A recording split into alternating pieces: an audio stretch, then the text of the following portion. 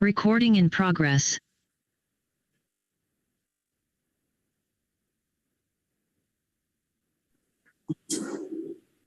Thank you very much.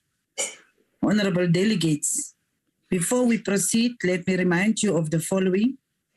The virtual sitting constitutes a sitting of the National Council of Provinces.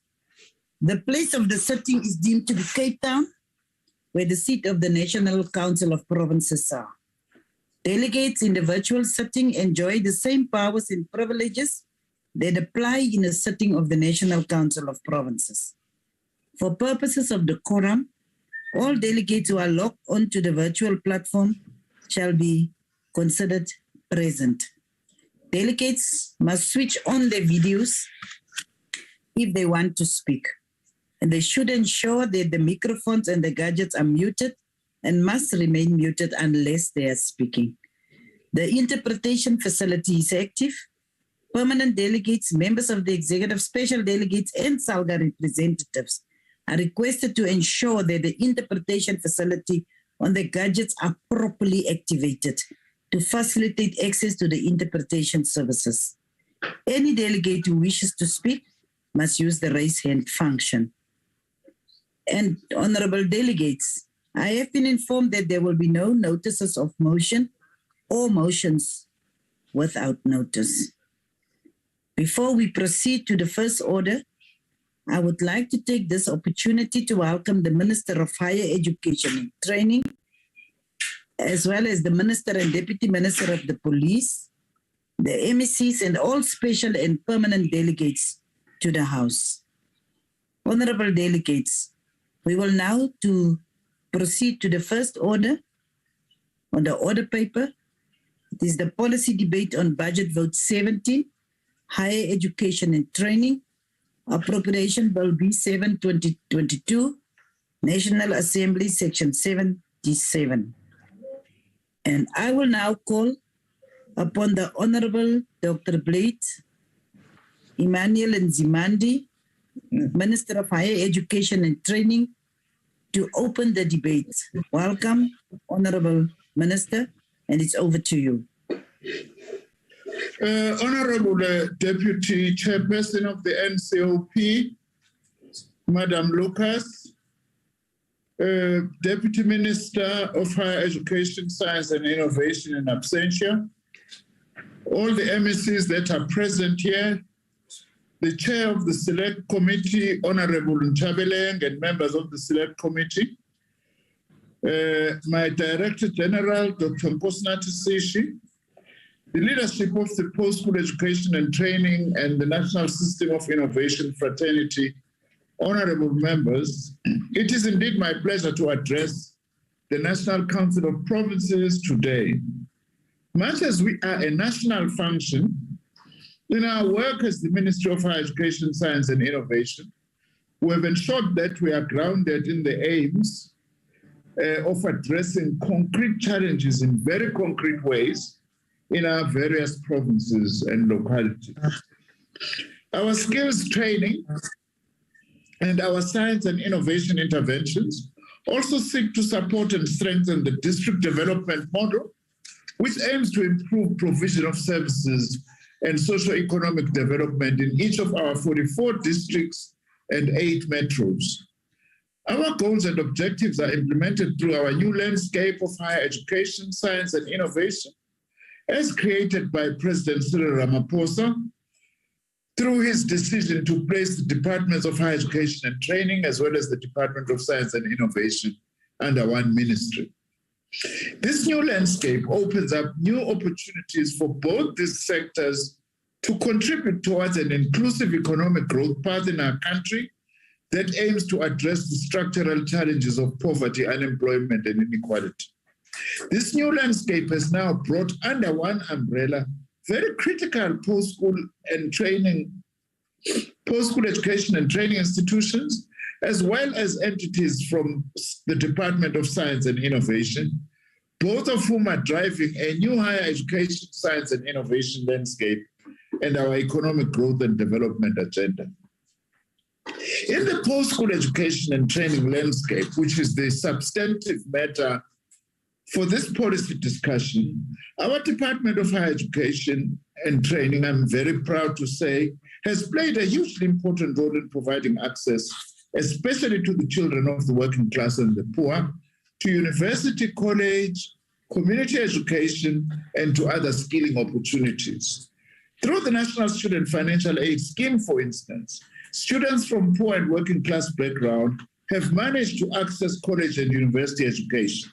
I'm sure, Honorable Chair and the members, we have seen many of them dancing, graduating, many of whom are the first in their families to actually see the door of a university or a college.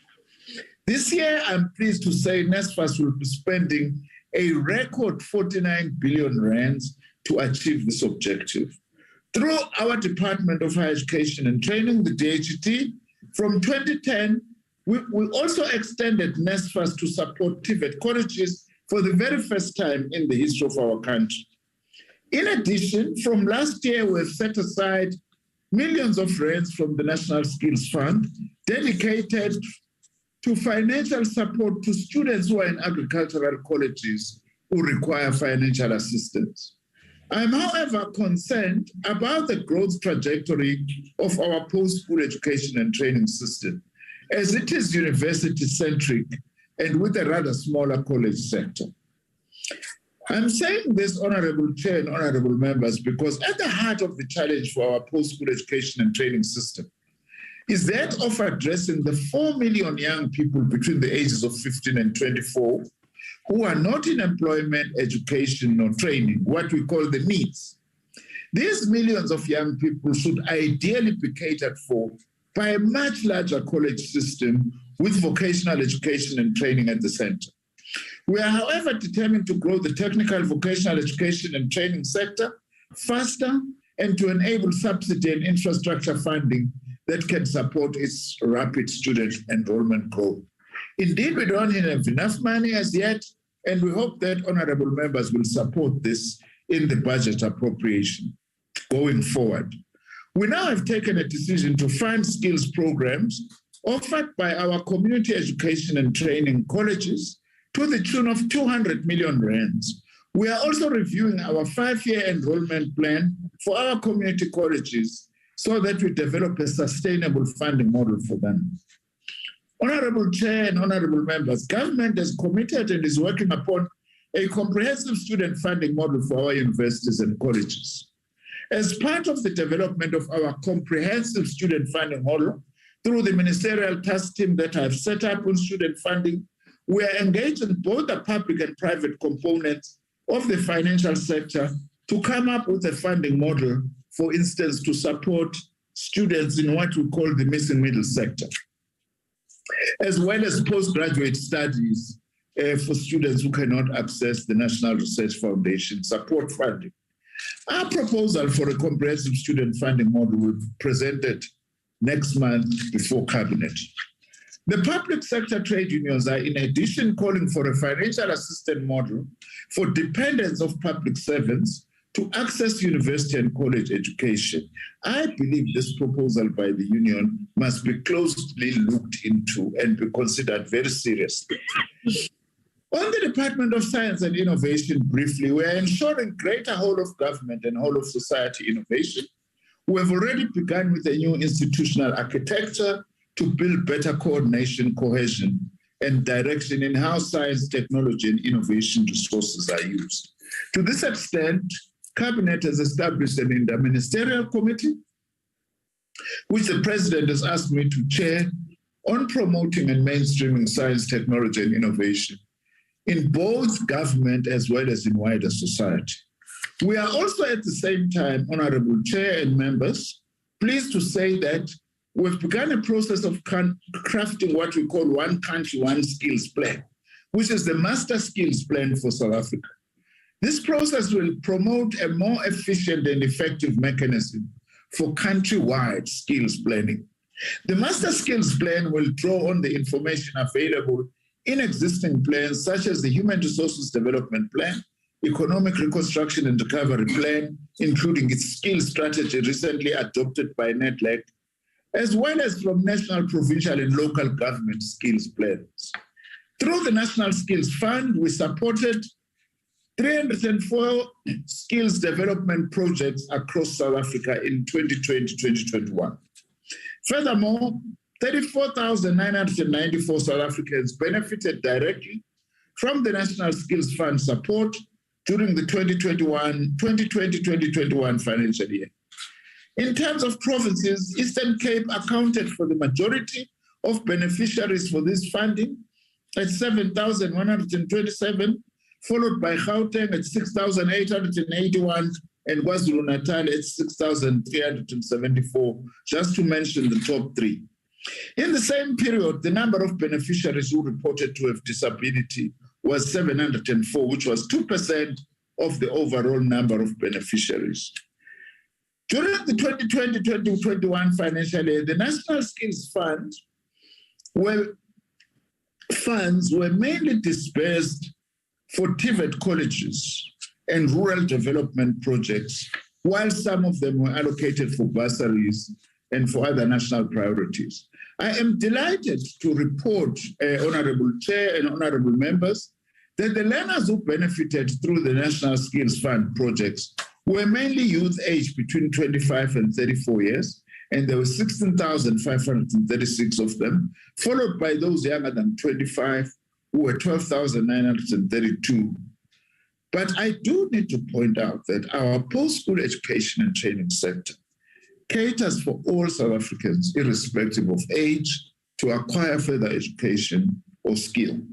For this current financial year, the National Skills Fund, in partnership with the Presidency, has allocated 100 million rand towards the Presidential Youth Employment Initiative, which will benefit 4,500 learners in the digital learning space to get appropriate training in this area. The National Skills Fund has also committed 200 million rands to employment creation initiatives between the Department of Higher Education and Training and the Department of Employment and Labor through the Unemployment Insurance Fund. This project will benefit more than 5,000 unemployed youth to acquire skills in a variety of fields. In my response to the State of the Nation address, through our sitters, we have now increased our targets for workplace-based learning for the financial year commencing 1st of April this year, with our annual target to be 107,000 students. We have also committed to have 15,000 TVET college graduates to be placed for in-service training and other forms of workplace-based learning. This is 5,000 more than the President's commitment in SONA. We are also targeting 20,500 opportunities for apprentices, 22,500 for artisanal trades, 31,300 for those completing learnerships, and 148,000 for learners entering into various other skills development programs, such as digital skills, crop production, and plant production. Our artisanal learning program includes an apprenticeship, learnerships, skills programs undertaken at the workplace, and ending with a trade test, which is undertaken for a trade that is part of the official list of artisan occupations. Let me just quickly share with you the number of learners entering artisanal learning programs by province, because the production of artisans is one of our major priorities. Western Cape is 860, Eastern Cape 359, Northern Cape 216, Free State 418, KwaZulu-Natal 1,316, Northwest 782, Gauteng 3,859, Mpumalanga 1,172, Limpopo 967, and 353 additional who are not specified which province they come from. About 12,613 of our learners who completed our artisanal learning programs participated, I'm pleased to say, in the government Special Infrastructure Projects Skills Program in the 2020-2021 financial years. This is significant, Honorable Chair and members, because we are saying wherever there are government major projects, especially infrastructure projects, we must attach trainees there. so that as we finish projects, we are also producing new skills that we need. And some of the artisanal skills that have been produced include automotive mechanics, electricians, plumbers, diesel mechanics, boiler makers, millwrights, and welders. Government has already spent vast amounts of money to support our youth through the Technical Vocational and Education and Training TVET system, and therefore it is important that we assist them to transition to workplace through appropriate workplace experience. To this extent, I'm also pleased to say we've established very important partnerships between TVET colleges and our trainees with, for instance, the government of Japan and Toyota Motor Company to produce motor mechanics, the Germans to share with us their famous dual system of training. The United Kingdom, we are working with them to address youth unemployment with the projects we have. Another project I'm very proud of is with Huawei, the company, on ICT skills, which has established 20 Huawei academies, in 22 of our 50 TVET colleges. As well as I'm very pleased that I'm working with an association of those who are repairing mobile electronic gadgets, an association called SAMDRA, to train young people to repair and maintain mobile devices and other electronic devices. There is absolutely no need in that from our townships and villages, we should be taking our cell phones to fix them very far in the cities and towns instead of fixing them in our own townships, and to actually train Black youth to be able to do this. So these agreements I've just outlined includes the provision of training for both TVET college students, as well as to give exposure to TVET college lecturers so that they teach and train in what is currently needed by industry, which is something important. So we don't only train students, we also train lecturers so that they are on top of their issues of training students in skills that are relevant for the workplace right now. I intend to take forward the building of partnerships with industry for work placement, and I will be holding a stakeholder summit, including with the network social partners, to discuss and agree on further concrete arrangements to strengthen work placements to our students and learners. Almost wherever I go across the country, our communities are yearning for expanded access to post-school opportunities, given the fact that we've got millions of young people who are sitting at home doing nothing. We are also reviewing and seeking to strengthen our infrastructure development strategy for our post-school education and training sector, with a special focus here on student accommodation. The total amount currently available for investment in infrastructure across, for instance, our 26 universities over the next 2 years, 2 financial years, is 7.5 billion, with 2.9 billion for student accommodation. But clearly, this is not enough. One of the things now we are accelerating is partnership with the private sector, so that we are able to build more accommodation for students in both universities and TVET colleges. Also, I'm very pleased to say that we are further experimenting with the idea of what we call education and innovation precincts. The first one being the Imbali one, and I've allocated 90 million rands for this project, which brings together various education institutions and schools in one area to partner with industry and also to locate scientific possibilities for science work in those areas. The next precinct that I am planning to establish will be in Giyani in Limpopo. We are also expanding, I'm very pleased to say, to relocate the University of Zululand teacher training faculty to the former KwaZulu parliamentary precinct at Ulundi.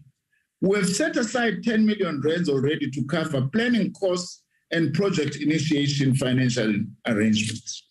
We have also invested about 146.9 million through our wholesale and retail sector in collaboration with the Sekhukhune TVET College to construct the Sekhukhune Skills Development Center. 131 million rand is already set aside, and construction has commenced and is fairly advanced now. For building this center, 9 million rand is for capacitation of informal traders and construction of trading stalls for 45 informal traders, as well as 6.9 million rand to construct an access road into this center.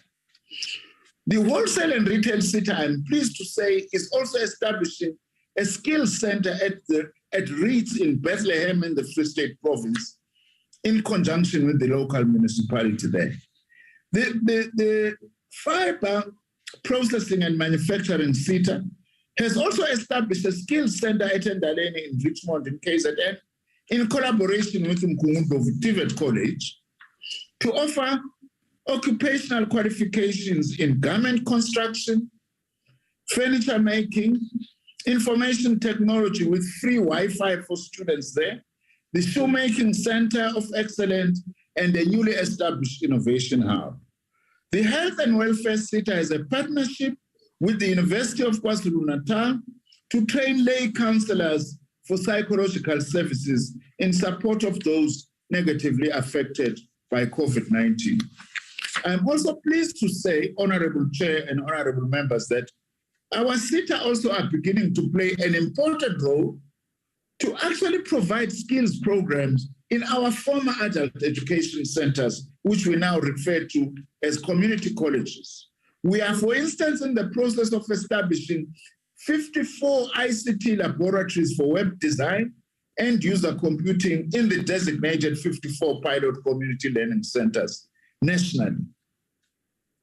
I'm also pleased to say that we are now training community college lecturers, and we are offering now an advanced diploma in adult and community education and training, teaching.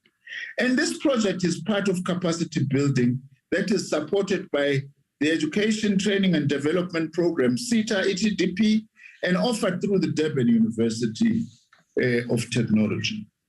These, I would like to say, we would like honorable members in their various provinces to visit these sites, to see for themselves the progress that we are making on the ground in changing the lives, especially of young people, but as well as adults, for the better. We commit to work with all the provinces and municipalities in ensuring that we use our government department to respond to the skills revolution and innovation in our country. I thank you, Honorable Chairperson. Thank you, Honorable Minister. Thank you for being so disciplined. I didn't even have to call you to tell you that your time has expired. Thank you very much, Bongi. So we are moving with the debate, and we will now call on the chairperson of the Select Committee, Honorable M.E. Eleki Nchabeleng.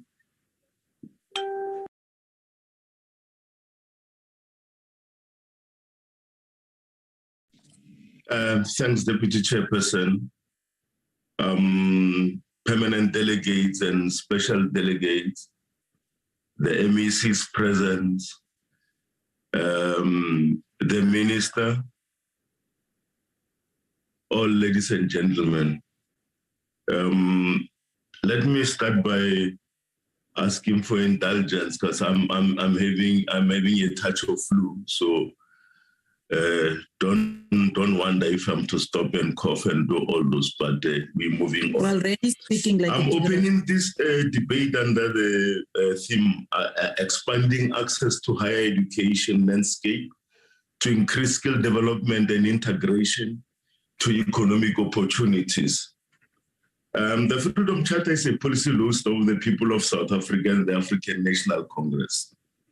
The class which calls for all the doors of learning to be opened has been a primary objective of the democratic government.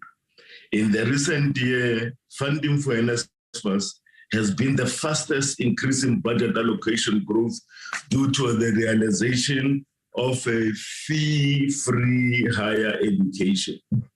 The ANC in its 2019 manifesto to the people of South Africa committed to ensure that TVET colleges are adequately funded and respond to the country's skills skills needs, and high levels of unemployment.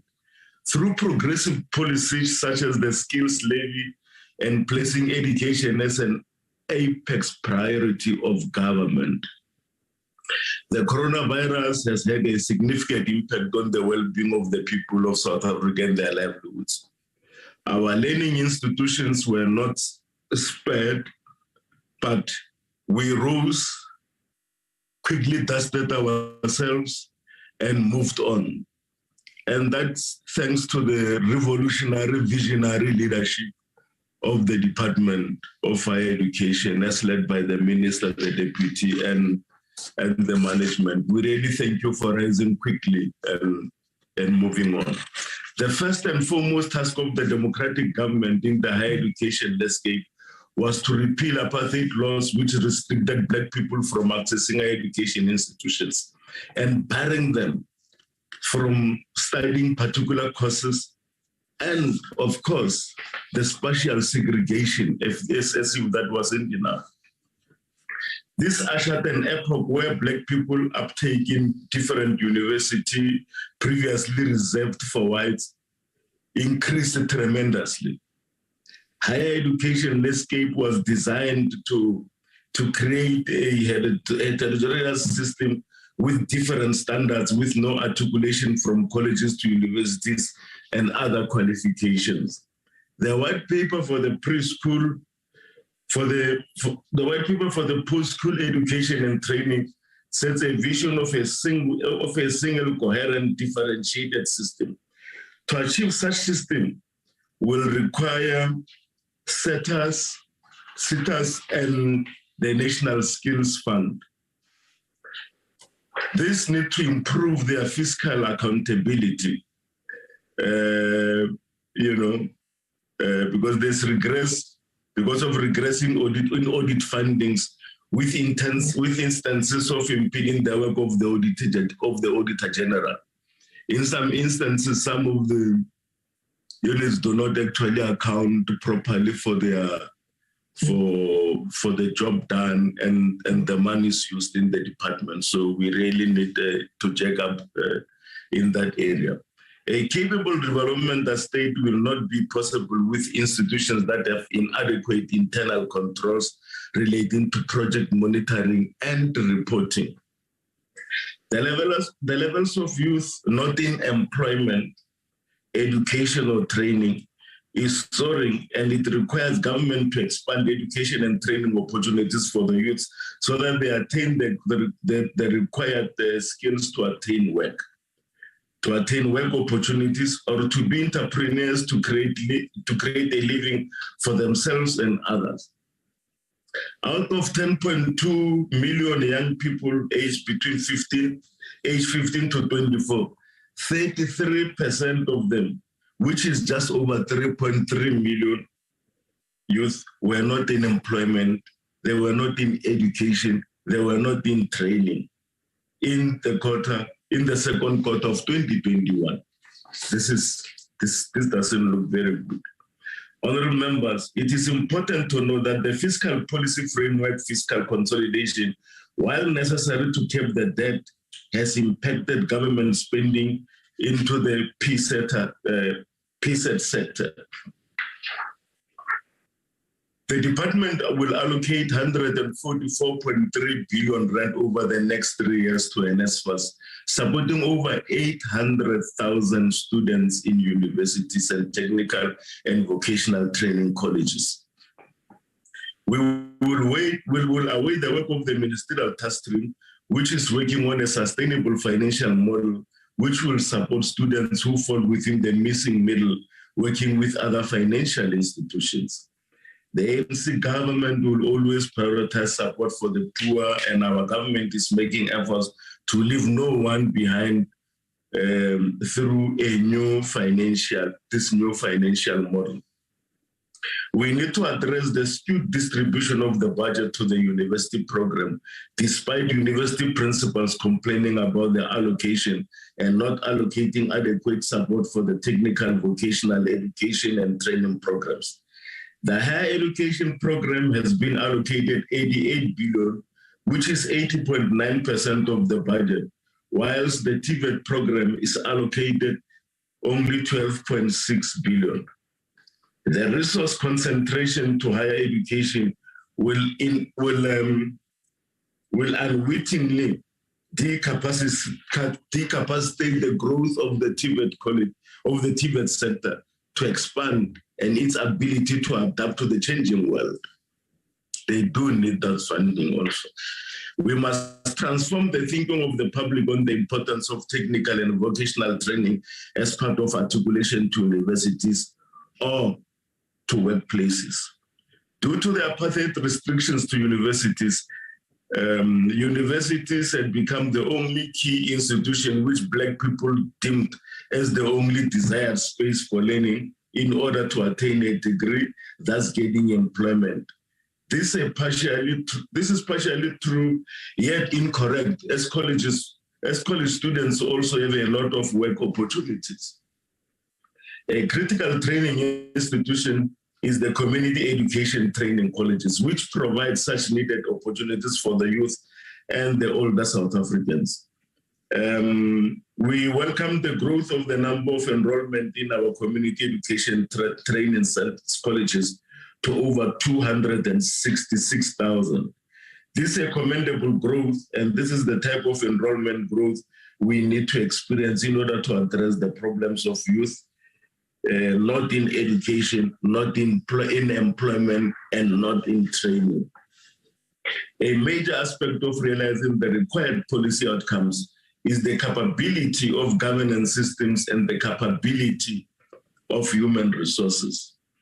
Numerous sectors, such as the National Skills Fund, Services SITA, and others have governance challenges which require continuous oversight by the department.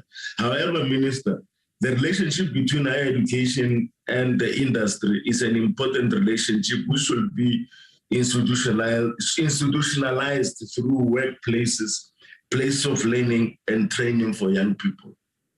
The link between our skills development programs and TVET qualifications with the needs of the economy is paramount. The skills needs of the economy are also in a continuum, ever-changing, hence training our sector education training authorities are important and they should be at the cutting edge of sectoral development. Deputy House Chairperson, we need a skills development compact with labor, business, civil society, and South Africans at large to commit to ensure that our job market creates more training opportunities and work opportunities. In the face of increasing poverty and unemployment, our inability to forge such a social compact would always have the country in a risk of social instability. The ministers alluded to some of the programs that are in place, and this really shows that we are on the right track. It is important to note, honorable members, that the fiscal policy framework, fiscal consolidation, while necessary to cap the debt, has impacted government spending into the PSET sector. Infrastructure development is a key pillar of the economic reconstruction and recovery plan. One of the challenges which require support is the capacity and capability of implementation of infrastructure projects. The expansion of higher education and the success of addressing the barriers to access to universities. The problems we experience today is not a problem of lack of access, but the question is whether we have adequate university spaces and university beds to respond to the demand for higher education. In January, February, when universities open, you'll get students sleeping on the streets and even in shacks in the townships. You know, this is not good for learning, conditions for learning for our young people. We welcome the agile response on government's development of an economic reconstruction and recovery plan, skill strategy as part of its response to the devastating impact of COVID-19. on its impact on the economy and its effects on deepening current levels of unemployment and poverty and inequality. The skills strategy aims at ensuring that the post-school education and training system, in conjunction with key government departments and other stakeholders, will respond to the new demands which are being created in the economy. It is intended to support the implementation of the ERRP in ways that both maximizes opportunities for new entrants to the labor market, as well as support the preservation of existing jobs and the creation of new jobs. The strategy is directed towards both public and private education and training institutions and skills development providers, which will include workplaces. The idea is to strengthen partnership between the public and the private sectors with a view to improving efficiency and effectiveness. This is a commendable development which should be advanced to realize its intended objective and to strengthen relations with social partners. Social transformation, Deputy Chair, is about equipping the people with skills and support for them to liberate themselves and live to their full potential. The African National Congress supports this budget vote because this is a tool to change the lives of the people, particularly the marginalized, creating equal opportunities for all South Africans, and as affirmed in the Freedom Charter, that the doors of learning and culture shall be open to all. I thank you, Deputy Chairperson. Baie dankie, Eleki, the nomos. And I'm glad that you didn't cough. We would have been very worried. The debate is continuing, and they were now calling on Honorable Delmain Christians, to continue with the debate. Thank you, Deputy Chairperson. Honorable Deputy Chairperson, honorable members, and honorable Minister. The higher education system continues to fail young South Africans as they face a myriad of insurmountable barriers: corruption, state capture, and dysfunctionality. The rise in tuition fees of 4.3% and accommodation fees of 6.3% has seen many students stranded and unable to enter university or complete their courses. Yet 143 billion rand is allocated to the higher education budget. This is an indication that the current fee-free higher education system is not sustainable in the long term, as we continue to see students battle to enter the system, and when they do, they are forced to sleep in unsafe spaces as accommodation continues to be a huge problem. These students are battling to complete their courses because other social issues linked to finances continue to haunt them. Student accommodation in the Northern Cape higher institutions have been an issue since 2001, especially at TVET colleges. No new accommodation facilities have been built for the past 30 years, yet promises were made by government that accommodation would be a priority. A huge portion of NSFAS bursaries go to student accommodation, yet students are left vulnerable year after year as higher education continues to fail to secure safe and sustainable accommodation for our students. The major challenge, of course, for South Africa's higher education is, however, not the issue of fees, but continued poor access and very high dropout rates for those who have entered the system. While there has been an impressive increase in the number of students from poor households, the proportion of previously disadvantaged students at South African universities are still limited. It was recently reported that less than 5% of previously disadvantaged secondary students with parents earning less than 120,000 Rand qualify for entry into universities, while the percentage of students with parents earning more than 600,000 is 70%. And even more disturbing, barely 50% of undergraduate students have managed to graduate 5 years after entry. Among those being supported by the National Student Financial Aid Scheme, 2/3 of undergraduate students have become dropouts 5 years after entering. Most drop out after the first year, many because the financial support is just not sufficient, with accommodation and transport being too expensive, but most because they fail to pass examinations. Furthermore, there is still no solution for the missing middle student. This is the student who does not qualify for some financial aid, but cannot afford to pay the exorbitant student fees. We have spoken about it in every select and portfolio committee meeting for a number of years now, and yet there seems to be no solution. A task team has now been appointed by the minister, but committees have not received any substantial feedback on the matter. These students eventually become lost in the system, not in education, and not employed. Student debt continues to be of concern for students and institutions. In 2021, student debt was at a staggering 11 billion rand, and universities surely cannot scrap this debt, as their functioning will be heavily impacted.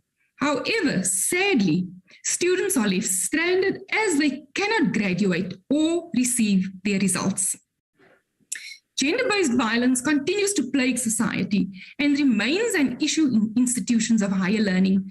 Not enough is being done to end the scourge, and female students remain of the most vulnerable in our society, despite numerous calls on the Department of Higher Education and Training by students and during committee meetings by members of Parliament. There seems to be no willpower or no knowledge to change the status quo.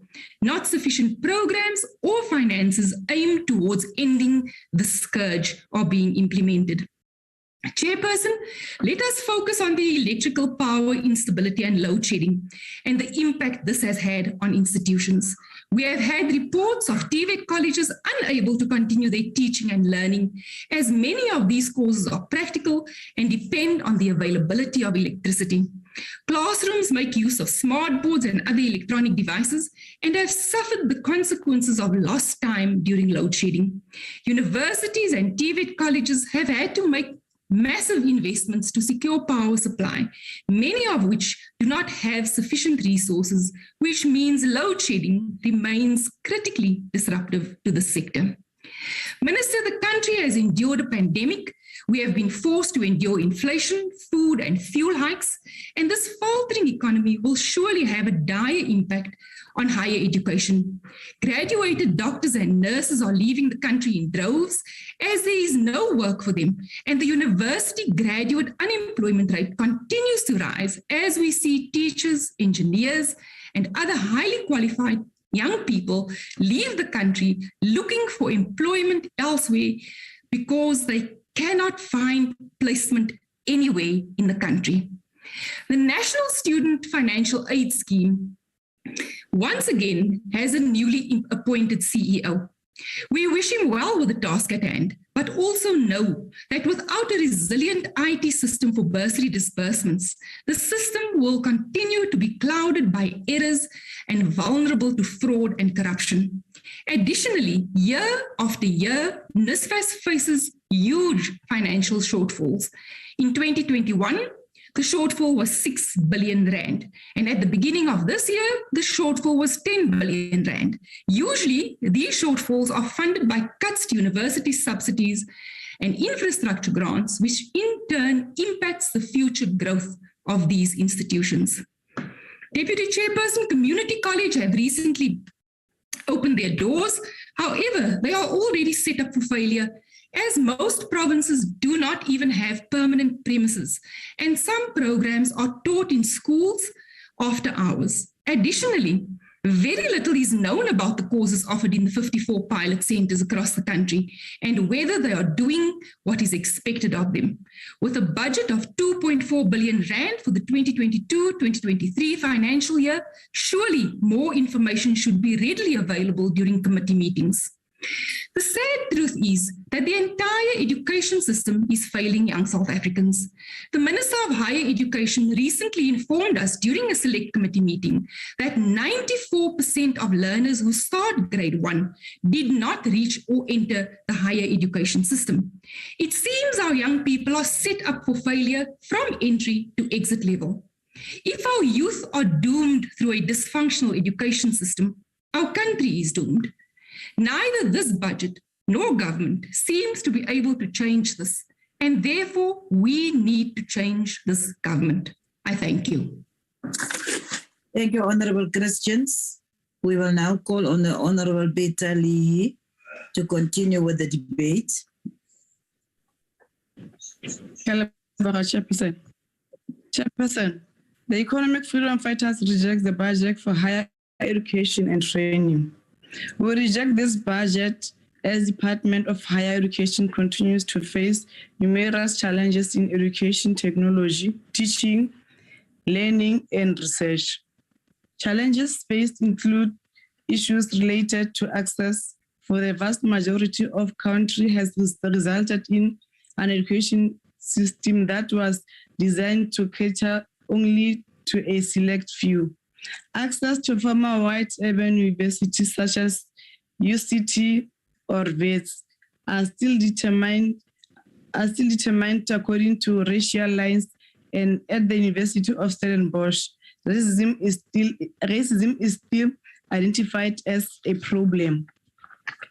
There also exist no considerations whatsoever for people living with disabilities in staff complement, with white males and females often overrepresented at a professorship level. The department has also not conducted any meaningful work with the universities to ensure that Black South Africans are supported and given incentives to stay on as academics. Transformation in higher education sector in South Africa has a long way to go. The protests by students in universities are evidence that we still have a long way to go in resolving the challenges faced. Universities remains costly and there remains little to no support for missing middle students. Students who do not qualify for financial aid, but also can afford to pay fees. NSFAS remains one of the most critical issues facing the university sector. Yet the budget for higher education remains inefficient. Student debt is one of the main issues of many violent protests, actions with students calling for debt to be scrapped. Today, thousands of graduates who were beneficiaries of NSFAS are unable to access their qualifications as they are told NSFAS hasn't settled their fees, and these very poor students are now expected to settle their fees or never get their qualifications. Insufficient affordable students' accommodation across campuses in this country, and there often exists lack of suitable accommodation for gender non-conforming students and staff. Students residing outside of institutional accommodation continue being vulnerable to crime, as even when it pertains to something as basic as resident buses. They don't have access to that and thus become easy targets for criminals lurking in surrounding corners, knowing very well students carry with them laptops, cell phones, and other educational materials of value.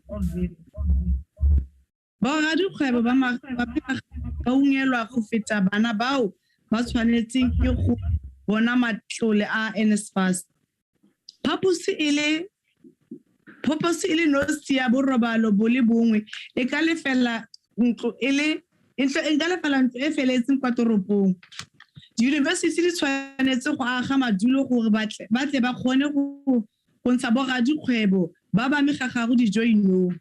Maemo a dithutego kgolwane go tshwana le di-TVET a tota a senyegelwa go ya pele ke dinokwane le manemene bangwe ba tswa teng mo lefapheng la gago. Ga gona tshegetso kgotsa penelopele ka di-TVET tsa naga e.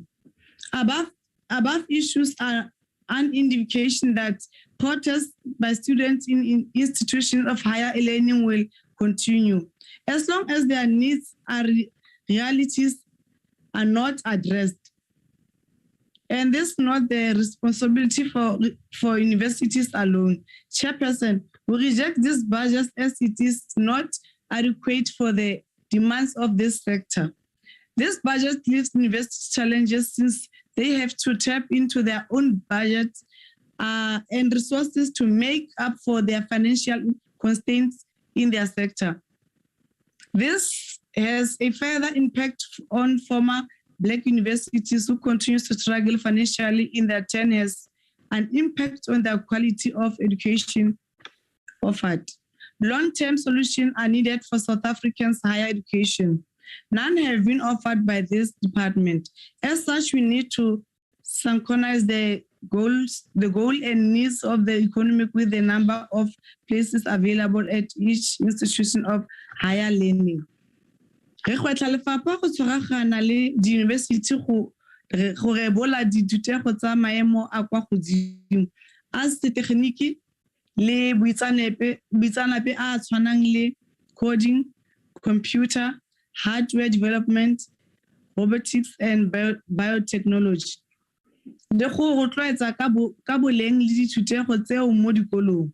Establishment as satellite campuses, University of Pretoria, Universities of Free State, of the Northwest, they are facilities of natural and agriculture sciences, which will focus on agriculture and processing.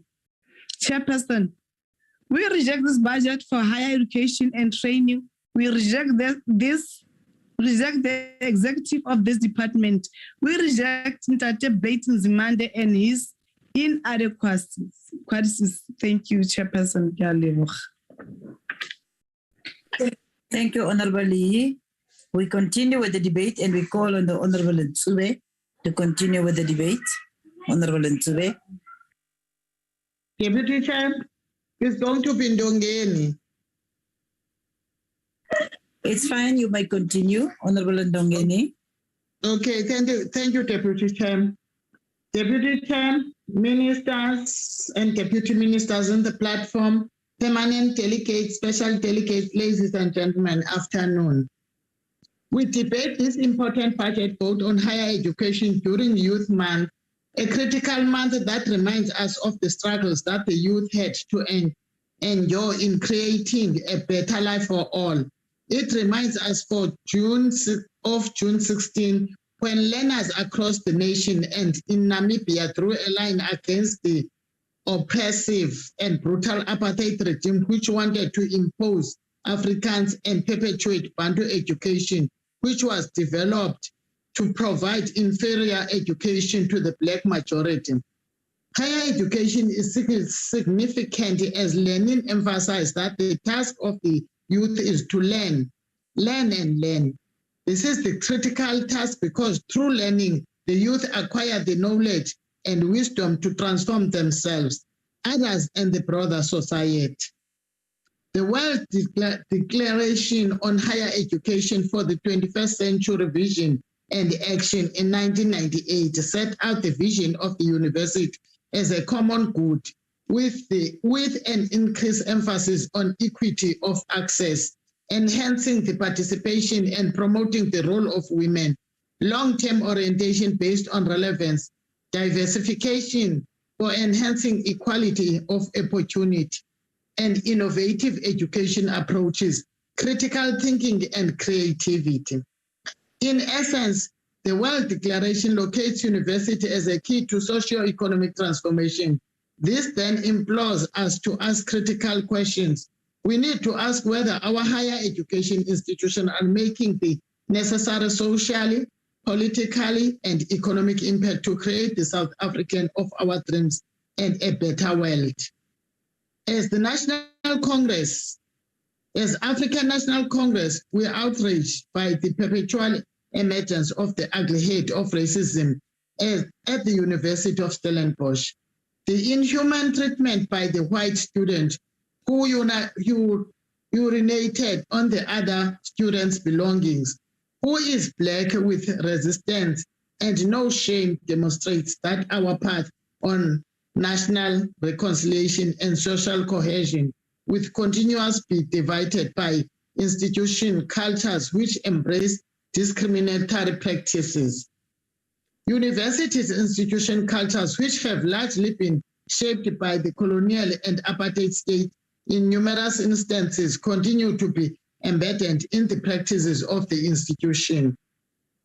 Despite the university, transformation key performance areas constituting 20 to 25% of the total key performance areas. African academic staff increased from 5 to 7%, colored staff from 12 to 14%, and Indian staff from 2 to 3%. This is an expression of the white dominance. This is a reminder for all of us that the journey of creating a united and non-sexist and non-racial society will always be disrupted by the vestigates of apartheid. The symbolic dominance of white supremacy should be dealt with decisively and isolated.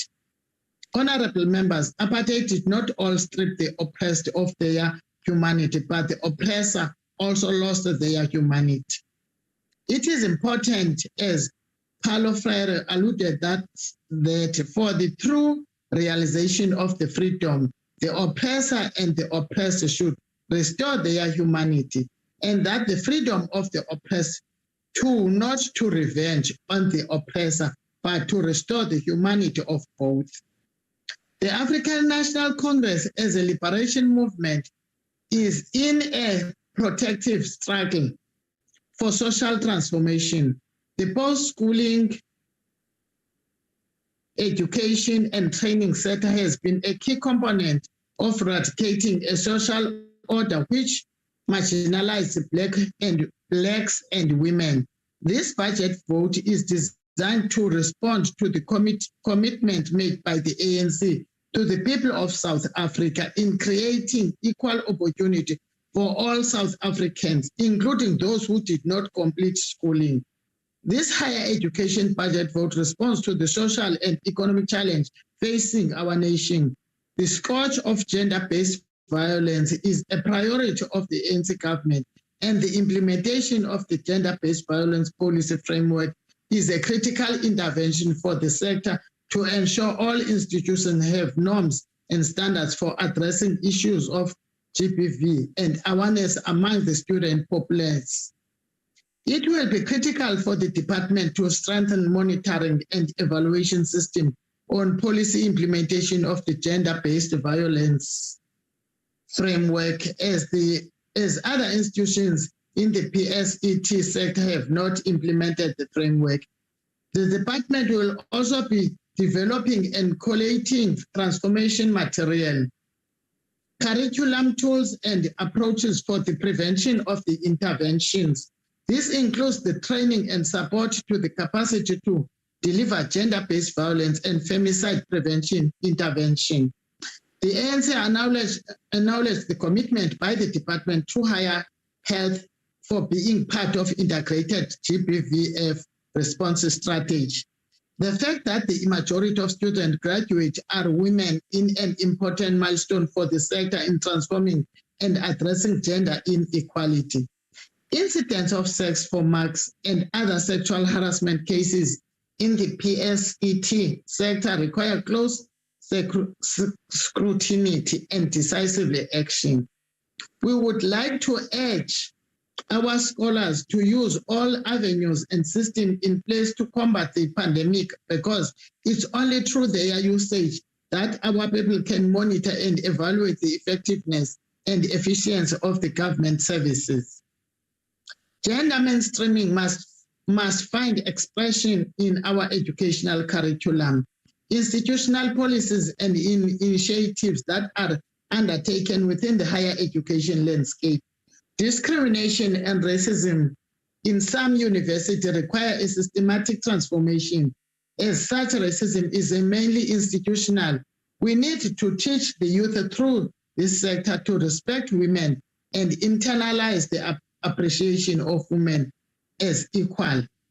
The 2015 and 2016 hashtag the colonization movement and hashtag peace must fall movement anchored the consistent call from progressive section on the transformation of higher education content and research investment. This is because the university curriculum is not neutral but responds to particular conditions. We need to ensure that our university research capacity embrace heterodox thinking and not only embedded orthodox thinking in the youth. The problem facing our society requires a paradigm shift type of thinking if we are to break the bondage. Research that is undertaken by different scholars is also shaped and influenced by institutions that provide such financial support, and this can be from the private or public sector. It is therefore critical to assess the role of the market and what institutional autonomy can wittingly or unwittingly enable. The transformational and developmental objectives of higher education institutions should recognize that the powers conferred by academic freedom go with the duty to deracialize and decolonize intellectual space and serve the development priorities of the country. This does not negotiate global competitiveness and academic freedom. The ANC strategy and tactics of 2017 described that the foundation of a national democratic society should be founded on a thriving economy, the structure of which should reflect the natural endowment of the country and the creativity that is a skilled population can offer. It should be an economy with cutting-edge technology, labor, absorbing industrial development, thriving small business and corporation sector utilization of ICT, and efficient forms of production and management, all combined to ensure national prosperity. It requires the rationalization of ownership and control of wealth, management, and professionalism. The strategic orientation of university and colleges should be in advance to imperatives as outlined by the ANC strategy and tactics. These are the key economic areas we need to develop human capabilities to address if we are the creator and equitable society and develop in a trajectory which addresses the triple challenges of poverty, inequality, and unemployment. Honorable Minister, a review of transformation of higher education and its socio-economic impact in 27 years since the democratic dispensation is necessary and should provide an opportunity to assess higher education as is and to envision an outlook towards the next 10 to 20 years. The review should be done in the context of the socio-economic impact of higher education in society. The review should expand transformation not only limited to racial aspect, but in holistic socio-political and economical impact. The review should contribute to policy development in the higher education sector and legislative imperative which advance the vision of the transformed higher education in South Africa. We must guard against the use of institution autonomy to evade public accountability, but rather be a tool to harness cooperative governance in the sector. The African National Congress supports this budget vote as an instrument of ANC policy implementation. If we are to address the triple challenge in our society, we need to build a capable development state which can intervene in the economy and also give strategic direction to social institutions to realize national imperative. I thank you, Chair, Deputy Chair. Thank you very much, Honorable Ndongeni. The debate continues, and we will now call on the Honorable De Bruin to continue with the debate. Thank you, Honorable Chair. Honourable Chair, higher education is one of the most fundamental necessities to ensure an economically successful country. And this especially applies to South Africa, where it is no secret that we have an enormous shortfall when it comes to a qualified and educated workforce. This shortfall is not as a result of youth that is unwilling to study further after school, or funding for less fortunate students, or even the access to higher education facilities. It is this department and the way it is run that is to blame. Under this department, universities across South Africa has lost the ability to provide sustainable and uninterrupted education. In this year alone, months were lost due to student protests, and we are now only in July. And the fact is that most of these protest actions are either politically motivated or as a result of this department not delivering on its promises, unrealistic promises in most cases. Honourable Chair, NSFAS was supposed to be the pillar of hope for students that was truly wanted to better their lives and contribute to the success of a developing South Africa. But instead, it has deteriorated into yet another ANC failure of corruption, fraud, and irregular expenditures. Over the last few years, NSFAS reportedly had a loss of more than 50 billion rand in irregular expenditures. It was also reported that NSFAS had subsidized more than 440,000 ghost students up until 2021. Chair, with an average cost of 105,000 rand for a full-time student to get a degree in South Africa, 476,000 students could have received their degrees with that same 50 billion rand. The Honourable Minister stated that NSFAS is not a grant, and I quote him where he said, NSFAS is not a grant. You are given this money because you qualify irrespective of whether you have been taken into an institution, unquote. Honourable Minister, if you receive money from the government and you don't have to pay it back, it is a grant. It doesn't matter how you phrase it. And it is no wonder that thousands of students don't care if they graduate or not, because they know as long as he or she is enrolled under NSFAS, they will receive the funds to live the student life on the government's dime without any consequences. If every NSFAS student that received a degree and that is earning a salary today because of NSFAS had to pay back only half the funds he or she received, imagine how many more students could have been funded to go and study. But this department will rather flush money down the drain instead of committing itself to a financially viable plans and procedures. Honourable Chair, in 2021, the estimated cost of vandalism caused by student protests amounted to 32.8 million rand by the end of the first quarter. That could have paid for another 312 degrees. But instead of addressing these protesters with authority and consequence management, the ANC, EFF, and this department will rather use these protests as political agendas and gain. And in doing so, they are depriving thousands of potential students the opportunity to better themselves and contribute to a growing economy. Honourable Chair, this reminds me of a dog that is chasing its own tail for days on end without achieving anything. Chair, I can go on and on with stats and figures and examples and so on and so forth.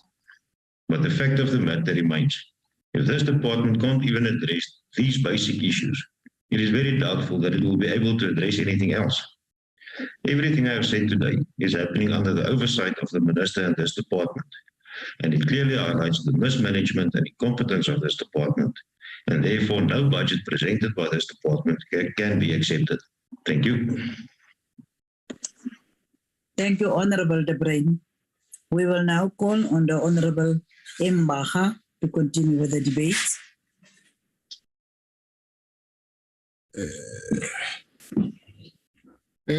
Thank you, Deputy Chair. Honourable Chairperson, Honourable Members, and Honourable Minister. Section 29 of the South African Constitution enshrines the right to education and defines the positive responsibilities of the state in this respect. The Constitution clearly states everyone has the right to a basic education, including adult basic education, and to further education. However, in South Africa, this is far from being real. Students from lower socioeconomic backgrounds find it challenging to gain access to higher education for a number of reasons, such as a lack of basic career guidance, many students are unable to meet the maximum requirements for admission and funding. Every year, students prepare for long queues, hoping to be granted an opportunity to greener pastures through institutions of higher learning where they can change the plight of poverty and break the cause of inequality in their homes. However, this remains nothing but a dream to some. This is due to the struggle of having to travel to faraway places and still have no access gaining access to schooling. As a result, these kids become prey to this cruel society that is battling the scourge of gender-based violence and femicide. Truth be told, the challenges facing South African higher education is linked to the wider crisis of poor economic growth, higher youth unemployment, and the paralyzing effect of the political crisis surrounding the ANC leadership and government. Furthermore, the COVID-19 pandemic exposed inequalities within and between universities, as some institutions were ready to move teaching online and continue with academic term, whereas others face severe constraints related to students' poor access to technology and poor socioeconomic circumstances. On top of all these challenges to access education, the most crucial one is access to funding. NSFAS has failed dismally to be of help to many students, with some dropping out of school because the promised funding is nowhere to be found. Some students resort into humiliating social behavior patterns just to keep going while NSFAS is playing hide and seek, and the Department of Higher Education does not offer any kind of assistance to alleviate this anxiety.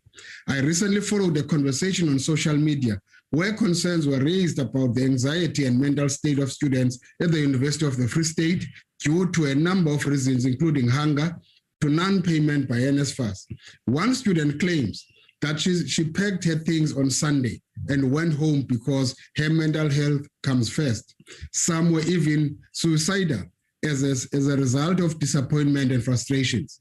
On top of hunger, due to failure of NSFAS not coming true, there are further allegations of violence, rape, and tribalism. I urge the Department of Higher Education to urgently follow up on these allegations, both in Bloemfontein and Kwakwa campus.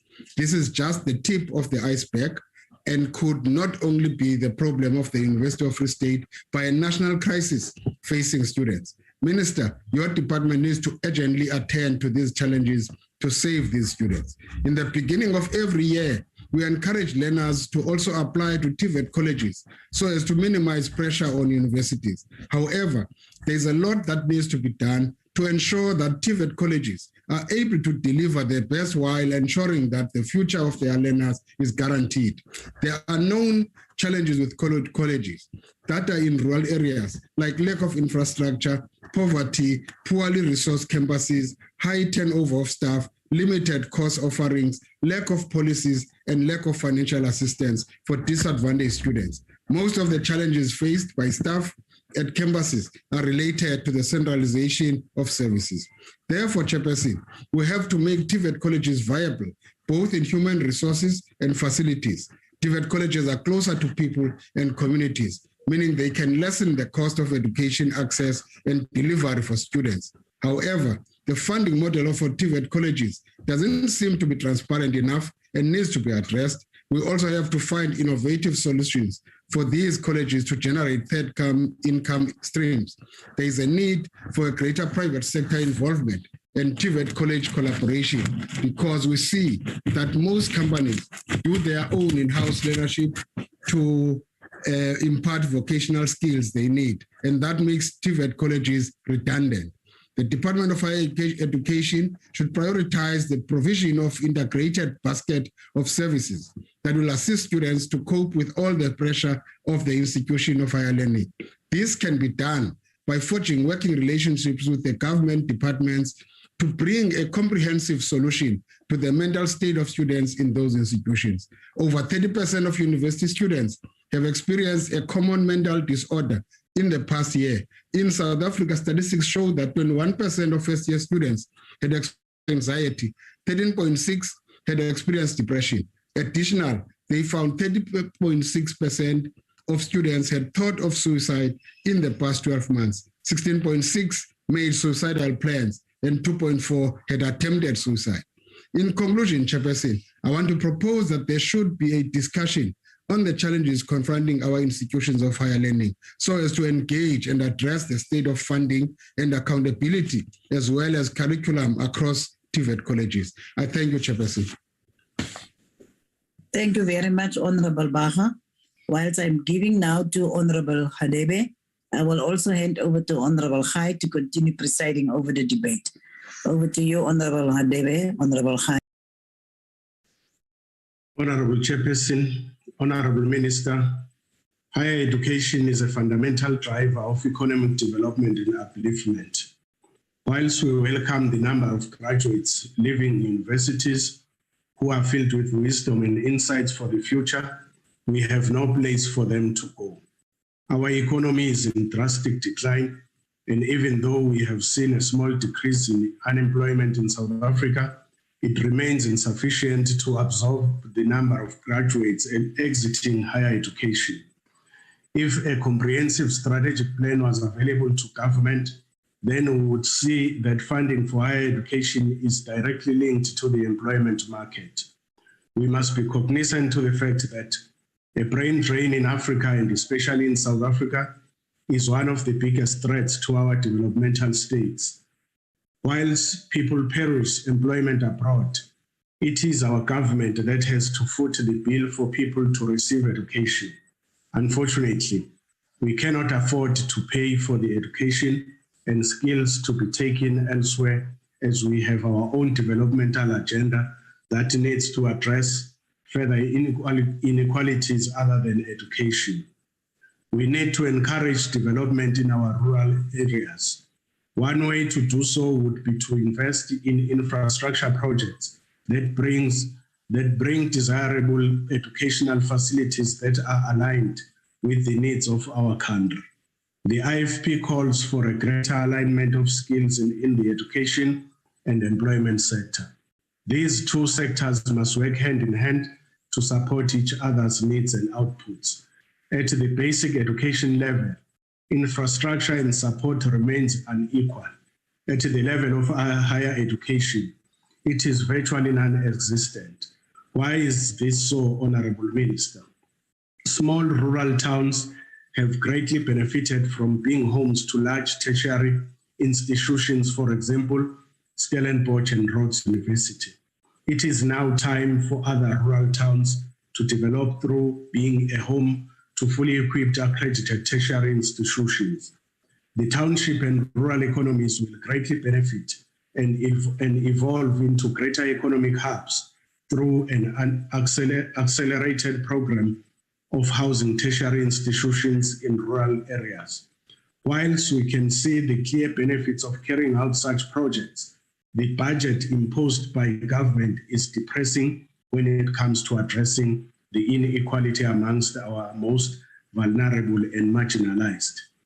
In closing, Honorable Chairperson, I wish to state that the IFP nevertheless supports the budget vote. I thank you. Thank you very much, Honorable Hadebe, and also thanks to the Deputy Chairperson, and greetings to honorable members and the Minister. The next speaker is now Honorable Point of order. Yes, Honorable Mikalakis. Thank you very much, Honorable Khai.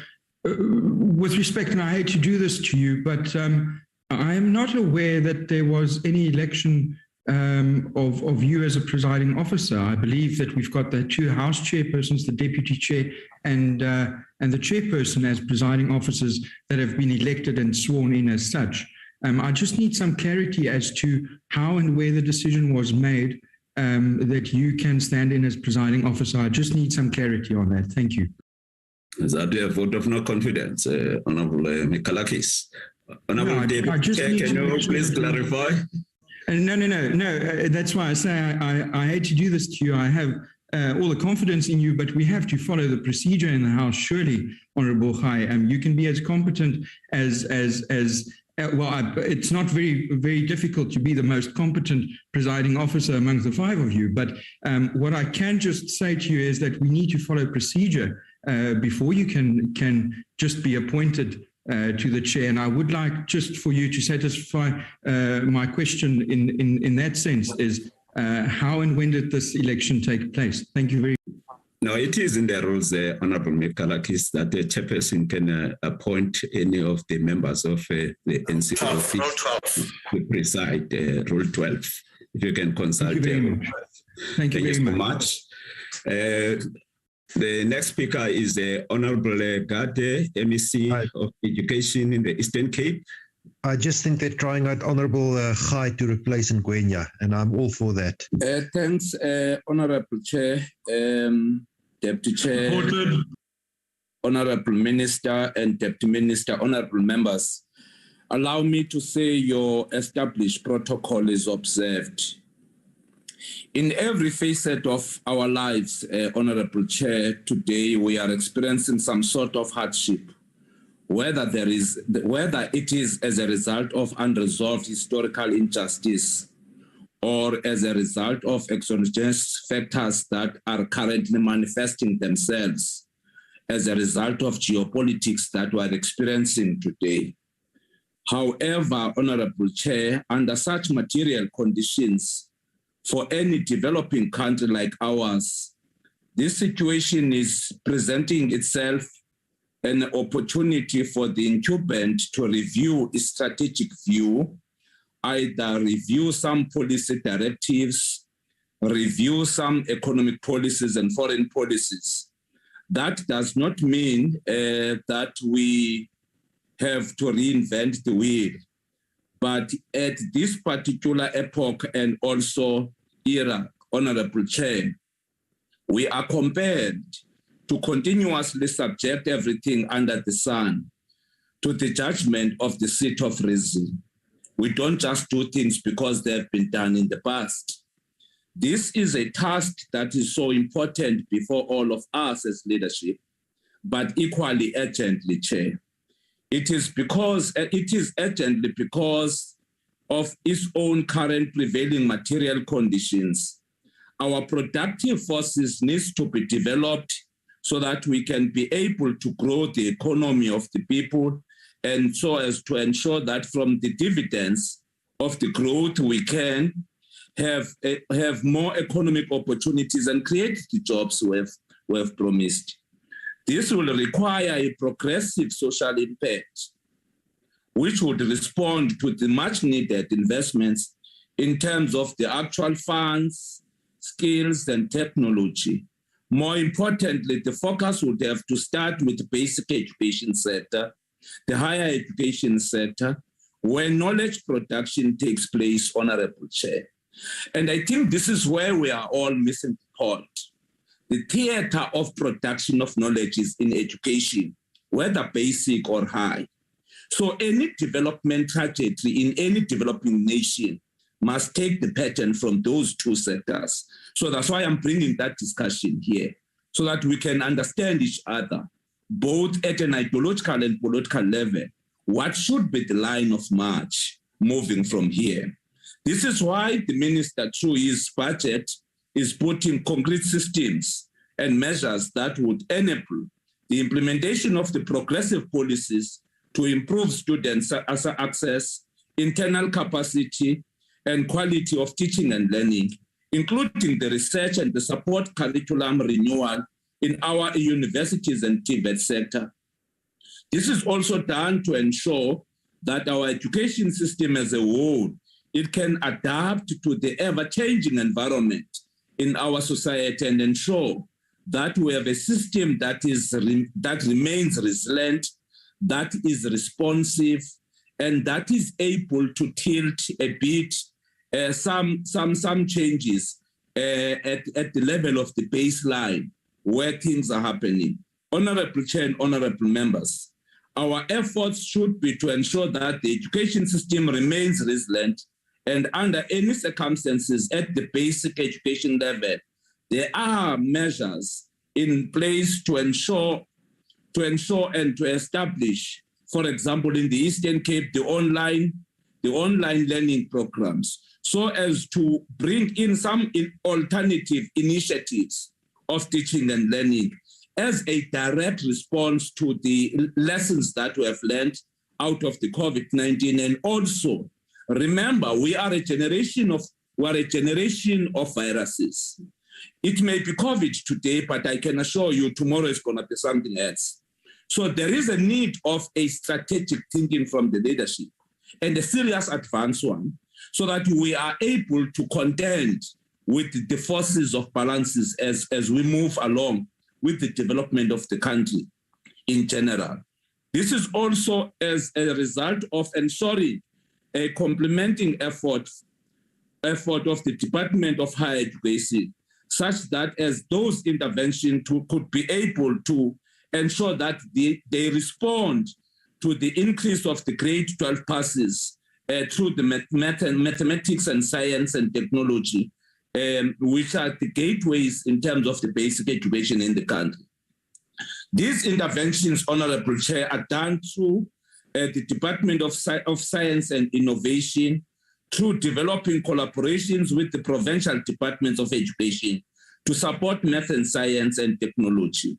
In addition, Honorable Chair, to ensure the holistic response to the matter of scarce skills in our country and improvement in our education system as a whole, the Department of Basic Education has developed the 3 important initiatives in progress. It has successfully implemented a shift on the ECD function shift from DSD to enable the basic education from the foundation phase level. This is done, Chair, as a direct response of the ruling party's perspective that cognitive development and learning in kids begins on the first day of his or her birth up until the 1,000 days. So if you miss that point at that time, you run a risk of being found wanting, whether that individual kid can be located within the streams that are beginning to develop. Would want also, Chair, through you, Chairperson, to enlighten that we have also introduced one of the serious programs which the country must take it up, the provisioning of the mother tongue bilingual education. Because for us, language is not an academic matter, but it is a defining instrument in terms of social relations. And therefore, advancing an argument in terms of democratization of society and also advancing argument in terms of decolonization of education in the country, so that you can be able to ensure the democratization of the theater of production of knowledge in the classroom and also in the lecture room as well. It then gives us a space to create a balance between the interpretation, reading, understanding, analysis, engaging of information at the level of the learners, the students, and as well at the level of the lecture rooms. Hence, this program is quite critical for us to engage extensively so that we can be able to define ourselves in a proper context and also ensure that the evolution of the South African people and the evolution of the sector itself does correspond with what we ought to define ourselves as who we are. It must not just be an accident of history that we are Africans. We must be able to engage extensively. What does that mean, Honorable Chair? Chairperson and honorable members, therefore, we are called upon to reflect on this honorable House, not only about... Honorable MC. Yes. As you conclude. Let's quickly go to the conclusion, Chair. We have tried our level best to ensure that we bring in some level of ICT infrastructure development as part of the 3-streamed model that has been developed by the basic education in the country, as also trying to align what then becomes the thesis of the basic education in the country and what then becomes the basic thesis of the higher education in the country. that correspondence, those dialectics can be able to give us a new character of a South African citizenry that is able to comprehend with what ought to be happening in the country in general. Thanks, Honorable Chair, for the opportunity that has been granted to us, and honorable members, Minister and Deputy Ministers, and the invited guests. Thank you very much, Honorable Gade. The next speaker is Honorable Ryder of the Democratic Alliance. Honorable Ryder. Thank you very much, Honorable Khai. This debating cycle has seen one phrase repeated regularly. The phrase is, South Africa is the most unequal society in the world. So I pointed out to this House last week that the ANC's failed model of broad-based Black economic empowerment has in fact worsened the inequality in South Africa, and that this is borne out by the Gini coefficient measurement of the World Bank. But today I'd like to point out that the ANC's funding of education has a similar impact on inequality, favoring the less than 7% of the population who will get tertiary education. Now, Honorable Christians alluded to this in her contribution today, and I'd like to explore it a little bit more deeply. Honorable members, if you choose to rubber stamp this Cabinet's budget on this vote, you will be allocating an amount to higher education that is 3 times what we are allocating to basic education. Think about that. More concerning is the planned remodeling of the education funding environment that plays out in the medium-term expenditure framework. And it shows that Program 3 of this vote, which deals with the university education specifically, is increasing by a rate double that of any basic education program. This program already gets over 68% of this department's expenditure, and now it's being increased at a rapid rate to benefit the very few who make it to university. Make no mistake, I think that future leaders should be empowered, no matter what their financial circumstances are. But the disastrous failure of NSFAS gives me no confidence that this money will be an investment into our future economy as it should be. The underfunding of schools means that too many of our children are receiving a poor basic education. And now this government intervenes at the end of the education cycle by funding university education. That's like planting a millie, starving it of water until just before it crowns and then overwatering it. The result will be a stunted plant that gives you a very sparse harvest. You don't have to be the sharpest knife in the drawer, Minister, to know that the results will not be what you hoped for. Minister, you stood before us today asking for support for the vote, and yet you are famous for not standing and listening to students and listening to what their real needs are. But what have you done to fix NSFAS? We cannot be asked to be throwing water into a leaky bucket. Now, not only is the whole of the NSFAS system broken, but we don't know what its true value is. Now, I normally try to disagree with Honourable De Bruyn, if only on general principle, but today he raised the important issue of the need for the NSFAS grants to give a return to South Africa. Minister, can you tell us how many students have been funded by NSFAS, how many of them have received degrees, and how many of those are now adding value into our economy? Probably not. And then perhaps one day Mr. Khadebe will explain to us how it is that he can come up here and explain all the reasons why a budget vote is absolutely misguided, and then at the end of the speech state that the IFP supports the budget. I look forward to the reopening of Barney's and we can talk about that. But Honourable Christian spoke about the student accommodation challenges. Now, this has pushed students into inadequate accommodation. Then Honourable Barra spoke about the culture at universities, not a culture of learning, but of rape, tribalism, violence, and unacceptable behaviour. Just take the suburb of Bedworth Park, which has become a terrible place to live as students are crammed into student housing and they run amok.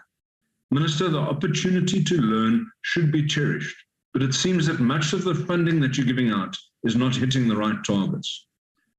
Honourable Ndongeni, I'm not sure who wrote your speech for you today, but they need to come and spend some time in Sebokeng and see the wonderful, intelligent, energized, and smart young people there who have no opportunity to get into university because of the poor education foundation that they have had, as SADTU continues the work of FAVUT, keeping education at its lowest level and making a matric certificate a rare commodity.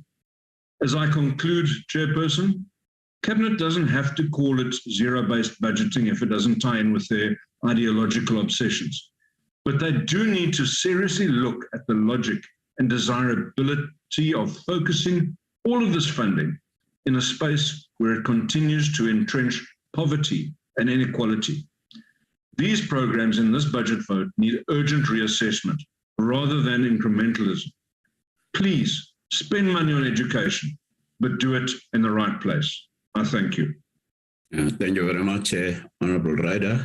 The next speaker is Honorable M. Gillion. Honorable Gillion. Thank you, House Chairperson. Allow me first to greet the Chairperson and the Deputy Chairperson and the Chief of the NCOP, the Minister of Higher Education, the Deputy Minister, the MECs, all delegates and special delegates present. Honorable Chairperson, it is no surprise that the DA speakers is running all over the country, but not once condemn the behavior of the student in the incident in Stellenbosch. Now, Honorable Chairperson, we are worried about the outcomes of Walter Sisulu University qualification accreditation saga, which will negatively impact graduates and students in the university due to the non-accredited qualifications. This is a tragic reality, and we share the pain and frustration of the graduates and students impacted by this tragic oversight. We call on the department and the university to undertake a thorough investigation on the matter and ensure that heads roll and those who have caused this tragic act are held accountable. The crisis incurred by students and the time spent by students is irrecoverable. The delivery of teaching is a hefty cost, which highlights the massive financial loss by students and the university, as no outcomes are achieved due to the non-accreditation. This experience, Honourable Minister, requires the department to further support universities and strengthen quality assurance systems so that such acts do not prevail in our higher education system. The reputational damage on this university and our higher education system should be mitigated through strengthening the robustness of our systems. The sixth administration combined the Department of Science and Technology and the Department of Higher Education and Training into one ministry. This development is a critical development as it recognizes the interrelatedness of the two departments despite their distinct roles. Higher education and science and innovation are interconnected in the research and the development ecosystem. The limitation thus far is the systemic integration of the two departments in integrating its planning and budgeting. We need to envision how we integrate the departments without undermining their distinct core mandate, but to integrate them to enhance education and learning outcomes and to link research in higher education with innovation, which our society and economy requires if we are to be competitive and to develop new economic sectors and fourth industrial revolution capabilities. Without adapting our education and skills development system to align with these changes will result in a slow developmental trajectory relative to other nations which have invested significant resources in artificial intelligence, the Internet of Things, coding and robotics, blockchain, and other emerging innovations. Honorable Minister, the University of Johannesburg has demonstrated that institutions can take a paradigm shift in adapting to the changing world. The university has not only positioned itself as a key driver of the fourth industrial revolution in South Africa, but has been improving in all critical indicators of universities. Researchers from this university have developed a 3D printing technique to build government-funded houses in one day. The UJ School of Civil Engineering and the built environment is working on a pilot project for the National Science and Innovation Department to investigate the possible use of 3D printing for constructing RDP houses for impoverished households. The research team said 3D printing houses allowed for creating components with unlimited architectural flexibility and higher precision, reduce health and safety risk, and increase production efficiency. According to a cost analysis from a UJ quality surveyor, the wall plates or block work in the construction could cost around 32,000 less than conventional building methods. This reflects the strategic orientation of the university in meeting domestic social needs and innovating to resolve our problems. We need to develop a matrix that assess, monitor, and evaluate the work of the university in responding to our domestic, social, and economic needs. The coronavirus pandemic has demonstrated how digital skills and technology developments have become central in business processes and the economy in general. While the FIR can introduce artificial intelligence and automation of production, new opportunities in industries will also develop, and the curriculum of the TVET sectors should adapt to these changing conditions. Adaptation of education should not only be at a university level, but across the post-schooling education and training sector. Failure to adopt our training and curriculum will result in leaving many workers behind. Honorable Chairperson, it is important to note that we need to increase our doctorate graduates as a nation to increase our research capacity. We also must increase the number of doctorate academic capacity in our universities, as the average number of academics with doctorates as the highest qualification in the sector in 2019 was 47.7%, which is slightly below 2018. This reflects an increase in demand for PhD graduates in our economy as universities struggle to increase their doctoral capacity. Honorable members, to increase research outputs, funding needs to be provided to increase, and the government remains a significant contributor to research funding. Government even increased research funding during the pandemic height periods, which yielded evident outcomes. We need to increase research intensity across all universities. The fact that other universities had a low output rate and low throughput rate requires the department to provide further support. Honorable Minister, we welcome the fact that since the implementation of the research outputs policy, the South African higher education sector has witnessed an increase in the number of research publications produced by universities and across all publication types. The total number of publications has increased from 7,230 units in 2005 to 21,019 units in 2019, which translate into a compound average annual growth rate of 7.92%. Honorable Minister, we need to strengthen articulation in the PSET sector.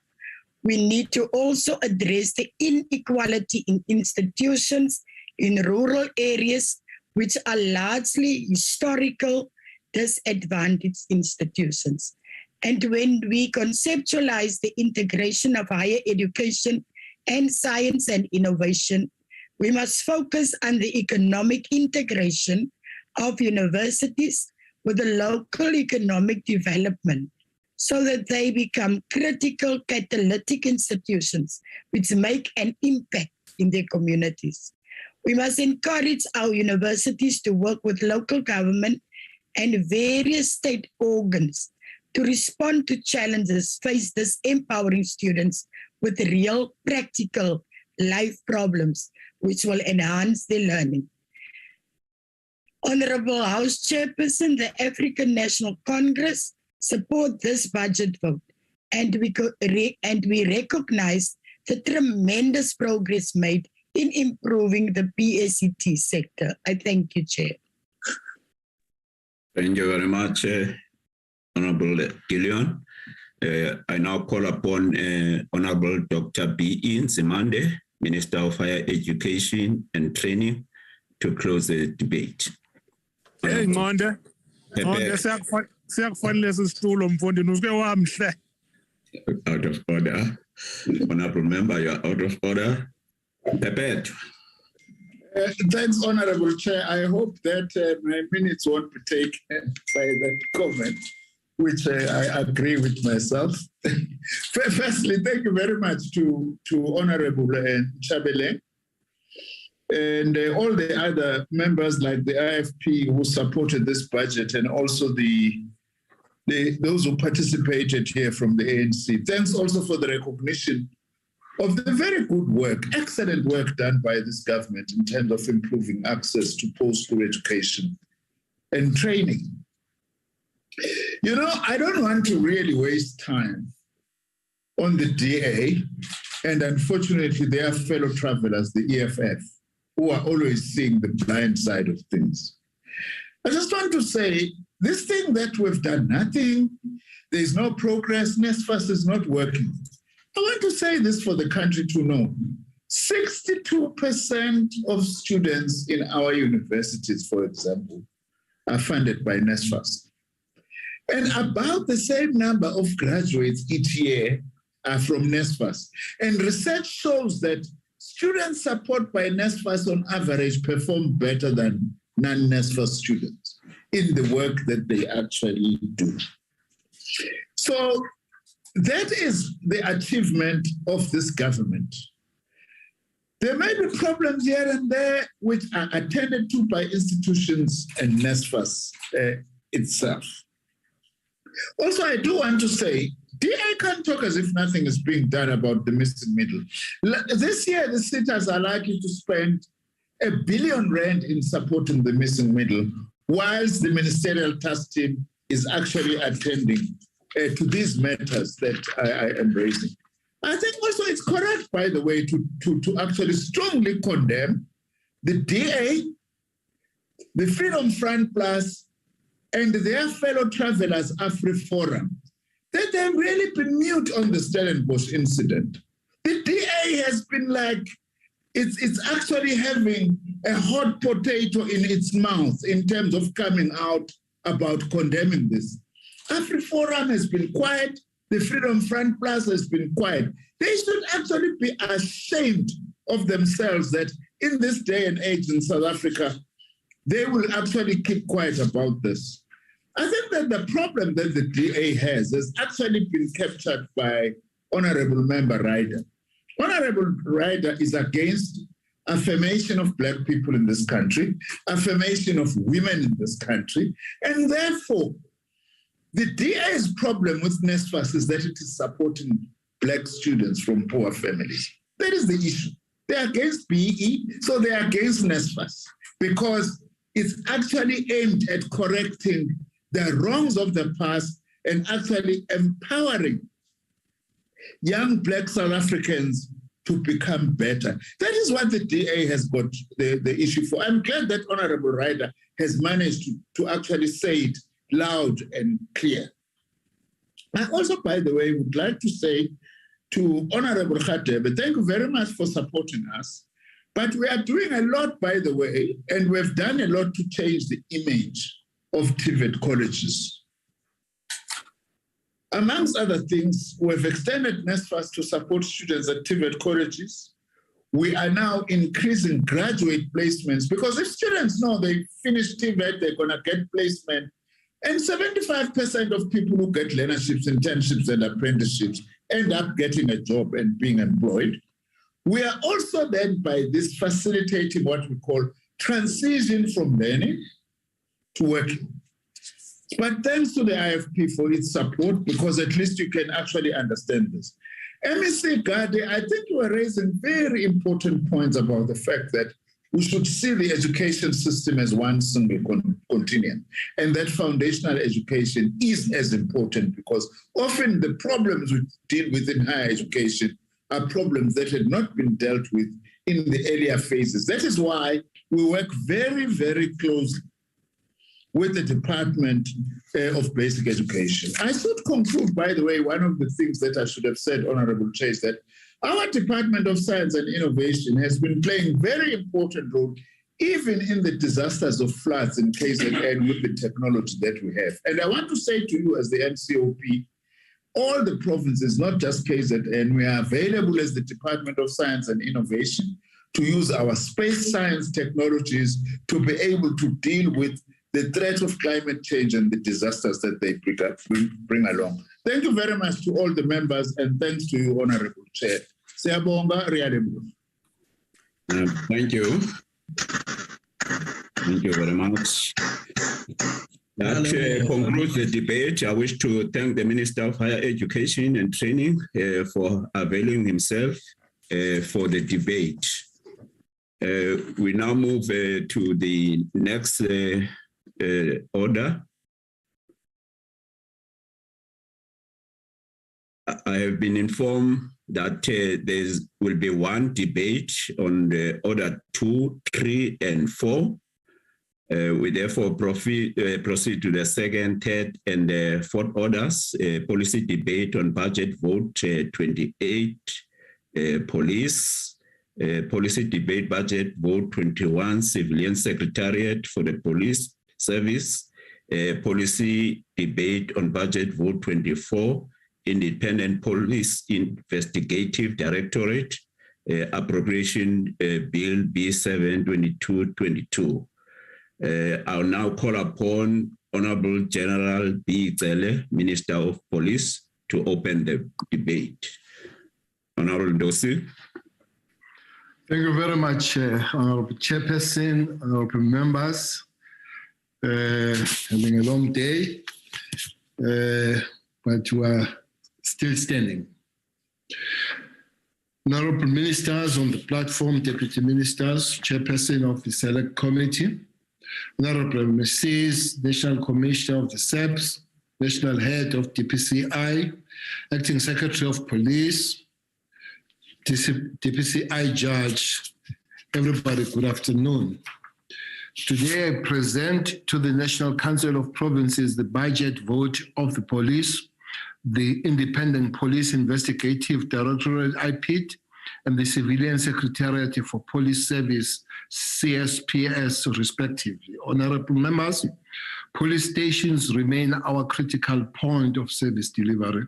It is on that score that our strategic focus during this financial year is to channel and direct all available resources, both physical and financial, including programs that directs our policy and oversight responsibilities to improve service delivery at the police station.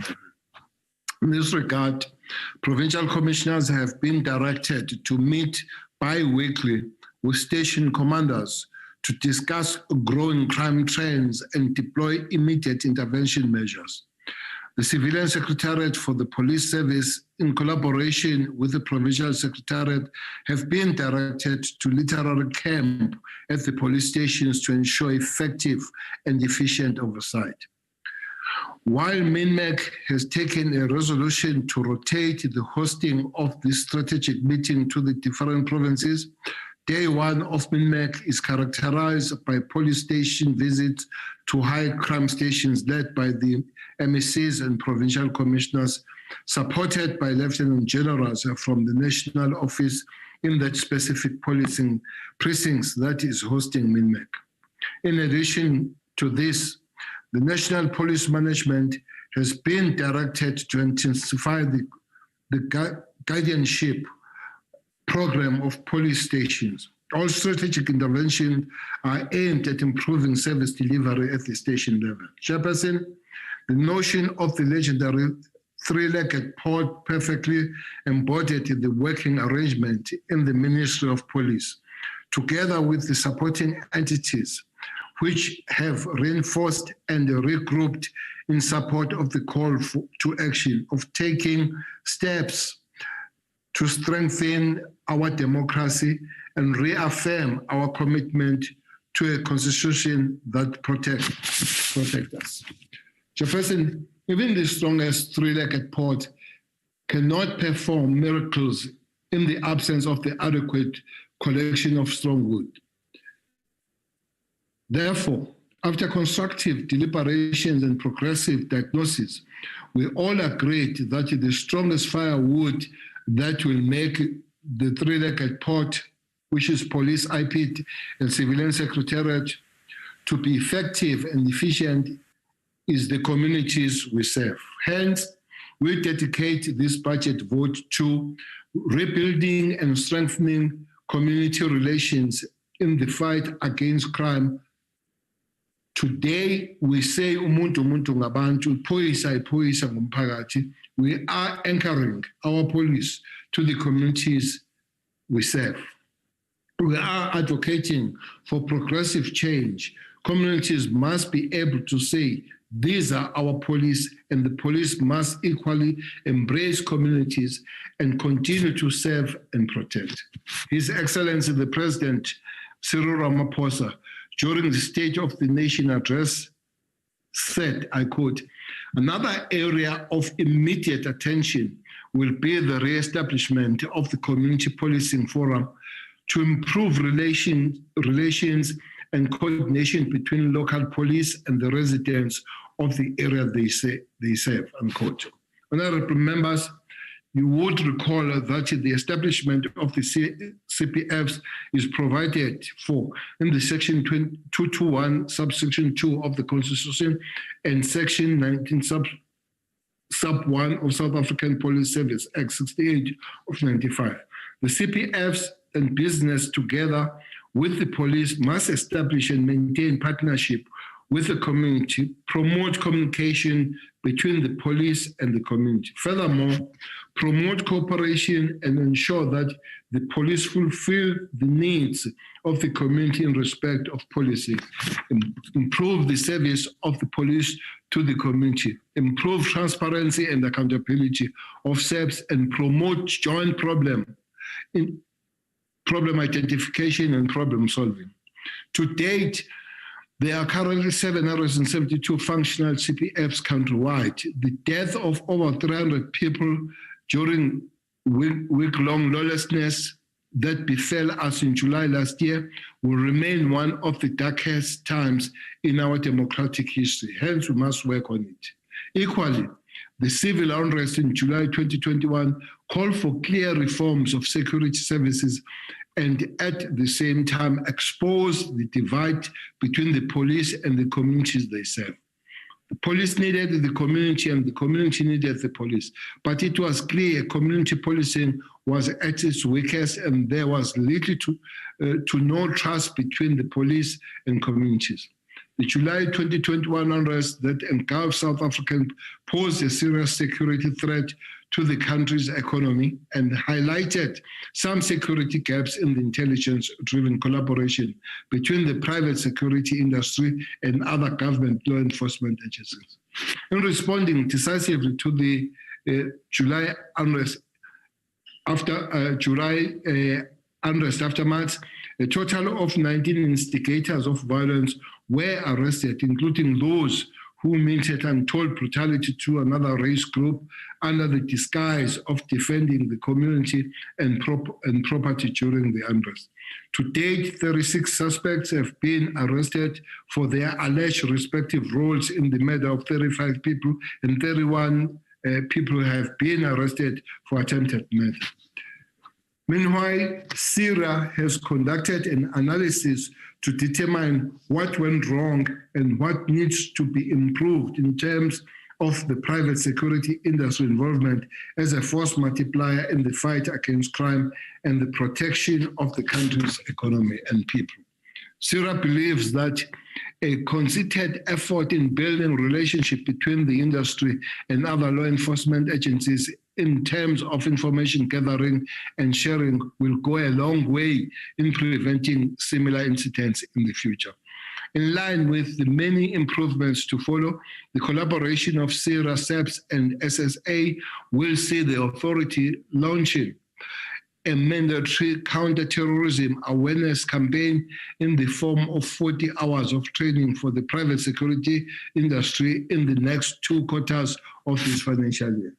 SIRA and SAPS will collaborate to ensure a practical working relationship between the private security industry and state security agencies, in line with the establishment and existing partnership framework.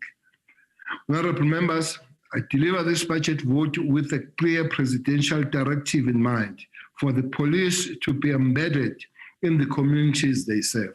Chairperson, I present to you the South African Police Service Budget Vote 28 for this financial year to the amount of 100,695 million.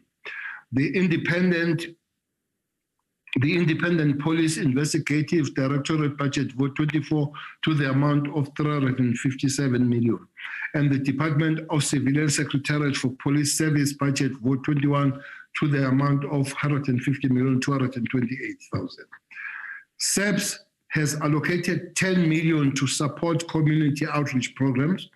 The robust and progressive community engagement through Izimbizo will continue to gain priority and momentum going forward. Our visits to Pimville, Diepsloot, Bochabelo, Mahekeng, Lusikisiki, Delft, Khayelitsha, Loskop, Dagakral, Phoenix, Amaoti, Malamlele, Bushbuck Ridge, and Babalelo, and many more places are evident towards achieving our goal of promoting community participation in governance. In responding effectively to public unrest, capacitation of public order policing through recruitment has been prioritized. POP will receive an additional 4,000 members during this financial year.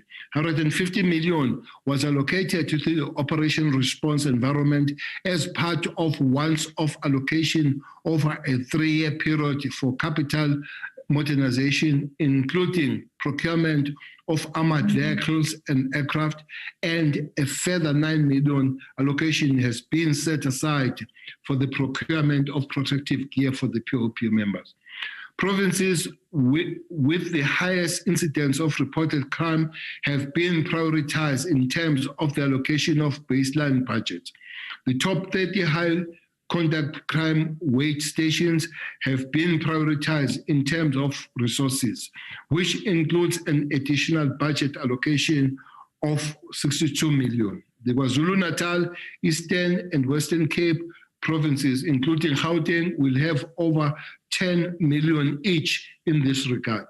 25 million additional allocation will be directed to safety and security at the police station across all provinces.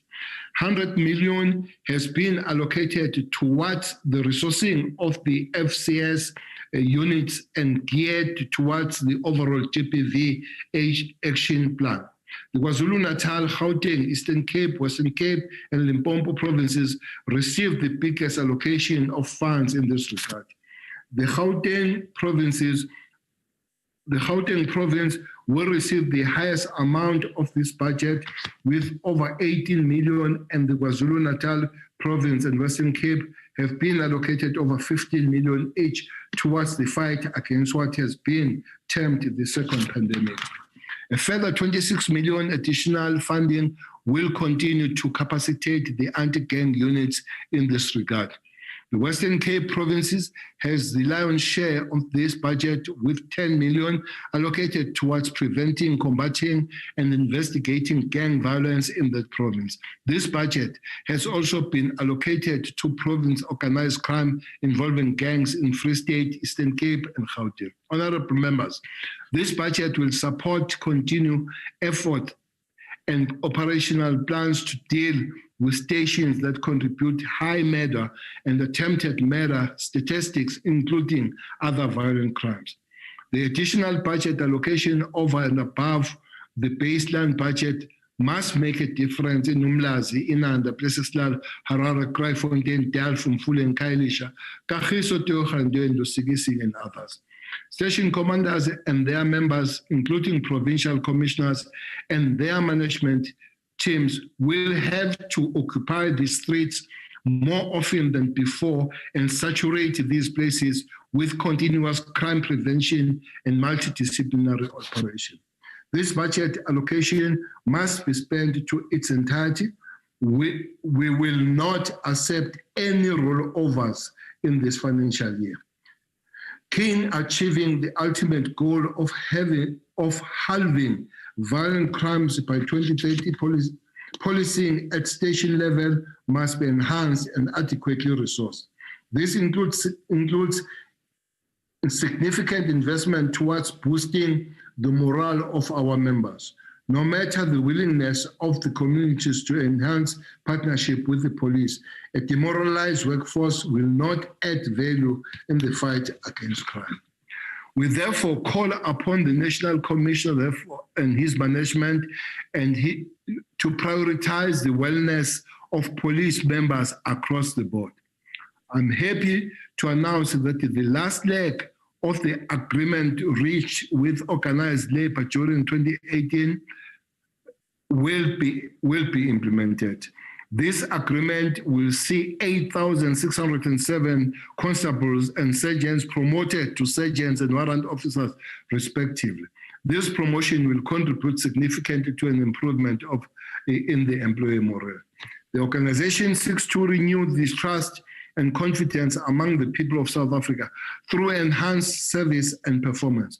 With every planned rebuilding project, there is a design or a plan that must be followed. The required materials to build a credible and solid structure are being prioritized. After all, trust is earned when action meets words. There are 4 pillars that form the cornerstone of the rebuilding project, and they include increased recruitment of more members to bolster police response times and police visibility, adequate and increased funding of gender-based violence and femicide investigations and program, capacitation and resourcing of critical and specialized units of the SEPs, strengthening community organization and partnership with law enforcement. Equally, the Civilian Secretariat for Police Service, as the custodian of civilian oversight, have allocated 4.8 million to improve effective community partnership in this regard.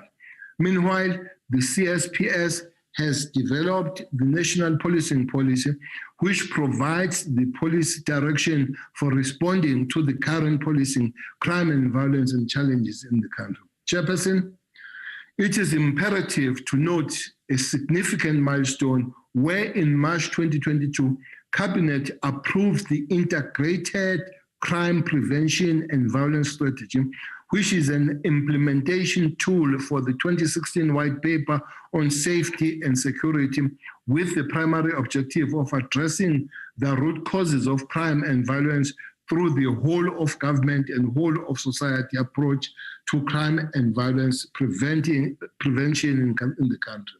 The balanced yet independent approach in the functioning of SEPS, IPID, and CSPS will contribute positively in the fight against crime. The three institutions will forever be encouraged to operate independent of each other when responding to their respective legislative mandate. While CSPS is providing policy advice and strategic oversight, the IPID is a significant watchdog in ensuring that the SEPS constitutional mandate is realized. In this regard, the IPID plays a critical role in contributing towards the improvement in the police conduct by engaging in station lectures across all provinces. In the previous financial year, 33 stations lecture awareness sessions were conducted, and a total of 40 station lectures will be undertaken for this financial year. Moreover, in June 2021, IPID launched Access Awareness Rural Strategy, which is aimed at improving accessibility to IPID services and the strengthening relations with the stakeholders in the rural area. During this financial year, IPID will continue to establish new offices in other provinces. To date, 11 new offices were established in 3 provinces in the previous financial year. This administration is working with agility to improve community relations at all levels of governance. The three-legged pot, SEPS, IPID, and CSPS, is hell-bound in restoring the trust deficit that impacts on our overall fight against crime. As we roll out plans to rebuild and strengthen community relations in the fight against crime, key to this is to channel adequate and functional resources and manpower to police stations to ensure that the fight against crime is effective and efficient in winning public confidence in policing. Chairperson, to qualify the above, the National Treasurer allocated additional funding for the recruitment of 12,000 new police trainees over the MTF with an allocation of 5.8 billion to rejuvenate and improve policing capacity. Honorable members, for the current financial year, the biggest intake of 10,000 trainees is aimed at closing the gap of the past 2 years, where training was halted due to the COVID-19 lockdown. To this end, over 500 million has also been reserved for the baseline for expenditure associated with trainees undergoing basic police development. Further recruitment of additional 5,000 new recruits for the next financial year will commence in June 2022, while an additional 200 graduates, mainly BSc, will commence training in August this year. To date, myself, Does it conclude, Honourable Minister? Thank you. To date, myself, Deputy Minister Matale, and National Commissioner, we have visited 2 colleges where our young people are training. Thank you very much, the Honourable Chair. Thank you very much, Honourable Minister. Our next speaker is Honourable S. Sheikh, Chairperson of Select Committee on Security and Justice. Honourable Sheikh. Thank you very much, Chairperson, and allow me to greet all the chairpersons, the Minister, the Deputy Minister, the Honourable Delegates of the National Council of Provinces and fellow South Africans. Honourable Chairperson, the African National Congress understands that we have inherited a very violent system from the apartheid regime and colonial system. According to Frantz Fanon, colonial rule was sustained through violence and repression, with violence as the natural state of colonial rule, and the colonizers only speak and understand the language of violence. Indeed, this was also the case in the context of South Africa.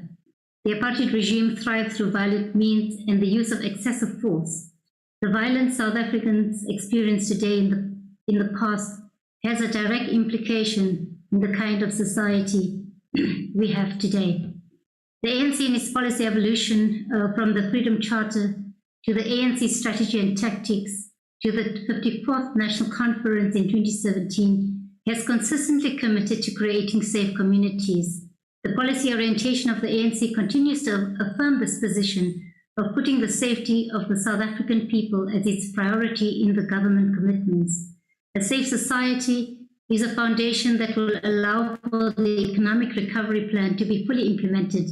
And indeed, it is through a safe and secure environment that the economic recovery plan can fully yield positive outcomes. Chapter 12 of the National Development Plan speaks about building safer communities, which further affirms the commitments of the ANC to realize this vision.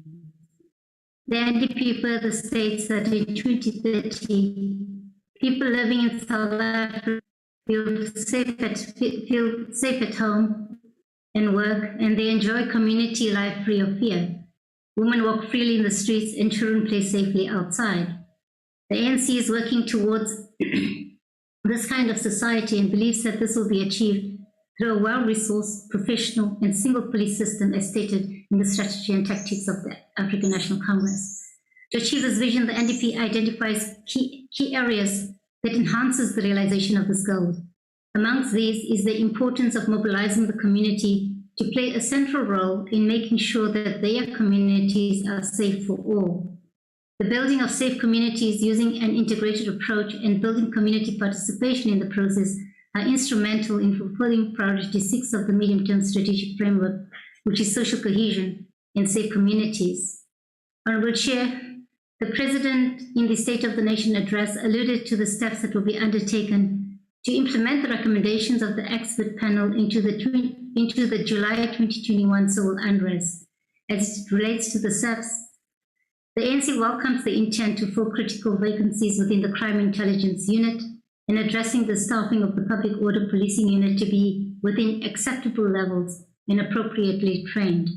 In addition, to ensure that the SAPS urgently gets the capacity it needs, resources will be made available to recruit and train an additional 12,000 new police personnel.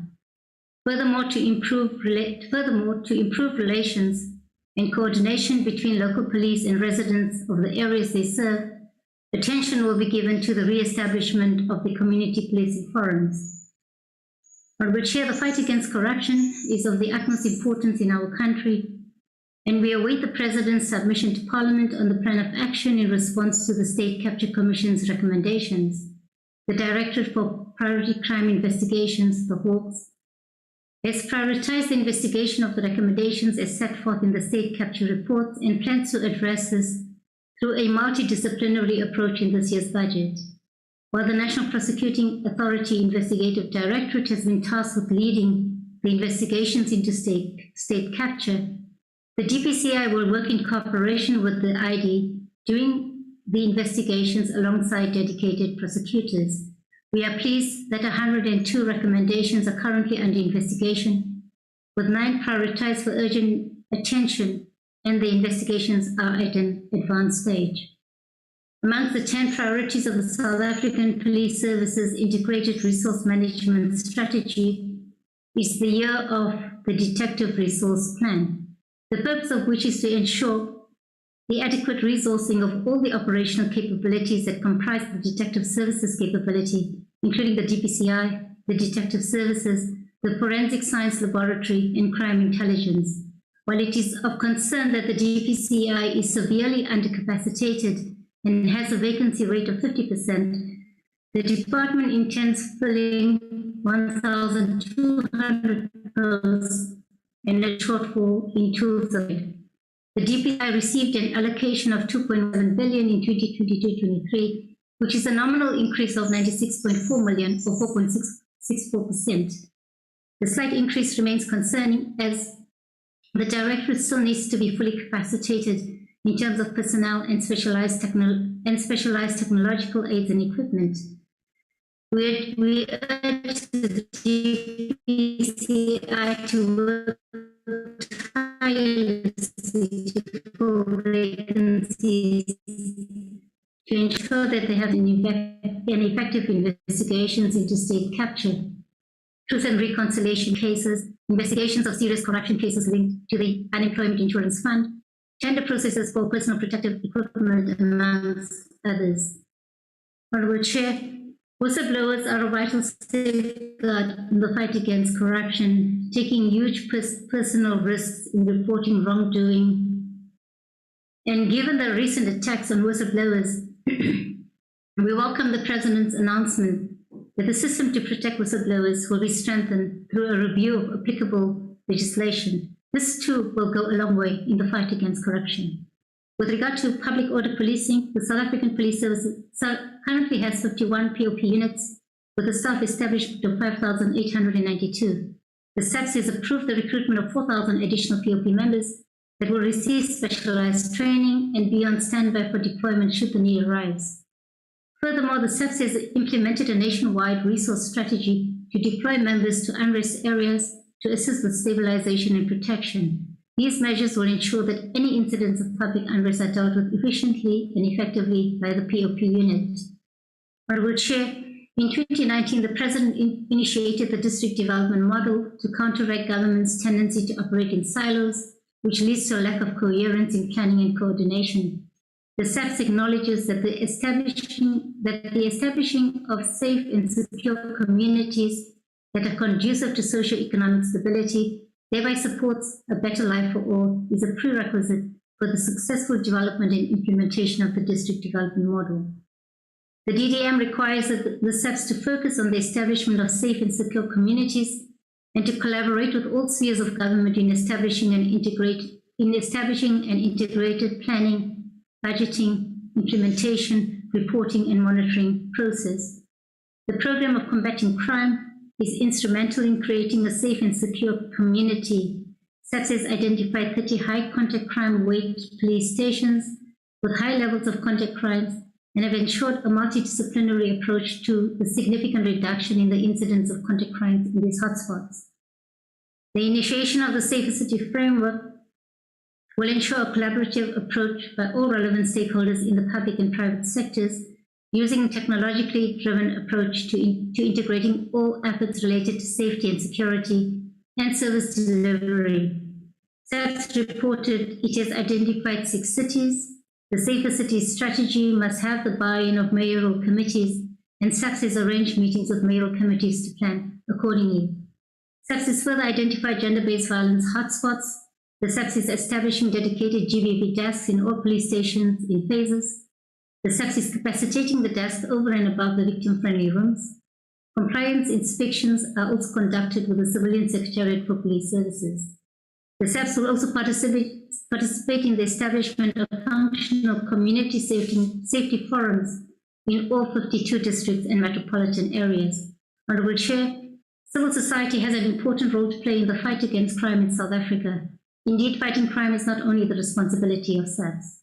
The concept of community policing is not a new phenomenon. It has been tried and tested, and it has proven that where there are more collaborations among the law enforcement agencies with residents, there is a high potential for reducing crime. There is progress in ensuring that the CPF structures are established countrywide, and there are currently 772 functional structures of the CPF in the country.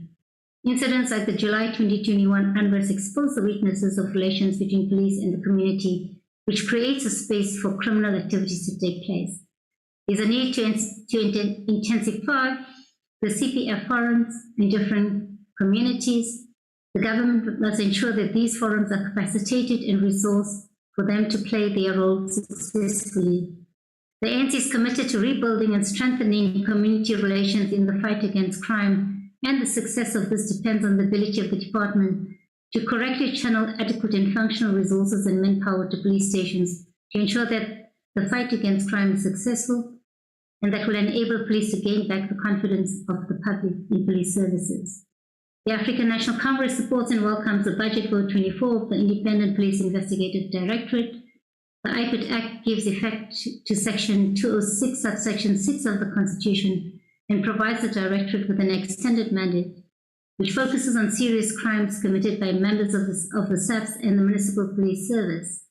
It further obliges the SAPS and MPS to report on matters for investigation by the IPID and the status of implementation of disciplinary recommendations made by IPID upon the completion of investigations. Section 28, subsection 2 further provides that the Directorate may investigate matters related to systemic corruption involving the police. The IPID has been facing financial challenges. The budget reduction continues to make things difficult for IPID to conduct its constitutional obligation. Some of the investigation and information management program performance targets, like the target for different investigations, decreased compared to the previous financial year, which is concerning, as this is the department's core service delivery program.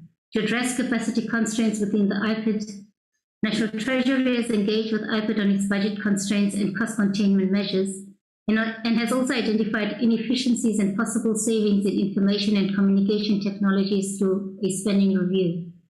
Furthermore, core vacant posts such as those of investigators and quality assurers have been prioritized to be filled.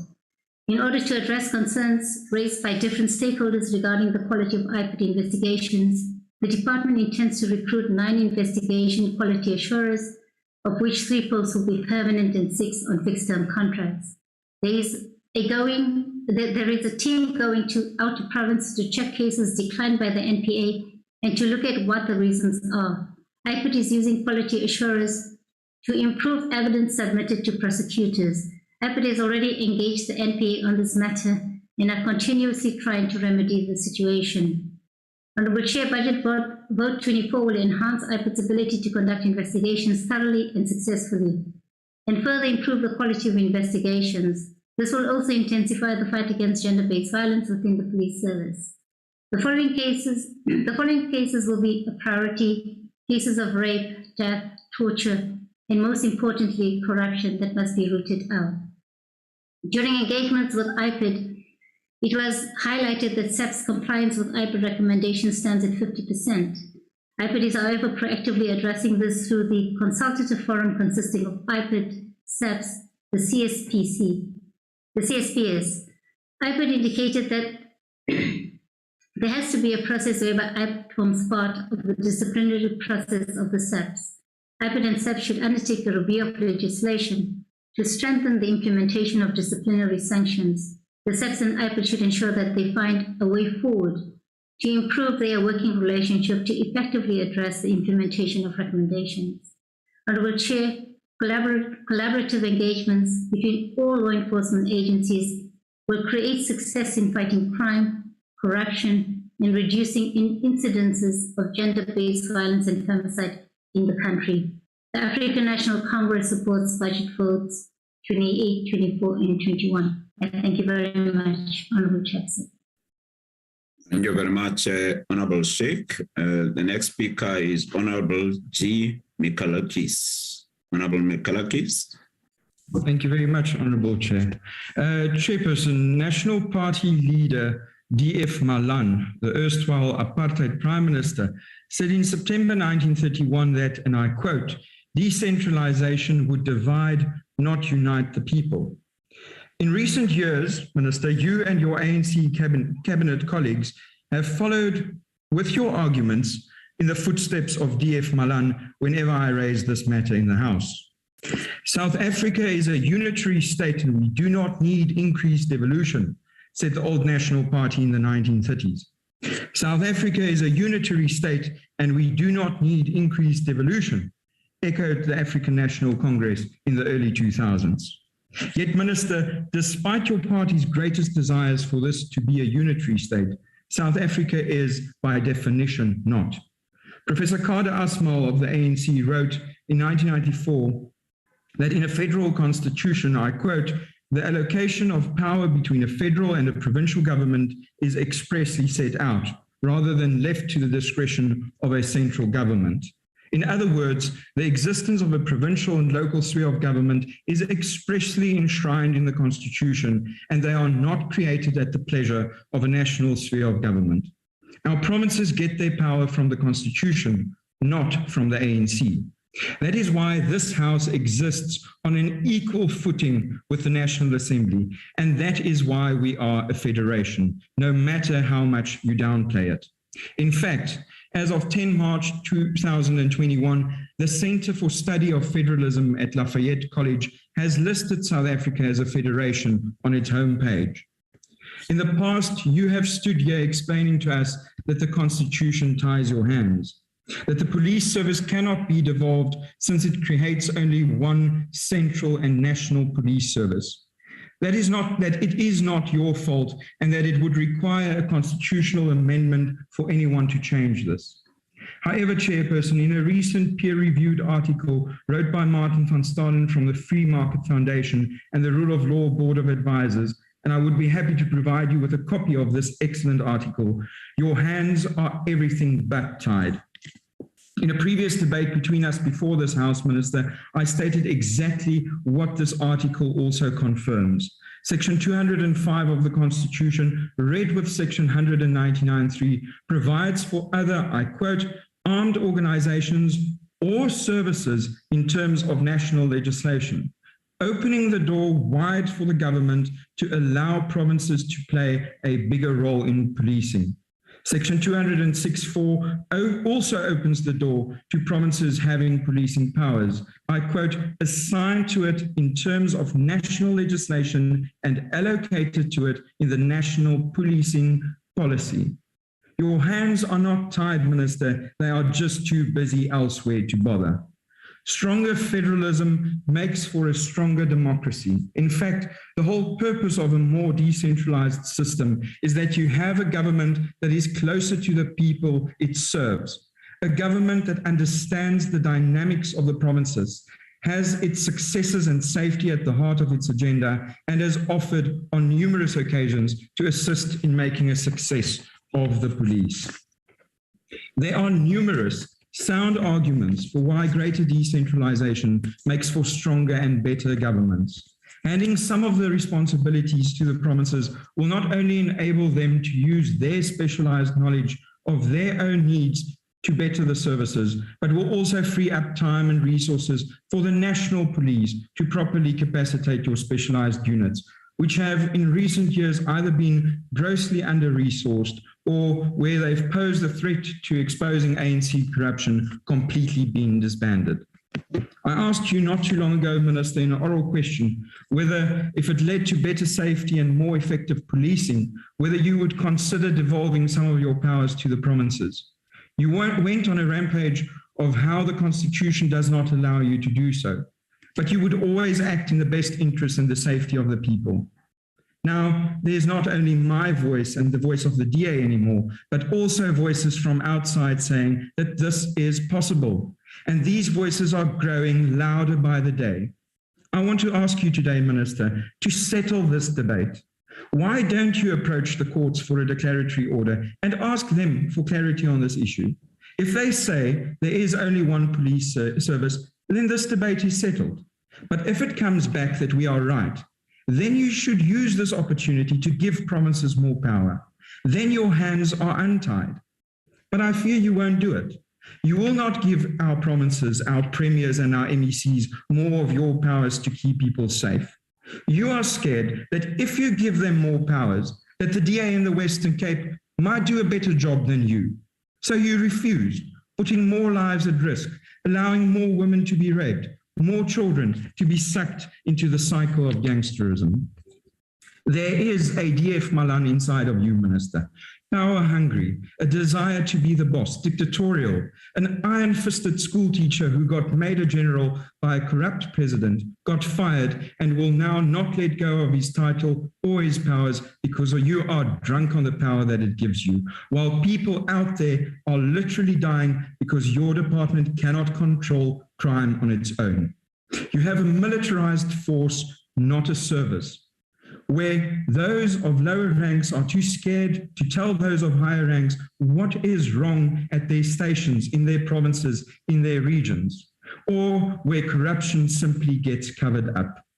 Everything is hunky-dory, but we don't have cars or officers or specialists or forensic labs. But as long as Pretoria is happy, as long as we can enforce our authority over the people of this country and show them who is boss, then we all live in a blissful utopia. Until the next time, when we have to think of excuses of why the murder and rape stats have gone up again. Our provinces should not only have specialized units, Minister, Our provinces should each have a specific policy in terms of Section 2062 of the Constitution that's unique to their own circumstances, the resources available and the threats they are facing. Gangsterism in the Cape is not the same and doesn't have the same solution as gangsterism anywhere else. Farm murders and stock theft and cross-border crimes are not the same in all our provinces. Our resources, skills and needs are not the same. Maar die ANC maak die bedjie op waarin ons almal moet slaap. Minister, I can't say this enough because every time I say it, you lose one more vote. Policing is currently a function of the national government. The ANC and the ANC alone is responsible politically for the police in our country, even in the Western Cape. The DA-run Western Cape wants to help by making available resources and making people safer. I am sure other provinces want to do this too, but Minister Taylor and the ANC government refuses, and they refuse to explore the solutions that I have today for a second time put on the table before this House. We welcome your announcement that trust between the police and the community has to be restored, but I fear it's too late. There's a culture that is established and deeply rooted in the police. For this to be successful, you need to get rid of the rot.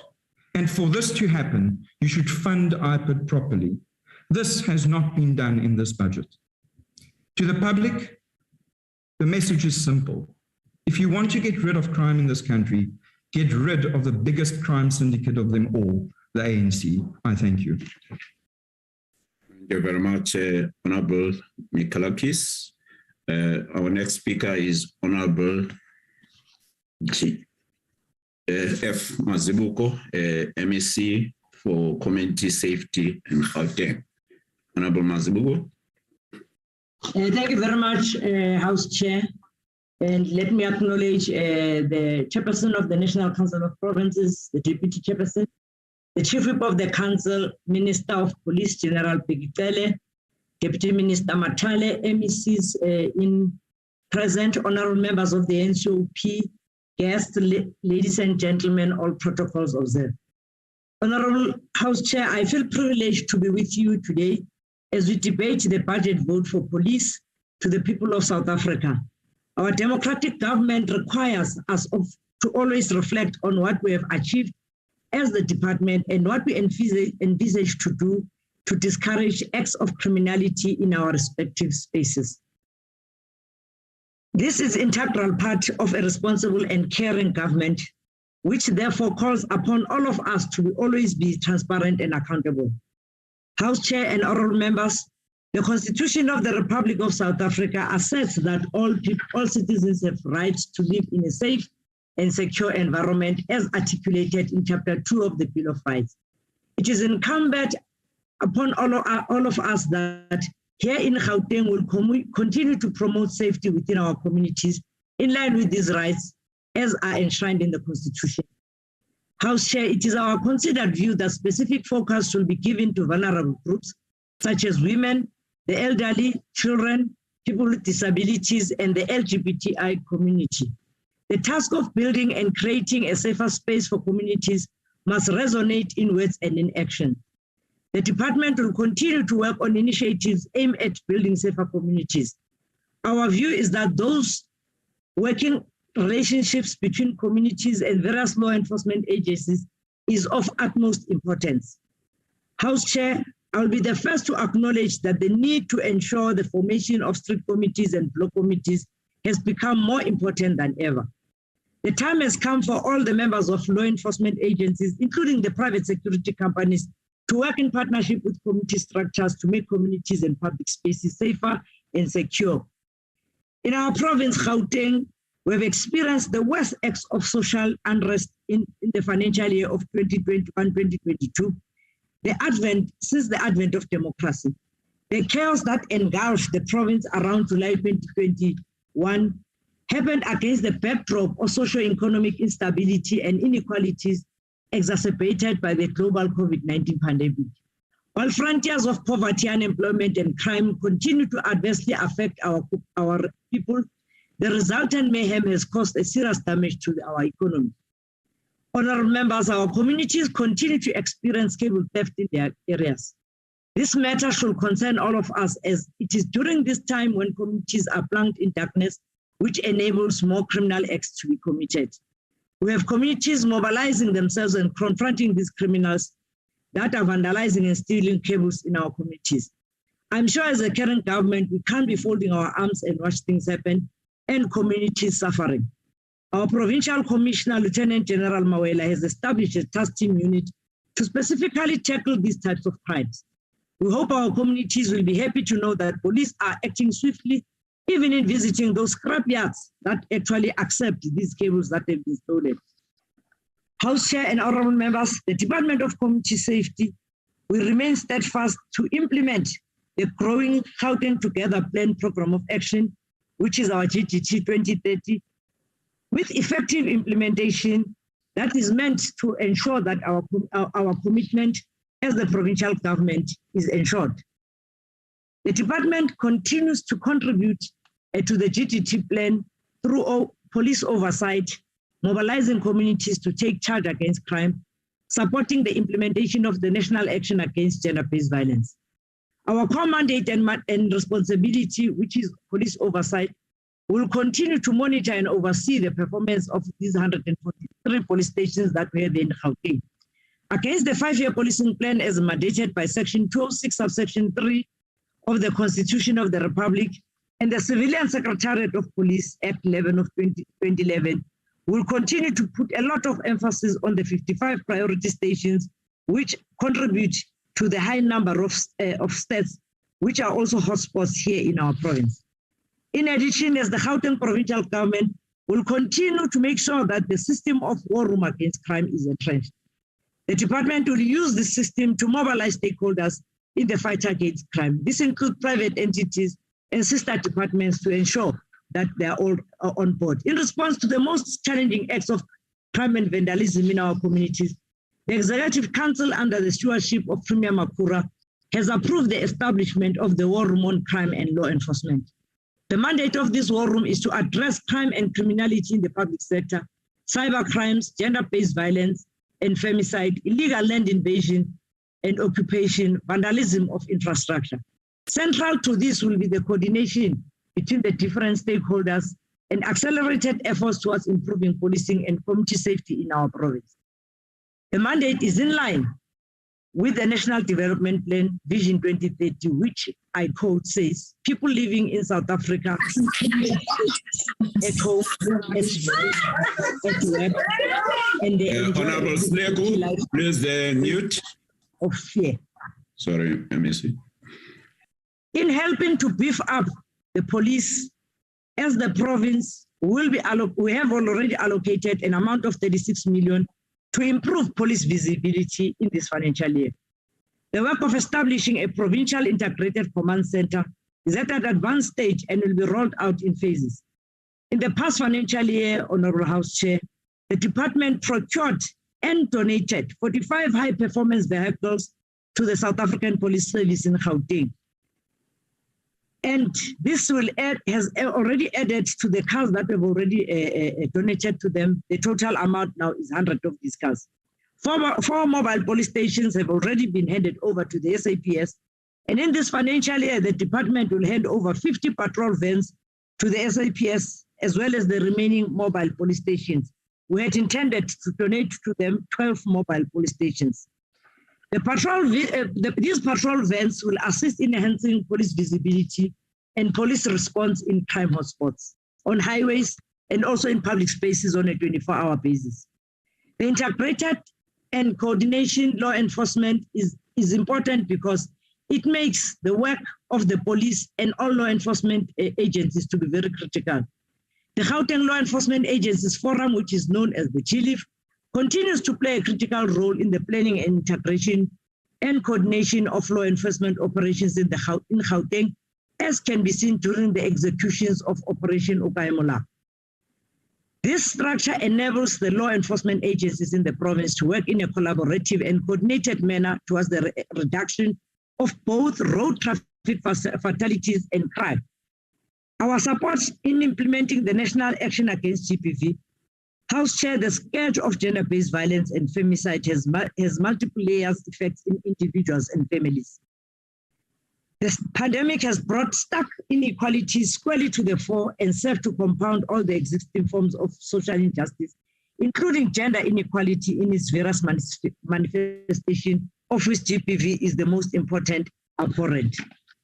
Gauteng, as the most densely populated province, an economic hub that attracts multitudes across the province and across South Africa and beyond in search of better life, continues to bear the brunt of this pandemic.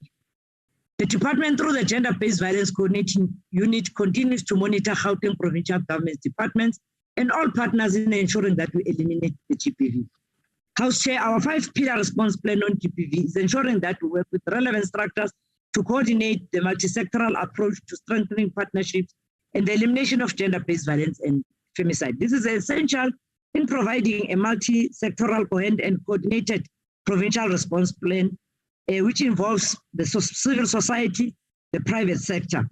And our focused interventions will also give and ensure that there's rapid response in ensuring that gender-based violence and femicide at what level is we are able to fight it and mobilize as many people as possible.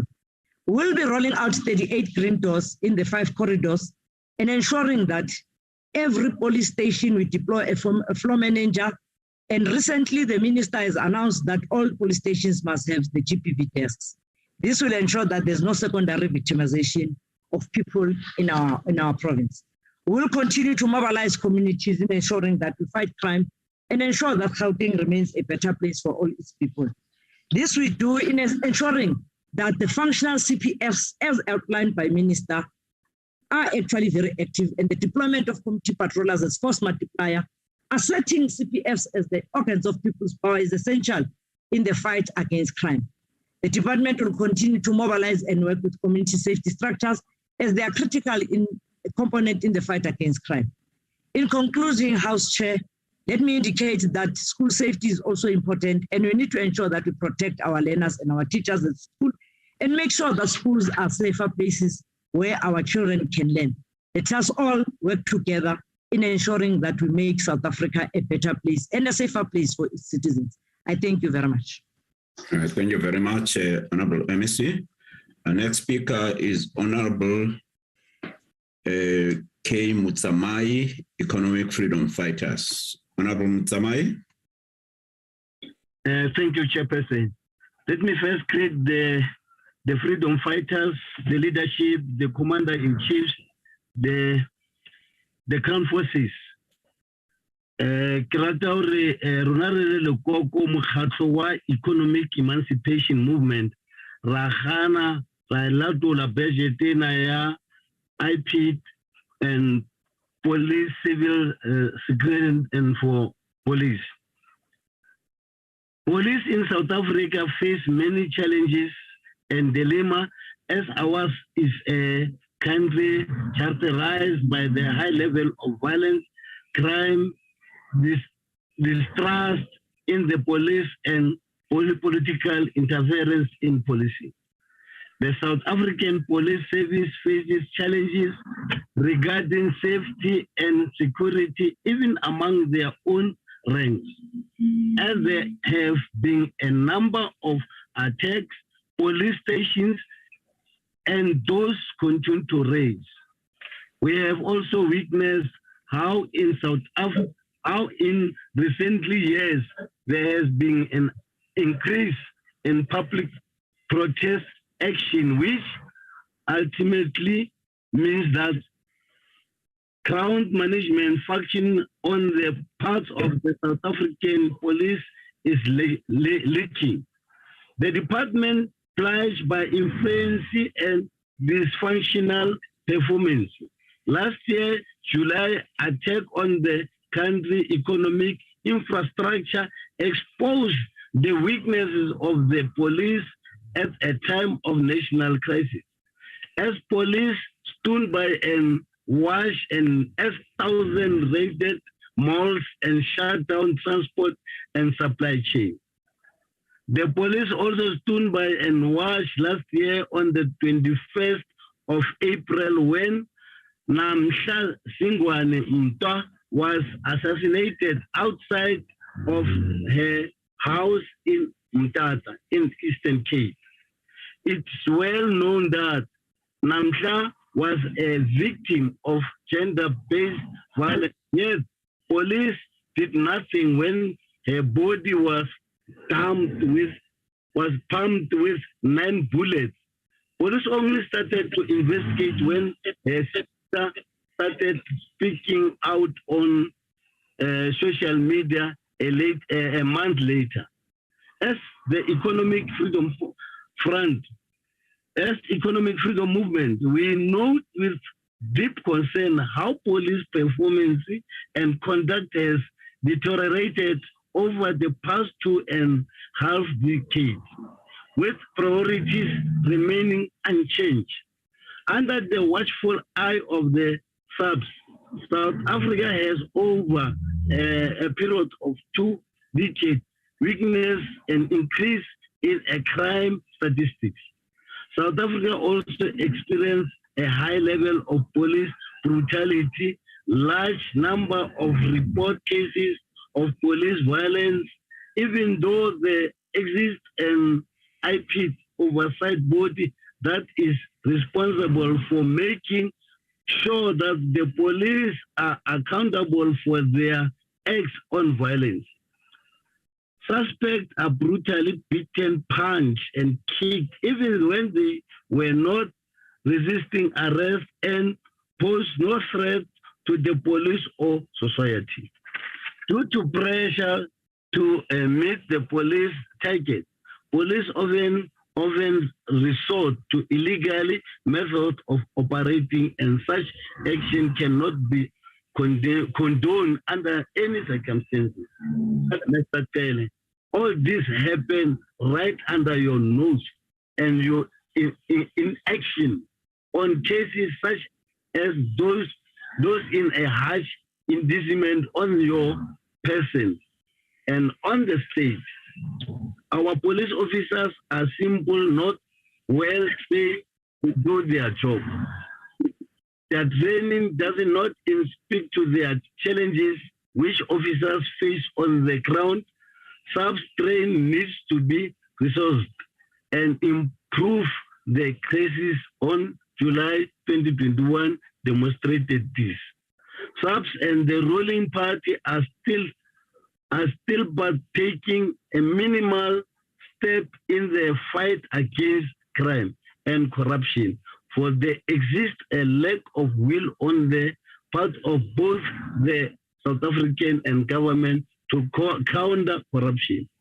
Such issues have no doubt contributed to the declining level of public safety and poor performance of SAPS.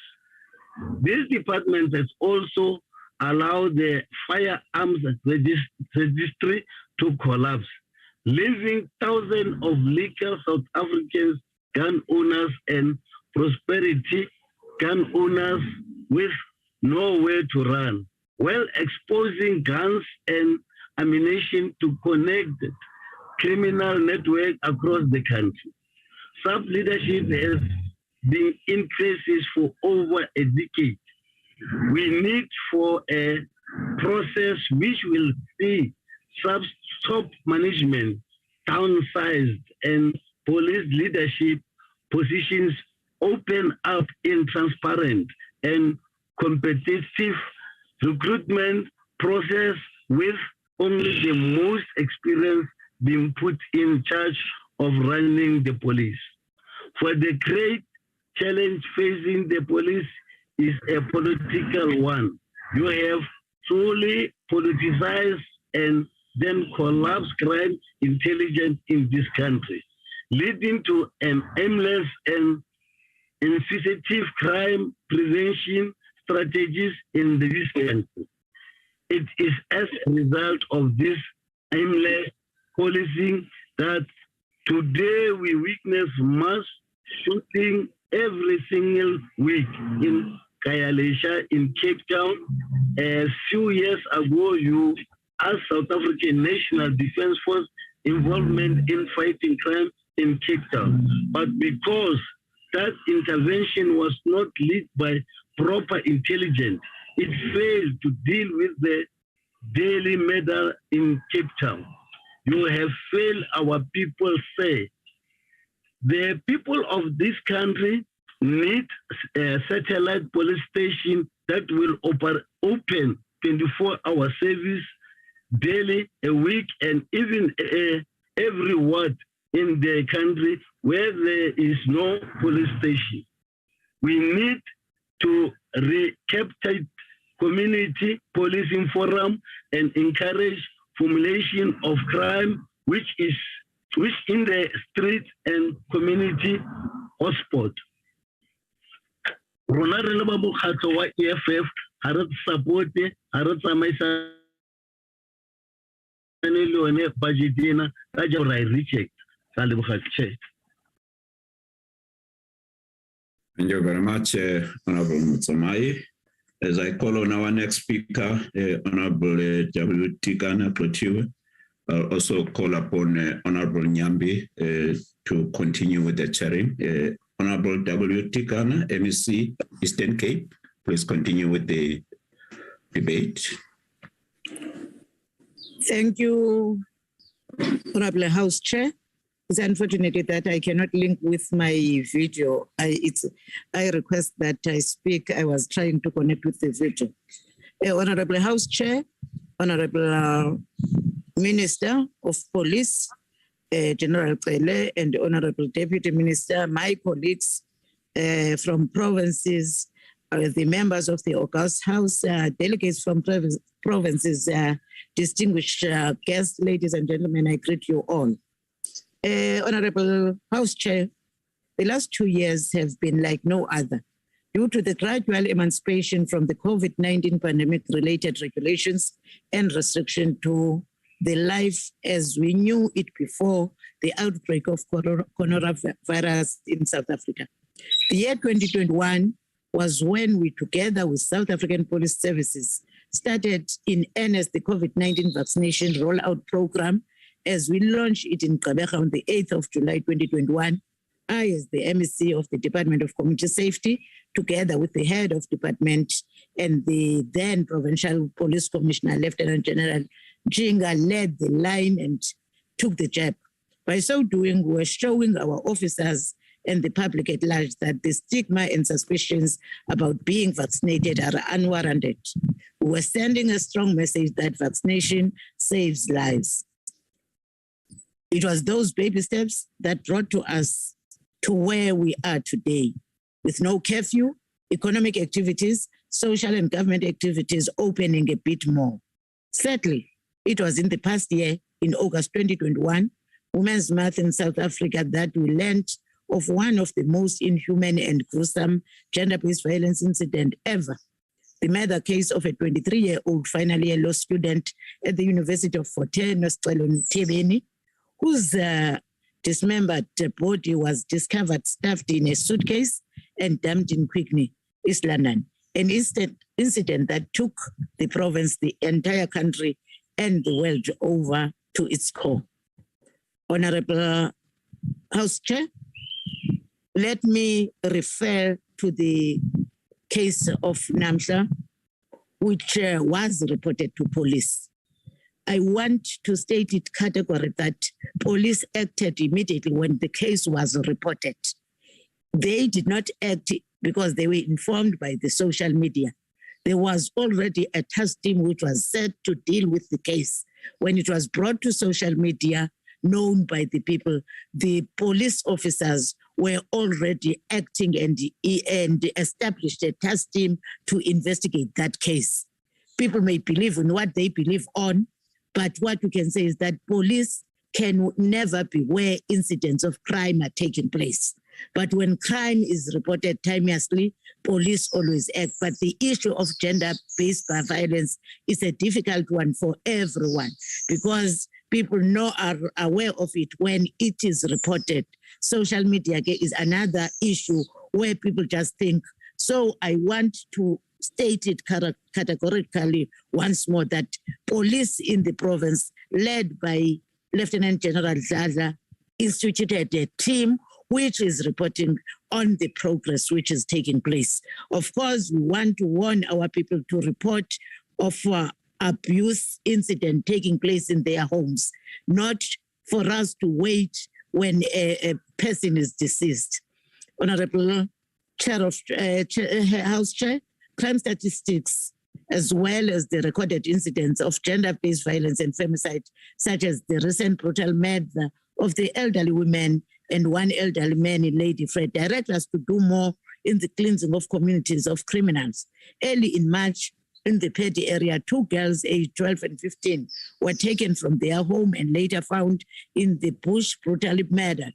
Whilst the Singmoto family was attending to the evil and barbaric incident, another similar murder was recorded at Ndwanyana in the same municipal area. In an ever-changing socio-economic environment, we need a constant source of new evidence and research to drive our decision-making. Accordingly, we plan to increase our internal research and analysis capacity by sustaining and taking advantage of the recently contracted graduates and postgraduates as interns for the research unit. Domestic violence continues to characterize our communities. We shall continue with our program of monitoring the South African Police Service compliance with the Domestic Violence Act. We are also encouraging citizens to be vigilant and report all domestic violence acts. Neighbors must be on the lookout for these criminal actions and report them to the police immediately. The pilot of the program has confirmed the need to expand in and further create a hotline system and mechanism for victims of gender-based violence to report directly to the authorities. We launched and piloted the court watching brief with success in Lusikisiki, Elliot Mbizana, and Lady Fred Regional Court. Each of these district courts are serving an average of 5 magistrate courts and approximately 8 police stations. We successfully rolled out the court watching brief program to all the 8 district offices of the province, firming up collaboration and cooperation with the Justice Department, National Prosecuting Authority, the Police Service, the citizens, and in particular survivors of gender-based violence. To this end, some cases that had been withdrawn have been re-enrolled in court. As such, out of 301 cases, 121 have been finalized, 22 are pending, and 71 remain on the court roll. 79 of these cases are still under investigation. We can boast of the following successes. 50% of the withdrawn stock of the roll were brought back to the court roll and 23% finalized already. The Queenstown FCS unit in 2 counts of rape and housebreaking secured 12 years for housebreaking, 15 years and life imprisonment respectively for rape in 2 different rape cases, 2 life and 8 years imprisonment. The finding of the court watch brief program necessitated the fast tracking of the upgrading of the DNA lab within Kabeja because most cases were withdrawn as a result of DNA evidence that was pending. The department has also made significant strides through the Justice and Crime Prevention Working Group to ensure the establishment of a functional safer city model in Nelson Mandela Metro, and I'm delighted to report that thus far a successful multi-sectoral stakeholder engagement has been held and signed off concept document to strengthen the implementation of the safer city model. Engagement have started to implement the district safety model in OR Tambo district. Our oversight over the South African police is further strengthened by the good relationship between the department and IPIT. There's positive response by the South African Police Service in implementing the recommendation made by IPIT on police misconduct. I'm happy to announce that there were no rapes, nor tortures in custody during this period. Despite that, I'm sad to report that death in custody totaling 22 cases and assault by police officers remain a thorny matter. We're here addressing the matters, but we need to speed up our efforts. Honorable Chair, our latest crime statistics show both a positive and a negative picture. We have seen a 7.9% decrease in sexual offenses. That is still not enough as we strive to completely eradicate the scourge of sexual offenses. We have also made some inroads in Lusikisiki, loosely dubbed the rape capital in South Africa. With the Minister of Police, We continuously monitor the progress in the area and provide resources, both human and capital, to address these challenges. Civil society works hand in glove with us and the various government departments like social development, the NPA, basic education, and others have partnered with the department in adapting the integrated approach to this challenge. We further conducted analysis of murder dockets over a 5-year period, 2013 to 2017, within the Bethelsdorp, Lusikisiki, and Mthatha areas. These police stations had the highest number of murder cases during the said period.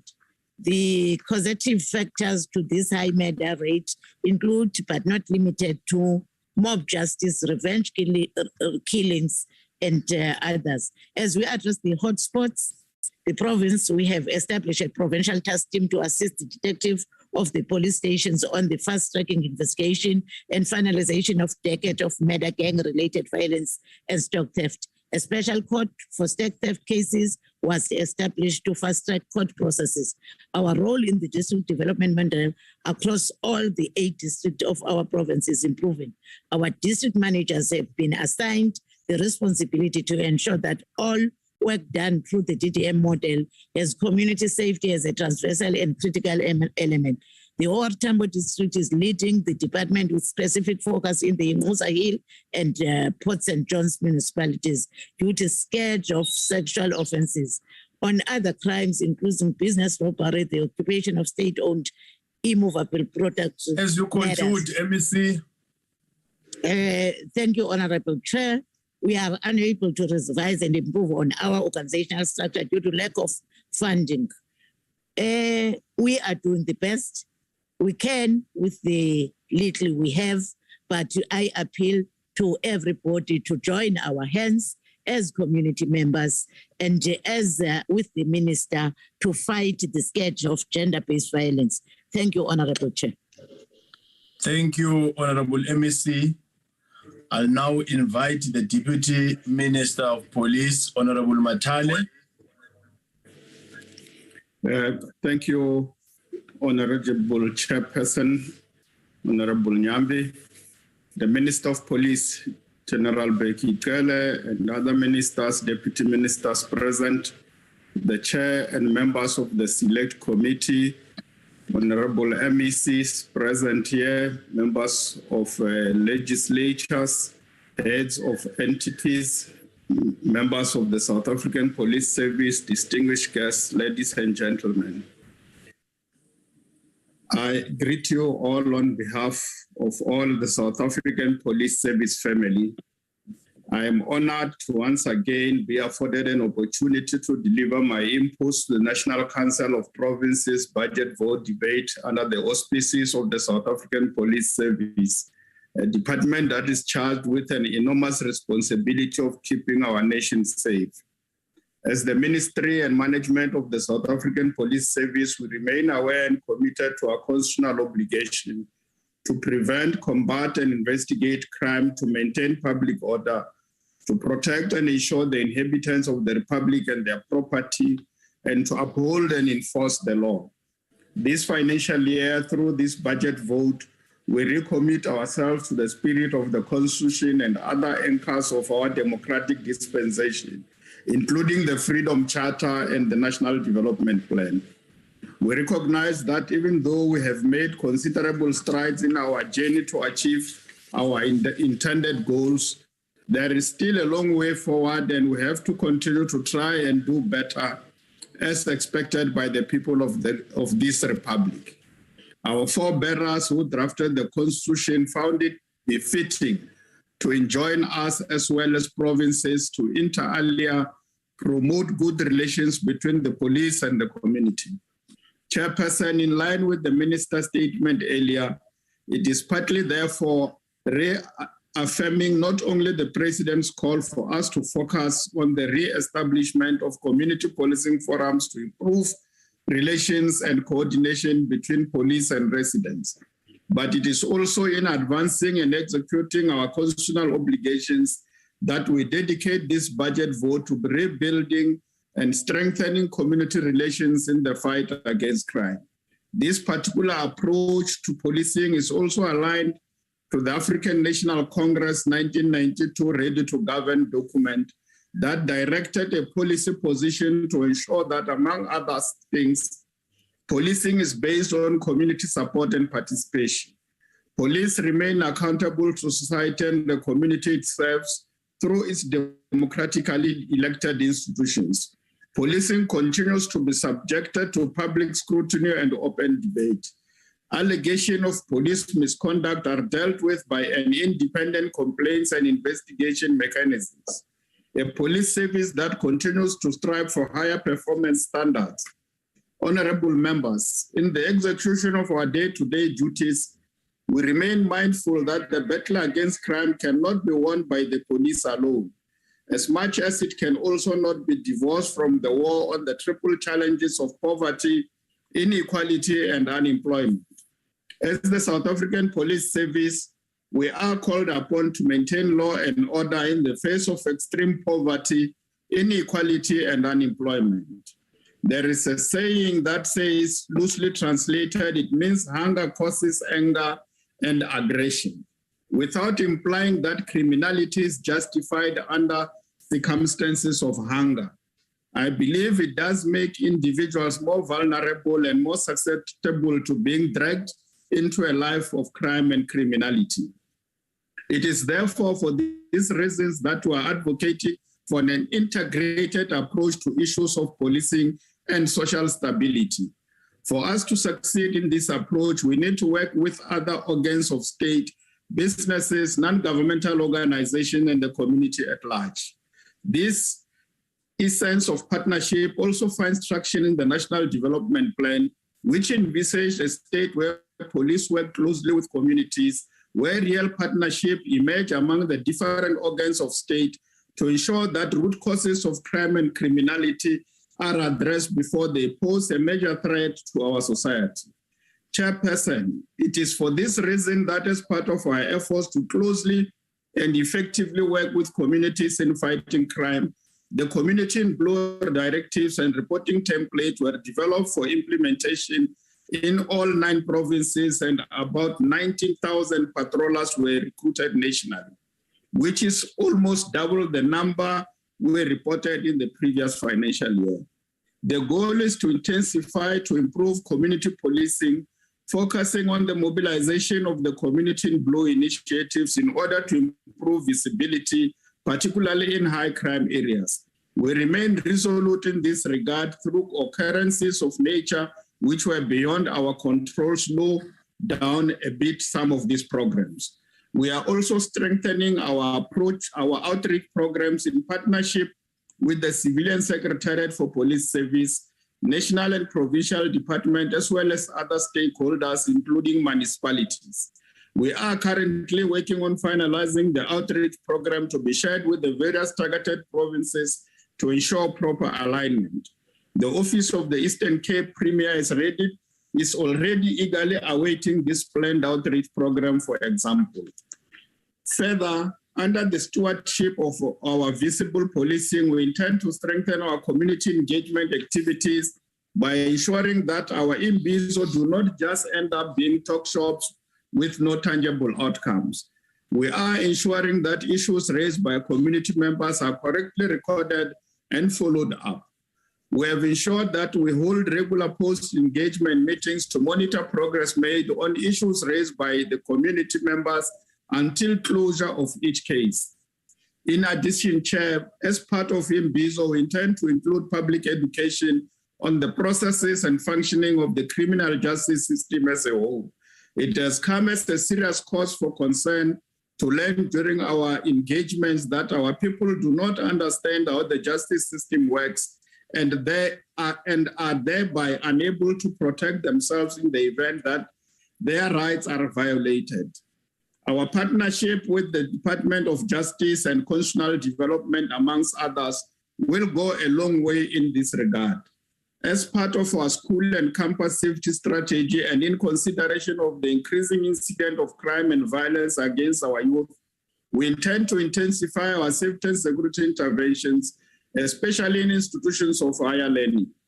To this effect, we will be appointing safety and security liaison officers in all campuses and together the Department of Higher Education and Training, the institution's management and student structures, we will establish safety and student care centers to support students who are victims of crime, especially GBV.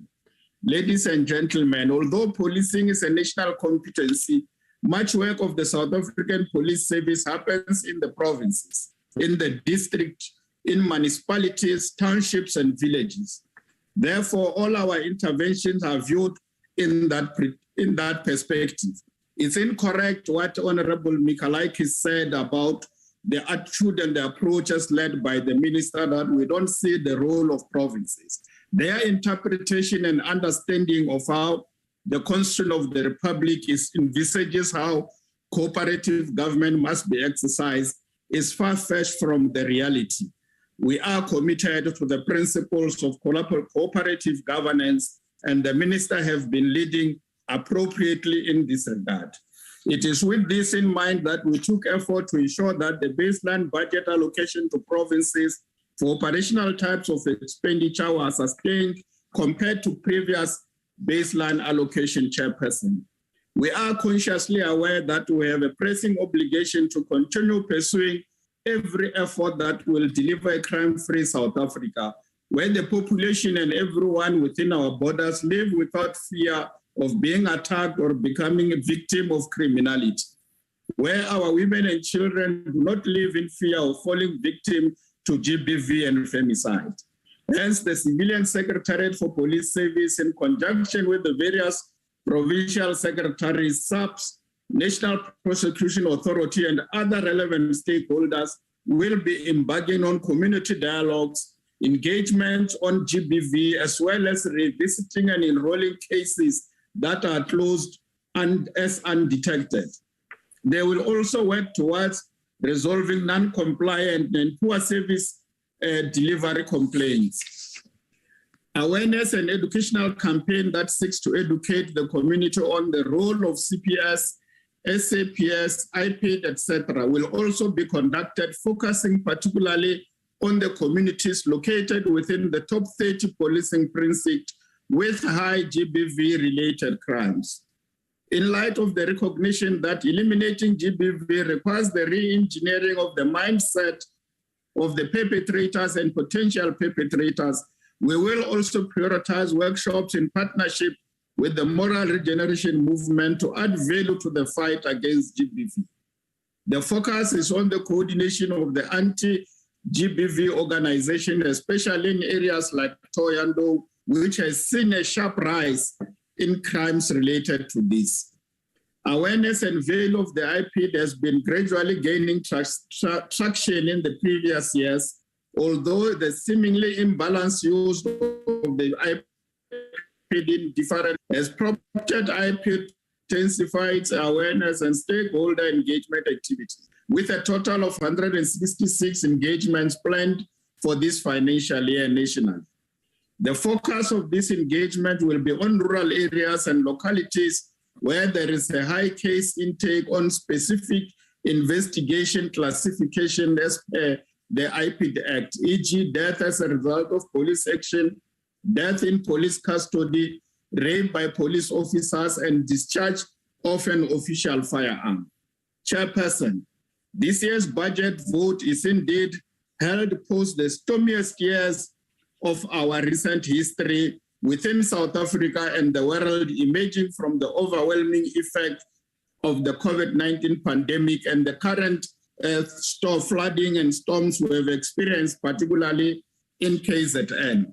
As I conclude, honorable members, allow me to state that we do not recognize the fact that by its nature, the policing or law enforcement environment lends itself to an imbalanced exercise or execution of power. Necessary as this may be, it needs to be balanced in one way or the other. As an ancient historian, Lord Acton stated, power has the tendency to corrupt, and absolute power corrupts absolutely. We have therefore ensured that we establish internal oversight institutions which are part of the South African Police Service family, but are tasked with independently maintaining oversight checks and balances over SAPS, as well as ensuring monitoring and evaluation of its interventions and impact. These institutions are aimed at providing the Ministry as you conclude management with independent objective assessment. Thank you very much, Chairperson, for the opportunity you led us to present our budget. Let's hold hands and make South Africa great. Thank you very much. Thank you, Honorable Deputy Minister Matale. Thank you, Deputy Minister, Honorable Matale. I'll now invite Honorable Bartlett.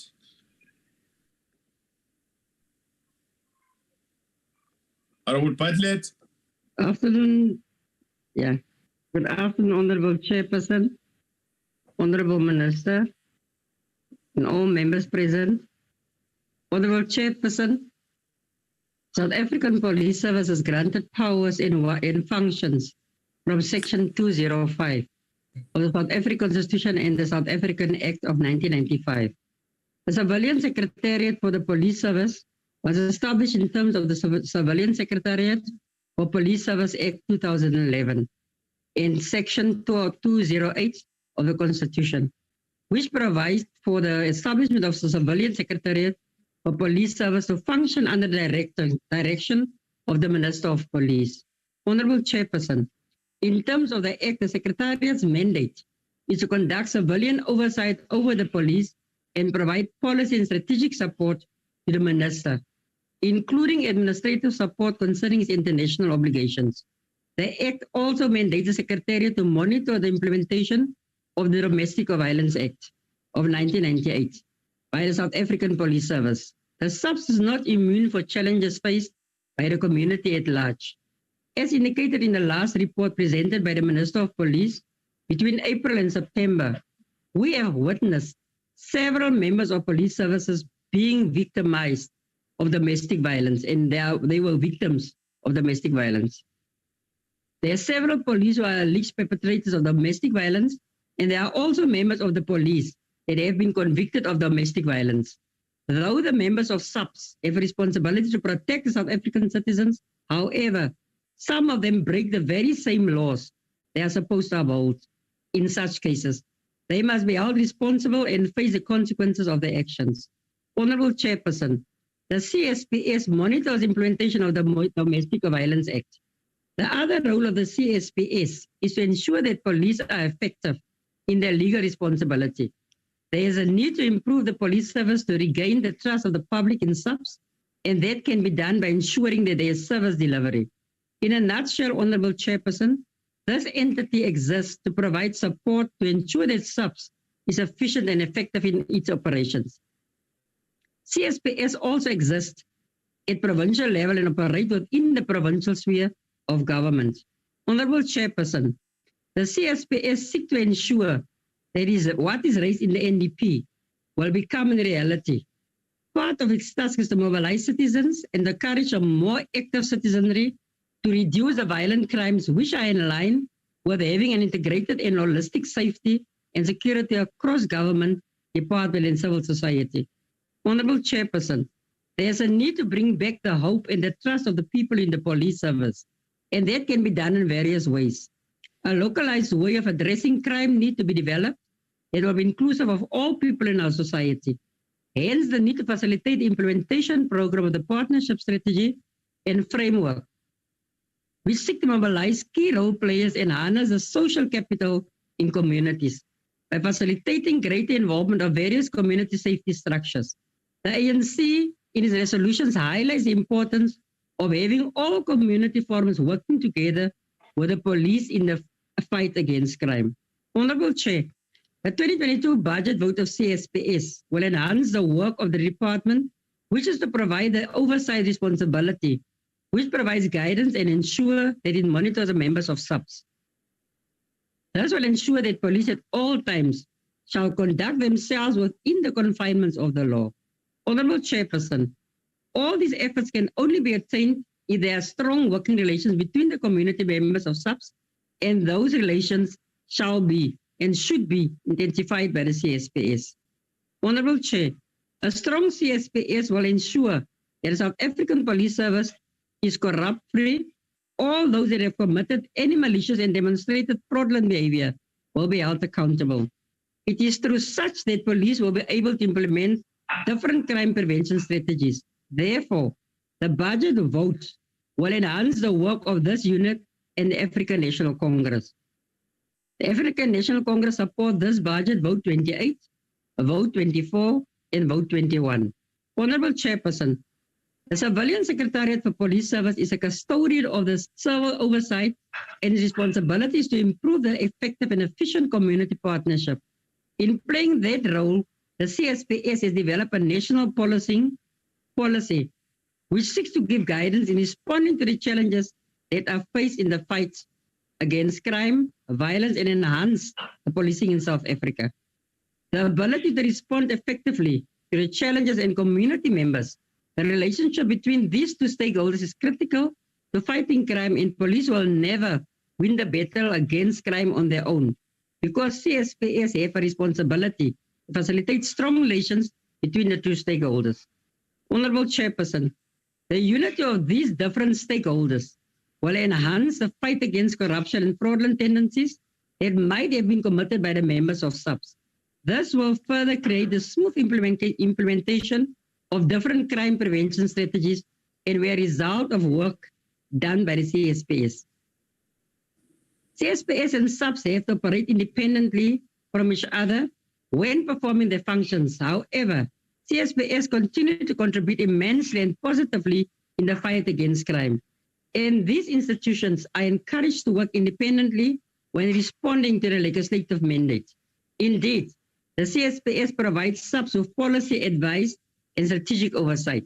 Honorable Chair, we know the budget reduction in the different programs and their continuous present challenges for the department to be able to perform its responsibility fully. However, the department shall continue to work with funds at its disposal in trying to fulfill the mandate.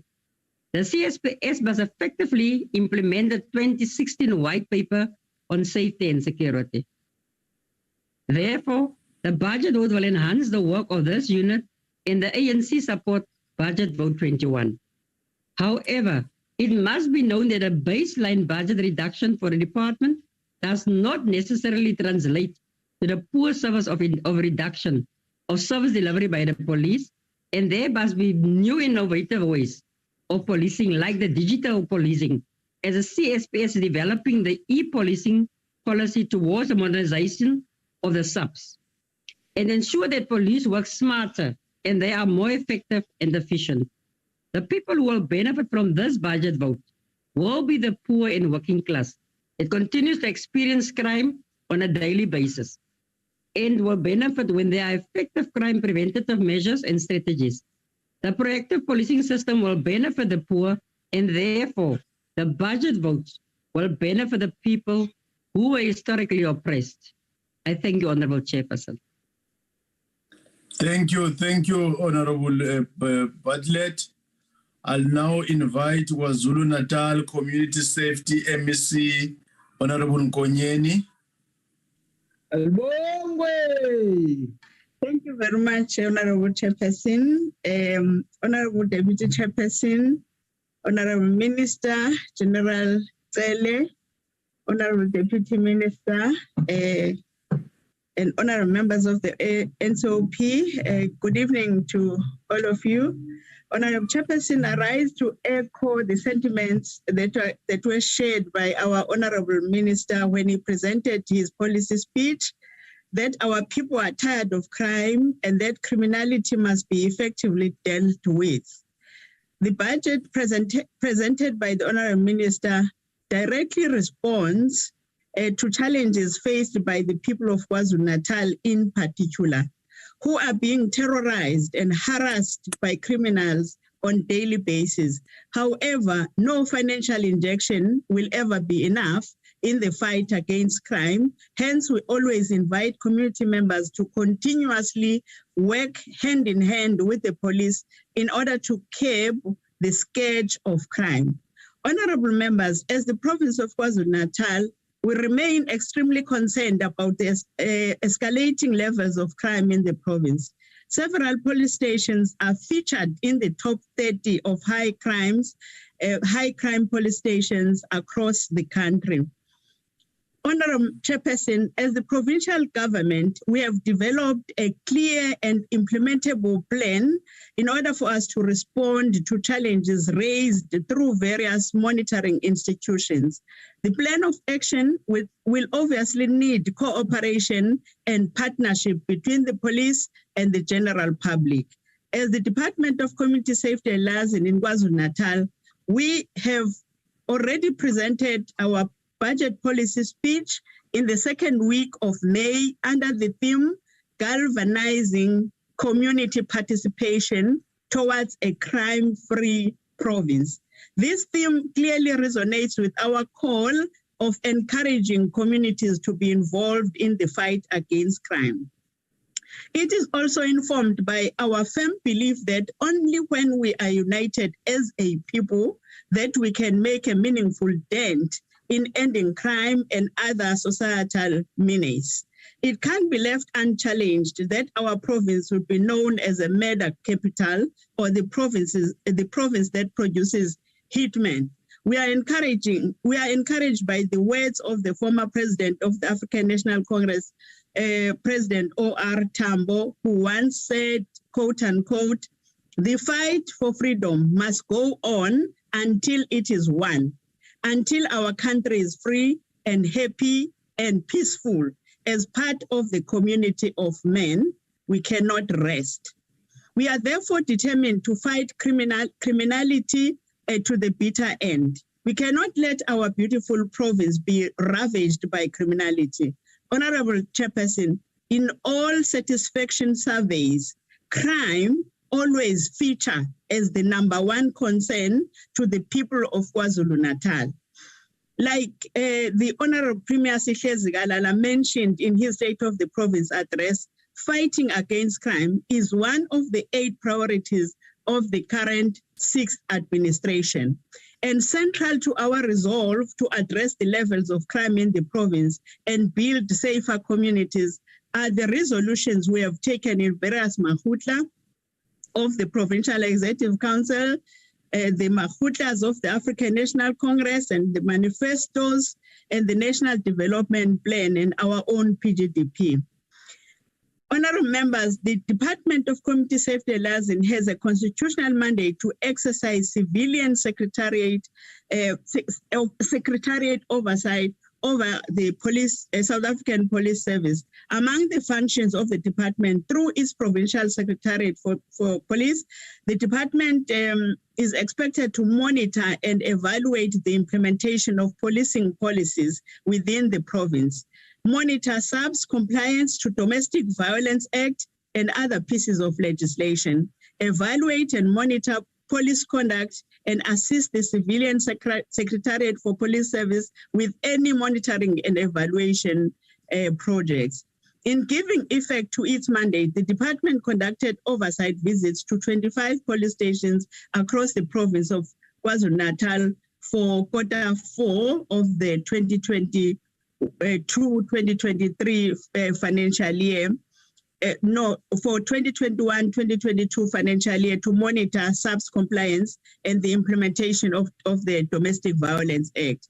And part of the challenges that were identified during the visit, including the visit by the Honorable Minister, the Deputy Minister, and also the visit by the members of the NCOP, comprises the fact that most police stations are having very poor infrastructure. Victim-friendly rooms are not suitable. Some of the victim-friendly rooms are not suitable for professional consultations and counseling to victims. And rural areas are the most affected by infrastructure challenges. And in some areas, police stations were built far away from communities. And honorable members, it is worrying that access to some police stations by disabled communities is still a challenge. Of course, we can only attribute that to the attitude of the apartheid government that never bothered about people who are residing in rural communities in particular. And honorable members, in order to improve the performance of the police, the department engages with the police in all districts to initiate turnaround strategies where there is poor performance. The top 30 priority stations is a case in point. When shortcomings are identified in the management of the Domestic Violence Act, workshops are done working with the management in the police service. These workshops also involve expertise from the National Prosecution Authority, as well as the Department of Justice and Constitutional Development. Monitoring and evaluation programs are conducted continuously to ensure improvement of the performance of the police. With regards to gender-based violence and femicide, we wish to indicate, honorable members, that of course this is another pandemic that we are wrestling with. The high density of these crimes is within the top 10 police stations, which are around eThekwini Metro and Umgungundlovu districts.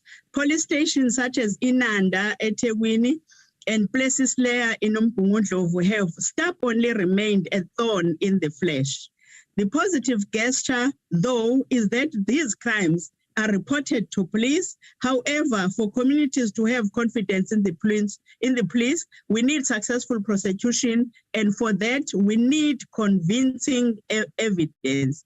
As the department, we embarked on the process of assessing and resuscitating the victim-friendly facilities. We believe that all police stations should have these facilities where victims will feel dignified during their visit to the stations. Our aim is to see all 104 police stations having these facilities. However, the priority is given to the top 30 crime-leading police stations, and subsequently all must prioritize the dignity of the victims of crime.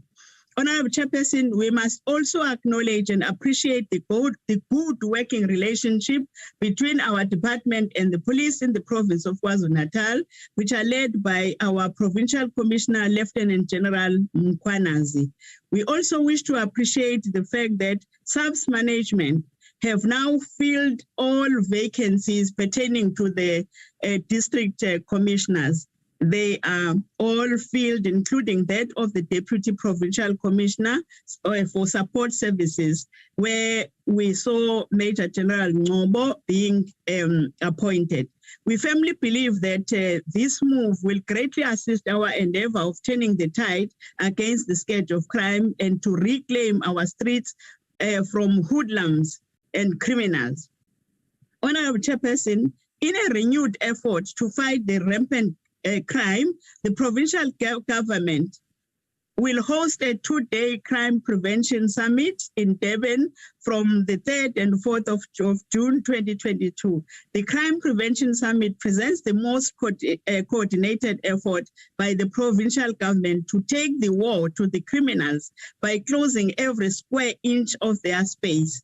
And all stakeholders across the JCPS cluster, academia, and all other experts in the fight against crime will get together in order to solicit solutions on our continued fight against crime. Innovative crime prevention tactics, especially the use of technology such as drones, community policy forum, the resources of the JCPS cluster, increased collaboration with the private security industry will also be enhanced. Have I exhausted my time, Honorable Chairperson? You still have a minute to conclude. Okay. Honorable Chairperson, I must also indicate that KwaZulu-Natal is one province that has been hardest hit by the flood damages. We lost our officers as well, and some sustained injuries. Our dedicated Sergeant Busisiwe Mchache from the Pietermaritzburg Search and Rescue Police Diving Unit perished when trying to save 3 flood victims in Henley Dam. Kenine Lee also perished trying to save Sergeant Mchache. Another young and hardworking constable, Thandazile Sithole, who was attached to the Durban Central Police Station, also perished when her home collapsed on her. As government, we pay respect to these female officers and many members of the security cluster who lost their lives during this period, and those who perished in line of duty, may their departed souls rest in eternal peace. Equally, We had a number of police stations that were damaged. As you conclude. As I conclude, a total of 30 police stations were affected by the floods, and they are in various districts. We wish to support the budget policy speech, Honorable Chairperson. Thank you so much. Thank you, MEC Nkonyeni. Thank you. I'll now invite Honorable Dutoit. Dankie, agbare voorsitter. Ek wil afskop deur al die vroue en manne in blou wat daagliks hul lewens op die spel plaas en onverpootst ten spyte van politieke druk en inmenging, beperkte hulpbronne, vervalle polisiestasies en uitdagende werksomstandighede steeds die goeie stryd stry. Die gemeenskap dien en in die lig van regverdigheid alles in die strydwerk vir hul gemeenskappe. Ons het groot respek vir julle. Minister Cele het tydens sy begrotingstoespraak op 20 Mei 2022 direk nadat hy die toespraak aan alle SLP-lede en die personeel opgedra het, sy generaals aangespreek. Ek haal aan. Chairperson, I would like to call upon all the generals, all executives and senior managers to understand the role of leadership.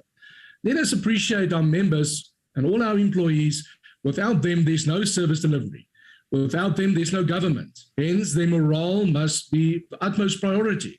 Stop victimizing them for no reason. Stop the workforce cruelty of purging and patronizing them for once. Stop the workforce bullying and serve in the position of power with dedication and humility. Close quote. Minister, you must heed against generalizing accusations at the generals and the executive with your statements, and not everyone has an unprofessional approach. And if you are aware of such dealings, why don't you act? One could almost come to the conclusion that the minister is aware of irregularities in the top structure and fails to act. But could this be, Chair? Is it possible that under the leadership of this minister, there could be any corruption in the SAPS?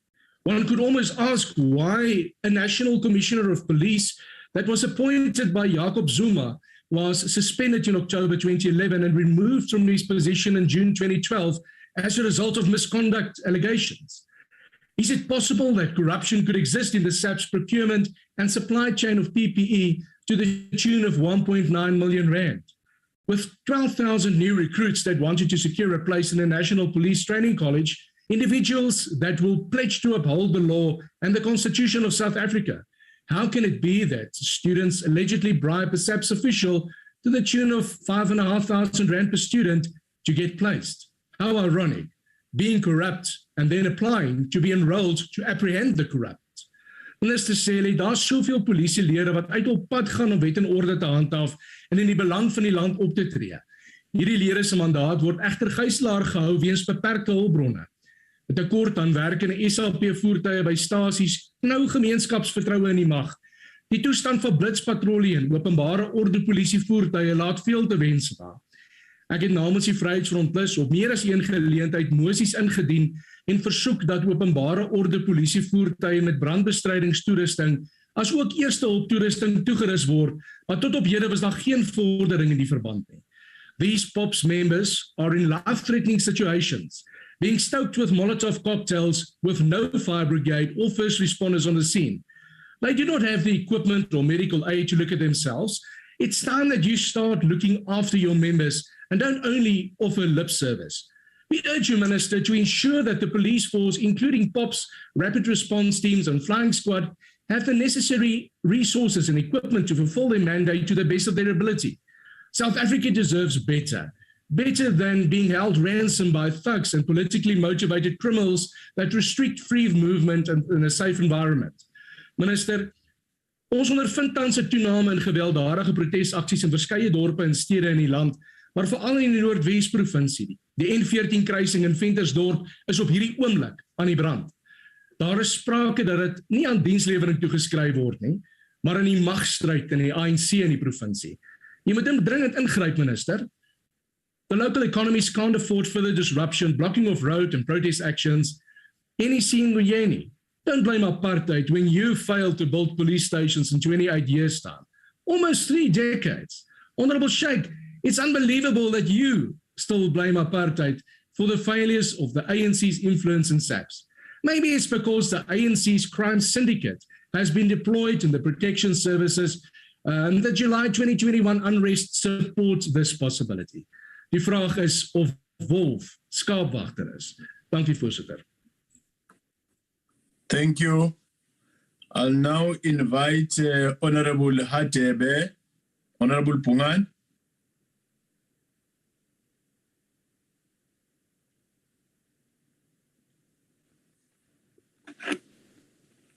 Honorable Hatebe. Honorable Chairperson, the National Development Plan outlines a utopian society where, open quote, people living in South Africa feel safe at home, at school, at work, women walk freely in the streets, children play safely outside, and the police service is well-resourced, close quote.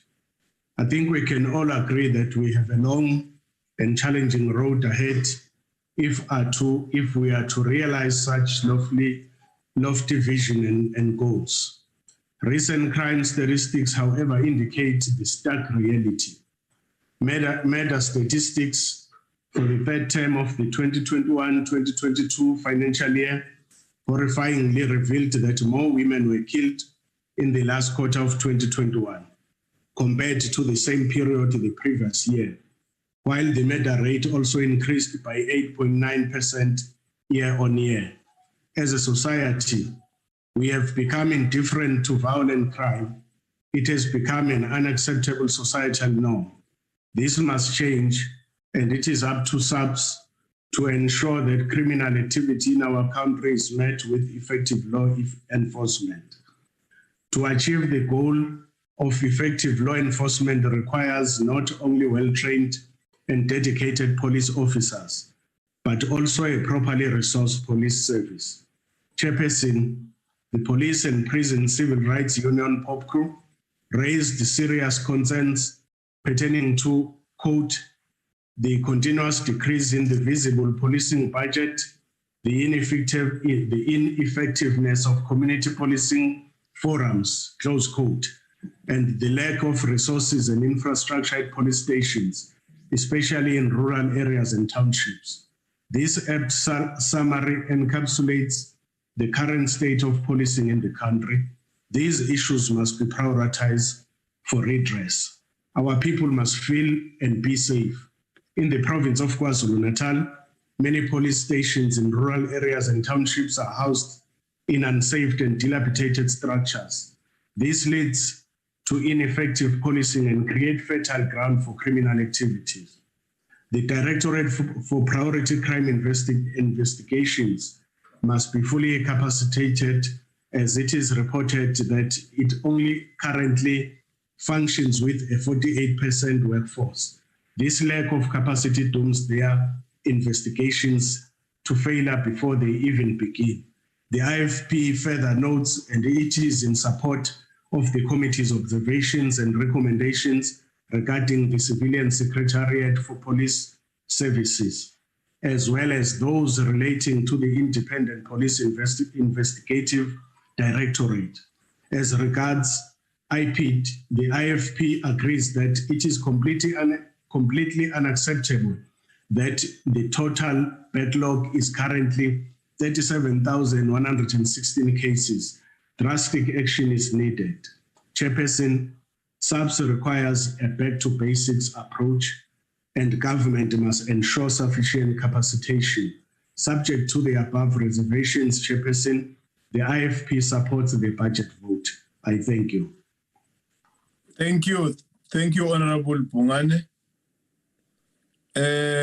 I'll now invite Western Cape MEC Police Oversight and Community Safety, Honorable Allen.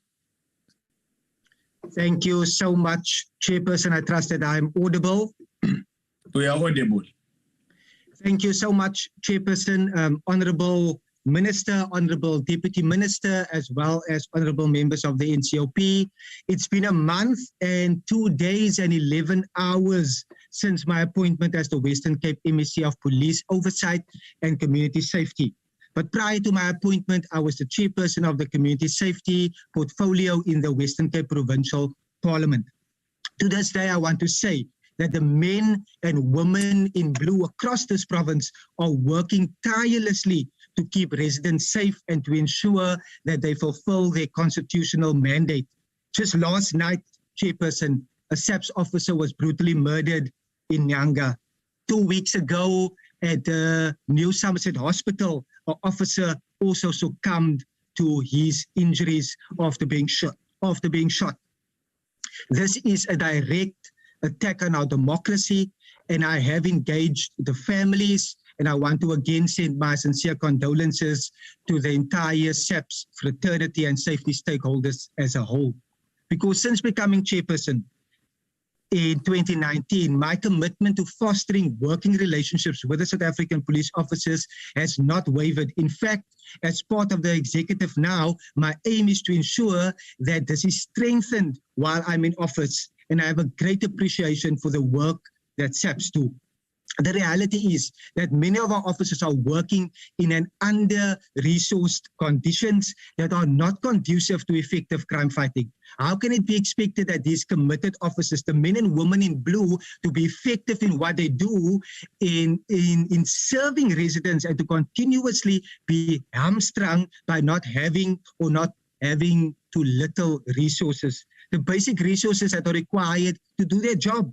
This is something that we will never make sense to us, because we've seen under difficult circumstances, these men and women are still putting their lives on the line for residents. So my question today is, where's the budget going? Because we need to see the effects of the budget. But the irony is that year after year in this House, budgets are debated, but it has never made any significant difference to how resources are allocated. In the Western Cape, we were due to receive 1,939 new recruits during the current financial year. Now we are only receiving 1,118 to arrive in this financial year. This is 821 fewer officers. We haven't been told why we are receiving fewer officers. Perhaps there's another SEO that needs to be bailed out. Who knows? Because the reality is it's been happening year in and year out. And this is a highly significant figure, because the province is already grossly under-resourced, as we are sitting with a 10% vacancy rate in our province. Chairperson, we are consistently and constantly hearing that this province is in fact the most resourced. As among others, there is an anti-gang unit, which other provinces do not have. But the reality is, and the truth is, that these are not new members that came into the service or the unit. These are members that are taken from other sectors and stations, but they have not been replaced at those sectors or stations. So to be adequately resourced is and should always be a priority for the national government. So again, what are these budgets really being used for? Because, Chairperson, in this province, we care about the people, we care about the safety and well-being, and ultimately we want to ensure that our residents live in a dignified manner. And this is part of the reason why we have launched the Western Cape Safety Plan in 2019. And part of the Western Cape Safety Plan was to deploy 1,000 law enforcement advancement plan officers in hotspot areas.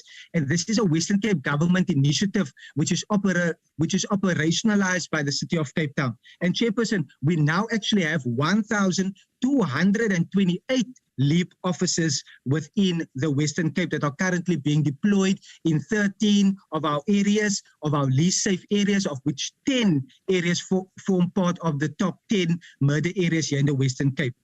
These include areas like Delft, Guguletu, Harare, Khayelitsha, Site B, Kraaifontein and Fuleni, Mitchell's Plain, where I grew up, in Nyanga and Philippi East, and Samora Machel. The other high crime areas where they are deployed are at Lantis, Bishop Lavis, and in Nova Park, and recently in Lavender Hill, Steenberg, and Grossie Park as well. And these placements are strategic and backed by data. Because in addition to the LEAP officers and in being innovative and incorporating technology, last week we launched our provincial safety dashboard. This dashboard is updated every 3 days and is currently being automated to further provide daily updates, to provide real-time data to provincial safety stakeholders.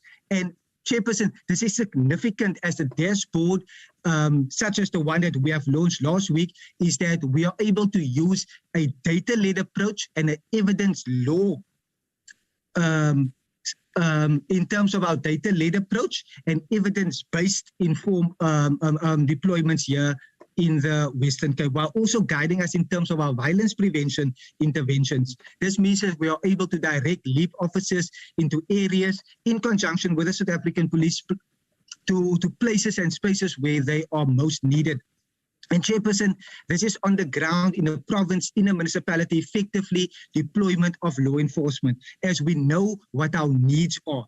Pretoria is fully aware of what the needs are here because every year we submit a policing needs and priorities report as well. So when the Deputy Minister earlier on said in response to Member Mikalakis that it is far from the reality is that choices are made in Pretoria that affect the Western Cape when we have seen our policing needs and priorities aren't taken into account year in and year out. Hence, we have been calling for SAPS to be devolved so that we can be innovative in our approach. We've been doing the same thing over and over from a national point of view. So we obviously need to think of it in a more innovative approach because some of us have fantastic eyesight. It appears that we are able to clearly see the distance of over 1,500 kilometers all the way from Pretoria. But Chairperson, to show that in this province, we don't just work in isolation. We have further made this dashboard accessible to Western Cape safety stakeholders, including the South African Police Service and the City of Cape Town. And SAPS officers will inform you about how these LEAP officers are making their job a little bit easier under very difficult circumstances. And we will gladly showcase this technological initiative to the National Minister, to the Deputy, and to safety stakeholders across the country because we want to see how we foster working relationship and how we work together. Because ultimately, we want to see more action because this is important as through the excellent cooperation between LEAP, between the SAPS, between other law enforcement agencies in the City of Cape Town, we have now ensured that an area like Nyanga is no longer known as the murder capital of South Africa. We've also ensured that the murder rate in Kraaifontein could be reduced in the last quarter by more than 40.5%. And this is all due to strategic and effective deployment. And we don't deploy from Pretoria, but we do it in terms of our data-led approach and our evidence-based strategies. And it's working with SAPS, it's working with neighborhood watches, it's working with CPFs and all stakeholders to bring about that change. Because whenever any sphere of government fails to step in, we have been more than able to step up in that regard. But nothing, ultimately, Chairperson, can beat boots on the ground and visible policing. And this is very much in terms of the first crime prevention steps that needs to be taken. Because between the 16th and the 22nd of May this year, and through the efforts of LEAP officers, 176 perpetrators were arrested for a variety of offences. And this week alone, 161 arrests were made. And in the space of 2 weeks, 337 arrests were made. We are all happy about these arrests and that criminals are being removed from our streets. The case is then handed over to the detective, and that's sadly many times where it falls flat because the story is becoming all too common. And once again, how can it be expected, Chairperson, if we see that our detectives who are based at a station like Nyanga is sitting with a caseload of one detective for over 300 dockets. At Grassy Park, for example, it's also one detective with a caseload of 250 dockets to investigate all these matters, and to do it effectively, it becomes humanly impossible and it demoralizes the work that our detectives are doing. So once again, what are these budgets being used for? Because in our attempt to ensure that our streets become safer, we'll soon be able to see the effect of the LEAP deployment and working with all safety stakeholders. We are also relaunching an initiative that will reward the citizens for reporting an illegal firearm. And we've had this program prior to 2019. We will now be reintroducing this fantastic initiative in conjunction with the South African Police Service, and the relationship between the Western Cape government and the police commissioner here in the Western Cape has been solid and will continue to be solid, as we have the same vision to see that the Western Cape become a safer area. I've always been clear that if I must choose between a vote and a life, I will always lean towards doing everything in my power to ensure that the residents are safer. So as I conclude, Chairperson, you've heard some of our interventions and initiatives here in the Western Cape, and I would like to invite the Minister and the Deputy Minister to come and see for themselves as well. We do know we have pockets here, and we are working with the City of Cape Town to see how we address some of the underlying issues that are still affected in some of our communities, but we are ready for further action, but action is always required. So we would want to build that relationships, because we do know that in being innovative and being creative in our approach will ultimately lead to a reduction in crime. And I'd like to say that in creating safer environments, it should never be... As you conclude, it is the residents. We are working hand in hand with an array of stakeholders in this province, and we will overcome crime in our province, but we need national government to step up, to work with us, so that we can always be on the same page and we can see crime being reduced. So thank you so much for the opportunity today, and I'm looking forward to further engagements at the MINMEC and to foster those valuable relationships in the interest of residents, but also to strengthen the hand of the South African Police Service here in the Western Cape. Thank you. Thank you, Honorable MSc Allen, in your maiden speech as an MSc. That is why I did not even disrupt. I'll now invite Honorable Labuskaghni. Thank you, Chairperson, Honorable members, and Honorable Minister. We have in this debate not heard a single inspiring idea from a single ANC member. We have heard nothing new from those benches or the minister compared to what has been said in previous years. It is as if we do not have 111 people getting raped and 64 people getting murdered every single day in this country. Let us not forget that it is this very ANC that has brought the police service to its knees. With the exception of George Fivers, every single police officer since the dawn of democracy almost 30 years ago left in shame. 7 commissioners, from Celebi to Trele to Piega and Sitoli. 2 had board of inquiry recommended that they be dismissed. 1 was suspended and later faced charges for corruption. And the last one facing allegations that he was involved in attempted procurement fraud. The current minister was appointed in 2009 along with Richard Mdluli as the head of crime intelligence, both them allies of Jacob Zuma. They enabled him. The ANC got rid of Hawks head Johan Boysen on trumped-up charges because he had integrity.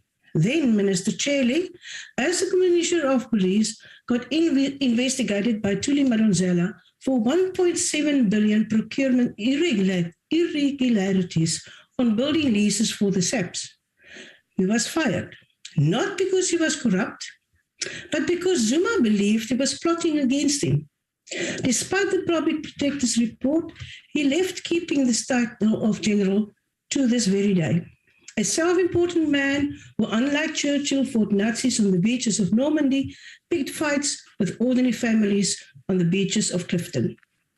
Then came Ria Payeha, who misled the Farnham Commission on the Marikana massacre, and a recommendation that she be dismissed was given, but the ANC kept her under paid suspension. Enter General Sitoli, the minister's old friend. Between the two of them, the left hand didn't know what the right hand was doing, rendering the police ineffective and an embarrassment during the looting incidents in KZN and Gauteng last year. All of this on the ANC's watch, whilst members in this very house heckled as we pointed all of this out to them. They supported every single budget that enabled the decline of the SAPS. Chairperson, between 2012 and 2020, the SAPS budget increased by 65%. Despite this, violent crime increased by 25%, and the ability to solve all reported violent crimes declined by 19%. This is according to a recent article written by Gareth Newham. At the same time, IPID's budget has in this period in real terms practically not increased at all. The police's ability to hold internal hearings declined from 5,786 hearings to 1,682 hearings in those 7 years. That's a decline of 71%. 59% of IPID cases are closed without any sanction imposed. Only 3.2% of cases result in disciplinary action, and only 0.4% of police officials were dismissed as a result. Let me put this in understandable terms. If we apply these average figures, of the 410 times in the last year a police officer killed a civilian, or of the 223 times a civilian died unarmed in police custody, or the 193 times a civilian was tortured by the police, or the 99 times a police officer raped someone, only 0.4% of those police officers responsible for the deed got a dismissal. The rest, those murderers, crooks, and rapists are still in the service and getting paid. So, Honourable Minister, you said there was a mistrust in 2021 between police and communities. I doubt if that trust will ever be there. And yes, Minister, there are wonderful police officers out there. And yes, we do realize how the honourable ones among them put their own lives and their lives with the families at risk every day. You use this to defend police brutality, but meanwhile back home, the police itself does very little to support them mentally. That is why every year for the past few years, we have heard of police officers killing their spouses and children and then themselves. It is not only the stress of the job, but the stress of honourable people trying to survive in a police service that has become crime syndicate. But IPID cases do not refer to honourable police officers defending themselves, Minister. These cases were of people in police custody, unarmed but killed and raped by your service officers. No one rapes out of self-defence. Minister, there are solutions. Honourable Mazibuko, a war room on crime at this stage, unfortunately, I think, might sound like an ANC Congress rather than a solution. So let us look at the solutions that will work. Coordinating security officers, not only between the different departments and units responsible for security and intelligence, but also with provinces. Professionalizing the police, which includes getting rid of the scum, having properly trained police officers with integrity in all spheres, rethinking the police structure, allocating budget to where it is needed, away from VIP protection towards community safety. A bobby on every street is not going to solve it. We need effective intelligence and trained, supported officers on the ground. And finally, working on targeted strategies in areas that are crime hotspots. The provinces can help with this, as you've heard from Minister Allen. They want to help with this, but I feel we have long passed the point where the ANC is capable of turning the ship around, and they themselves sunk through their cadre deployment policies. Your budget shows this. It shows that things are business as usual, that you have not fully grasped what is wrong with the police service in this country. Therefore, the people can prepare themselves for another year where the police won't have vehicles, and those that they do have will be in for repairs for months. 4 months just to replace a car battery or tires. And if the new policy fails, it will again take them 10 years to change it. Another year where another 720 people will escape directly out of police custody, all with the help of police. Another year where 99 women will be raped by police. Another year where 64 people get killed per day. Police is a national function. Whether you are in the Western Cape, Gauteng or KZN, the ANC government is responsible for police. They know everything that I have said in this speech already. They still attack us for saying it, and their budget still looks the same. Ultimately, cleaning up the police is going to require us to vote out the ANC in 2024. Only then can our lives begin to feel as if it is of some value again. I thank you. Thank you, Honorable Labuskaghni. I will now in BB, Mama. Thank you, Baba. Thank you, House Chair. Greetings to you, Minister and Deputy Minister, MECs of the different provinces, special delegates from the different provinces, honorable members. The African National Congress is committed to ensuring that every South African has a right to security as stipulated in both the Freedom Charter and Chapter 2 of the South Africa Constitution, which speaks about the Bill of Rights. And it is stated that, I quote, everyone has the right to freedom and security of the persons, I close quote, which includes Section 12C, which says, open quote, everyone has a right to be free from all forms of violence from either public or private source, which emphasis done by the ANC commitment in creating safer communities for all the South African citizens. Honorable Chairperson, the African National Congress has made a special commitment to making sure that the most vulnerable people in society remains a priority. Women, children, and elderly people are the most vulnerable people. And also, the African National Congress is committed to protecting these categories of these from all kinds of abuse and violation. Honorable Chairperson, the Black women in South Africa experienced what is called the triple oppression in the apartheid system, which was meant to oppress and exclude Black women on the basis of their race, gender, and class. The coronavirus lockdown across different countries has proven how women are suffering right across the world as the number of reported cases in the United Nations on gender-based violence were increasing in various countries. Honorable members, the rising cases in South Africa and even the recent case of Namhla, who was brutally killed by her alleged boyfriend, prove that indeed that we are not immune from global challenges, and gender-based violence continues to be a national crisis that will require the immediate attention for all South Africans.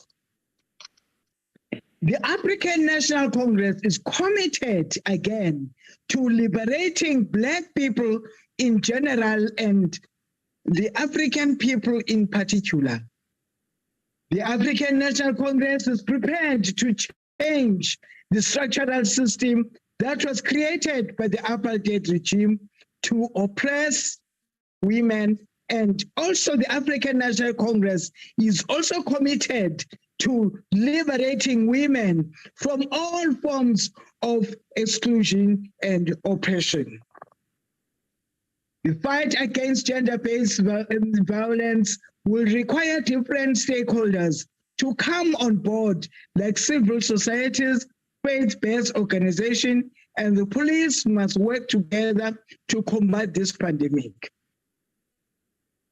House Chairperson, the National Strategic Plan against GBV must be implemented fully and continue to mobilize different parts of society to join hands in the fight against GBV. The problem is deeper and more structured and would require more substantive measures to fight it. Honorable Chairperson, the patriarchal society favors dominance of one gender over the other, and it emanates from the simple things as gender roles in a household. Furthermore, there is a need to improve the justice system and close any gaps that might be there. Recently, the Criminal Law Forensic Procedure Amendment Bill was adopted by the Portfolio Committee on Police. It's a victory in the fight against gender-based violence, as this legislative amendment continues to improve the justice system. Honorable Chairperson, indeed, this is a massive step towards bringing justice to victims of GBV and femicide. This amendment bill will continue to assist in decreasing of the DNA backlog, as we have witnessed. We commend the work done by the SAPS in reducing the DNA backlog, and we have also witnessed a 38.71% reduction in the DNA backlog. And this is a progressively significant reduction, Chairperson. The budget vote of 2022 further allocated extra funds to ensure that the DNA backlog is further reduced. In recent years, we have witnessed the government injecting funds to enhance the war against this pandemic, and this budget vote is not different from others. There is an additional budget allocated to fight GBV and also to ensure the vision of creating safe communities for children and women in South Africa. Honorable Chairperson, this is not only the vision as it is outlined in Chapter 12 of the NDP, but for it to become a reality. The department further allocated funds to provide support to all the programs related to gender-based violence and femicide action plan, and provide support to the hotspot stations. Chairperson, the African National Congress remain committed to the ensuring that gender-based violence and crimes against children are receiving a serious attention through formation of various specialized police units to investigate crimes against women and children. In trying to intensify the fight against GBV, there are GBV desks at police stations, particularly the GBV hotspots like Lusikisiki in the Eastern Cape. These desks have well-trained staff who understand GBVF well to provide support to the public. Furthermore, Chairperson, many police have been capacitated and trained on gender GBV and femicide, like related issues, to ensure that there is a safe environment created for these who are victims of the GBV. The ANC and the African National Congress, ANC, African National Congress, in its commitment again against GBV and its 54 National Conference recommends that those who are found guilty or having committed crimes against women and children must be subjected to stricter and harsher sentences. Sorry, Chairperson, you know, this technology thing. Sorry about that, Chairperson. Furthermore, strengthening the working relationship between the police, the social workers, to provide the necessary support to the victims of the survivors of the GBV. Chairperson, there is a need to continue having joint programs between police and social workers to create a safe space for the victims. This will help to reduce the withdrawals of the GBV cases and bring back the trust of the public in SAPS. This can be done by creating a friendly environment for the victims from the very first movement they enter the police station. A safe and private space must be created for the interviews, and this is to ensure those police respond promptly and they make victims feel protected at all times. Chairperson, the budget vote will help in the fight against the GBV and the most vulnerable people in the society, and stand to benefit from the commitment of the African National Congress of creating again a safe environment be attained, and indeed South Africa will be a better place for all. We therefore, as the African National Congress, welcome the budget vote, and let us continue serving people of South Africa to the best of our ability, and don't grandstand and we're talking about apartheid regime, whereas we are cleaning up your mess from 300 years. We're only 27 years, and it's very difficult to just promptly clean whatever mess that we have done. In conclusion, the ANC continue to increase the efforts of fighting GBV in South Africa. The struggle is deeply rooted in the patriotic society that we live in today, and hence there's a need to change the mindset of society and how different gender view each other. The African National Congress is also committed in creating the democratic, prosperous South Africa, in which there is equality, non-racial, and non-sexist South Africa. As African National Congress, we support this budget vote, as it will be the instrument to fight gender-based violence.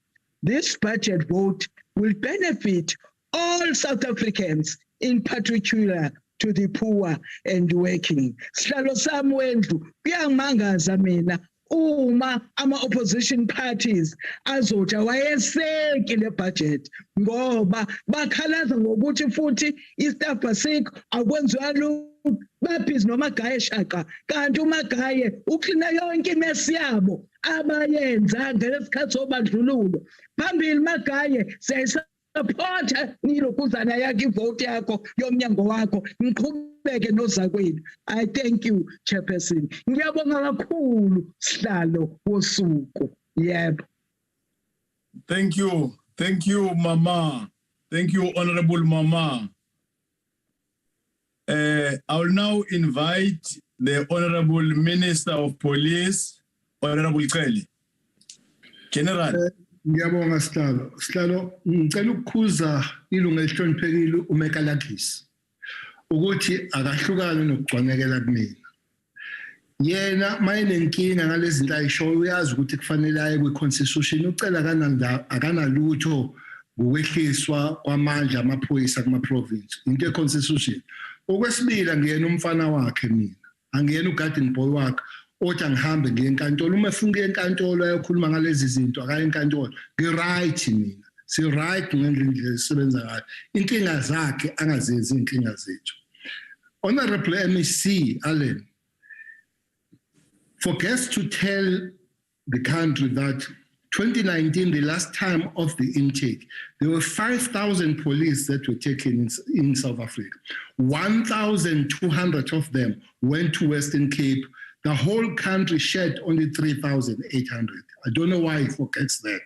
That they received a very big share. Secondly, he shouldn't invite me in Western Cape. I spend more time in the townships and Cape Flats in Western Cape than him, because he doesn't spend his time in Kailish and Delft.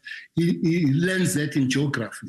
Thirdly, on this matter, Chairperson, we are sending 2,200 police from different provinces in the country every month for last year to work in that province. So if it doesn't see them, which means it doesn't go where they are. Lastly, people that were killed in Khayelitsha, I know that he visited the same place that I visited. That place was under this tall mass lighting. It doesn't work. There is no camera there. It doesn't work.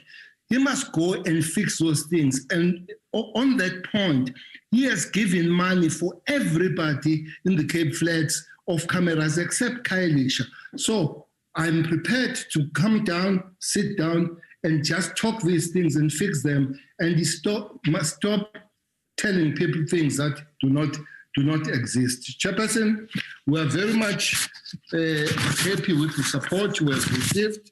And the question of strengthening community remains our priority. The question of gender-based violence remain our priority. We will be creating a lot of units that will be dealing with the crimes that are killing the country. The training is progressing very well, of 12,000, which of 10,000, which will be 5,000 next year, and that will help our numbers, and that will help us to enhance the policing in the whole Republic of South Africa, not just in one province, as some people think that their provinces are equal to the country. While we have responsibility of looking over the country, and South Africans must be safe wherever they are, whether in Khayelitsha, whether in Tohoyando, whether in Umlazi, whether in Khalashiwa. Thank you very much, Chairperson. Thank you very much, Honorable Ndosi.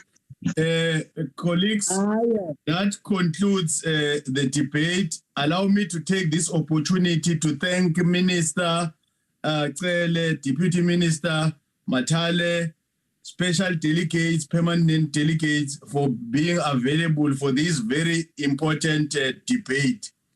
That concludes the business of the day. The House is adjourned. Thank you very much.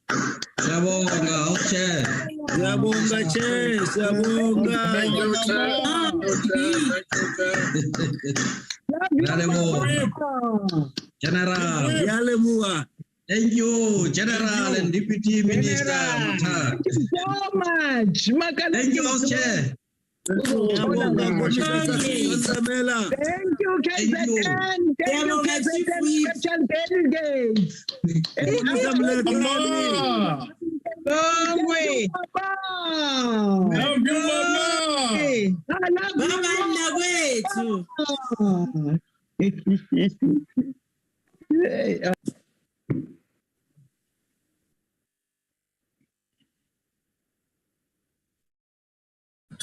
We can't hear you, Labuskafni.